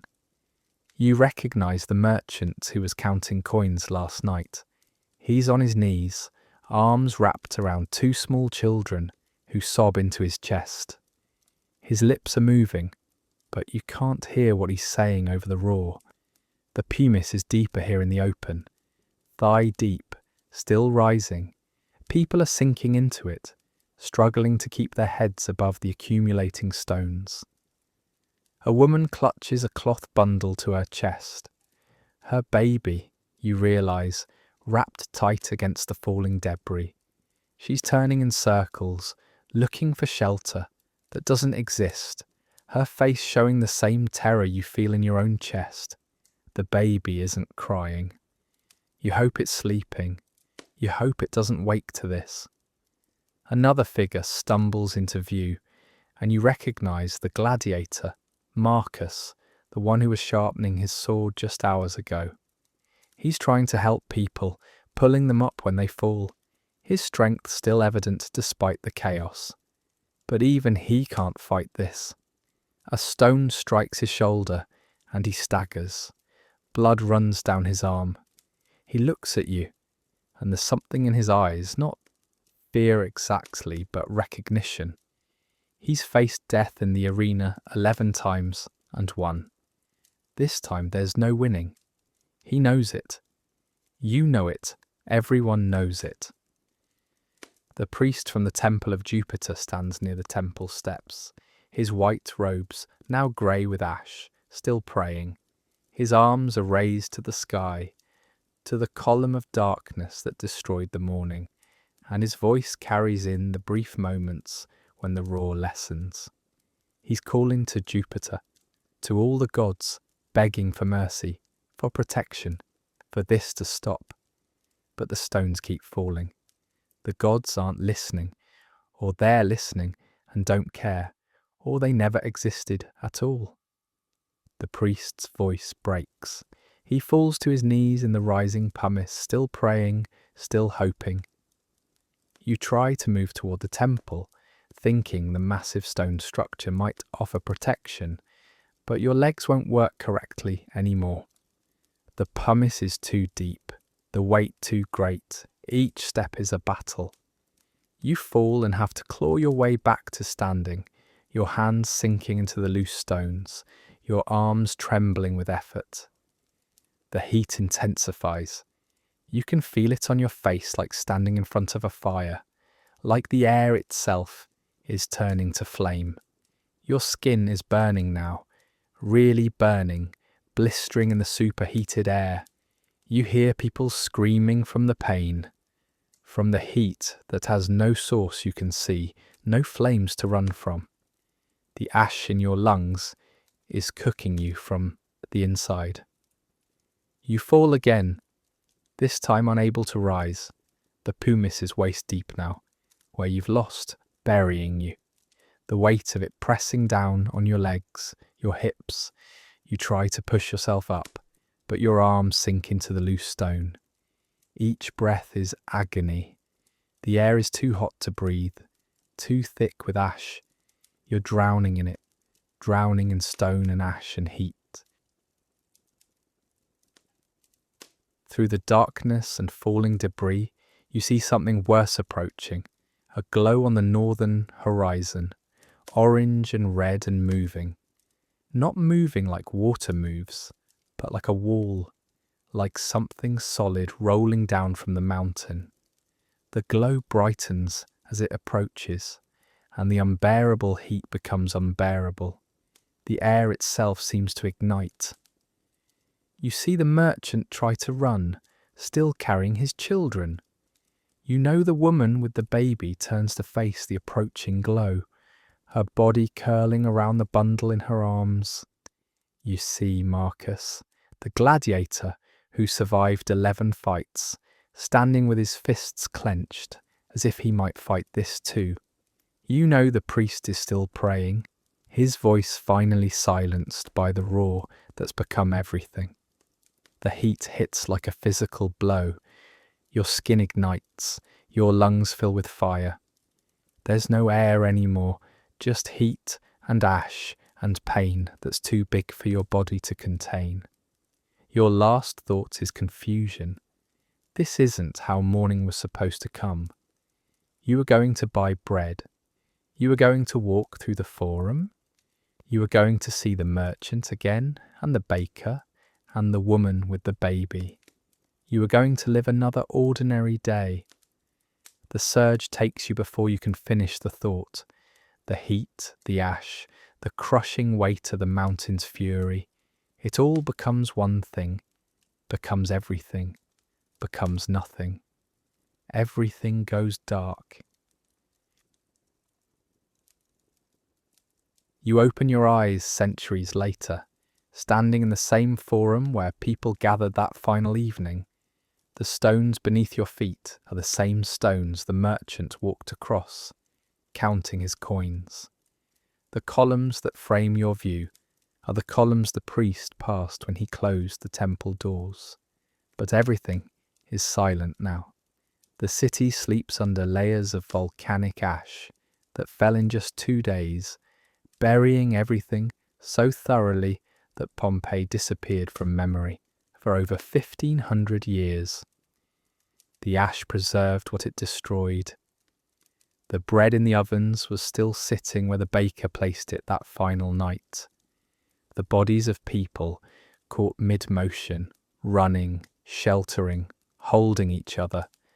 The graffiti on the walls, jokes and complaints, and declarations of love written by hands that never knew this would be their monument. The coins the merchant was counting were still scattered where he dropped them. Every ordinary detail of that ordinary night, frozen forever. You walk slowly through the excavated streets, and the city speaks in whispers. The ruts worn by cartwheels tell you which routes were busiest. The counters in the Thermopolia show you where people bought their evening meals. The frescoes on the walls, their colours still vivid after 2 millennia, show you what beauty meant to them. The city they built to last has lasted, just not in the way they imagined. You think about the people whose last hours you witnessed, the family in the garden district, finishing their meal, believed tomorrow would come, the enslaved people in their quarters, enduring another night, hoping for Sunday's brief freedom. The woman in the brothel, counting her coins, planning for a future that would never arrive. The gladiator sharpening his sword for fights he'd never face. The baker's apprentice was carrying wood for bread that would burn in the ovens. The priest was praying to the gods who couldn't stop what was coming. They lived ordinary lives that ended in extraordinary ways. They woke that morning with plans and worries and small hopes, not knowing the mountain was preparing to speak. They moved through their day doing the same things they'd done yesterday and would have done tomorrow. Working, eating, loving, arguing, dreaming. They were just people, living in the moment they were given, unable to see what you can see now, looking back across the centuries. The sunset light catches on the forum's columns, turning them golden, the same light that touched them that final evening. The mountain still looms to the north, Vesuvius quiet now, but never truly sleeping. The ash that buried this city created a time capsule so perfect that archaeologists can read the graffiti, see the food on the tables, stand in the rooms where people spent their last night, and feel the presence of lives that ended 2,000 years ago. You find a quiet spot near the forum and sit on stones that have held the weight of countless feet. The evening air is cooling. Birds are settling into the ruins, their calls soft and peaceful. The tourists have gone. The excavation teams have finished for the day. You're alone with the city and its memories, with the weight of knowing what happened here, with the stories that the ash preserved. Rest now, knowing their final hours aren't lost. Every detail of that ordinary night lives on in the stones and ash, in the bread still sitting in the ovens, in the wine cups still on the tables, in the bodies still holding each other. They couldn't know they were living history's most perfectly preserved moment. They were just living, right up until they couldn't anymore. The mountain remembers, the stones remember, the ash remembers everything it buried, and now, so do you. Close your eyes and let the weight of their last evening settle around you like the ash that covered them, gently, completely, preserving everything it touched. Their stories are safe now, held in stone and memory, waiting for anyone who wants to listen. Subscribe for more journeys through history's quiet hours, where the past speaks in whispers and the night holds stories worth remembering.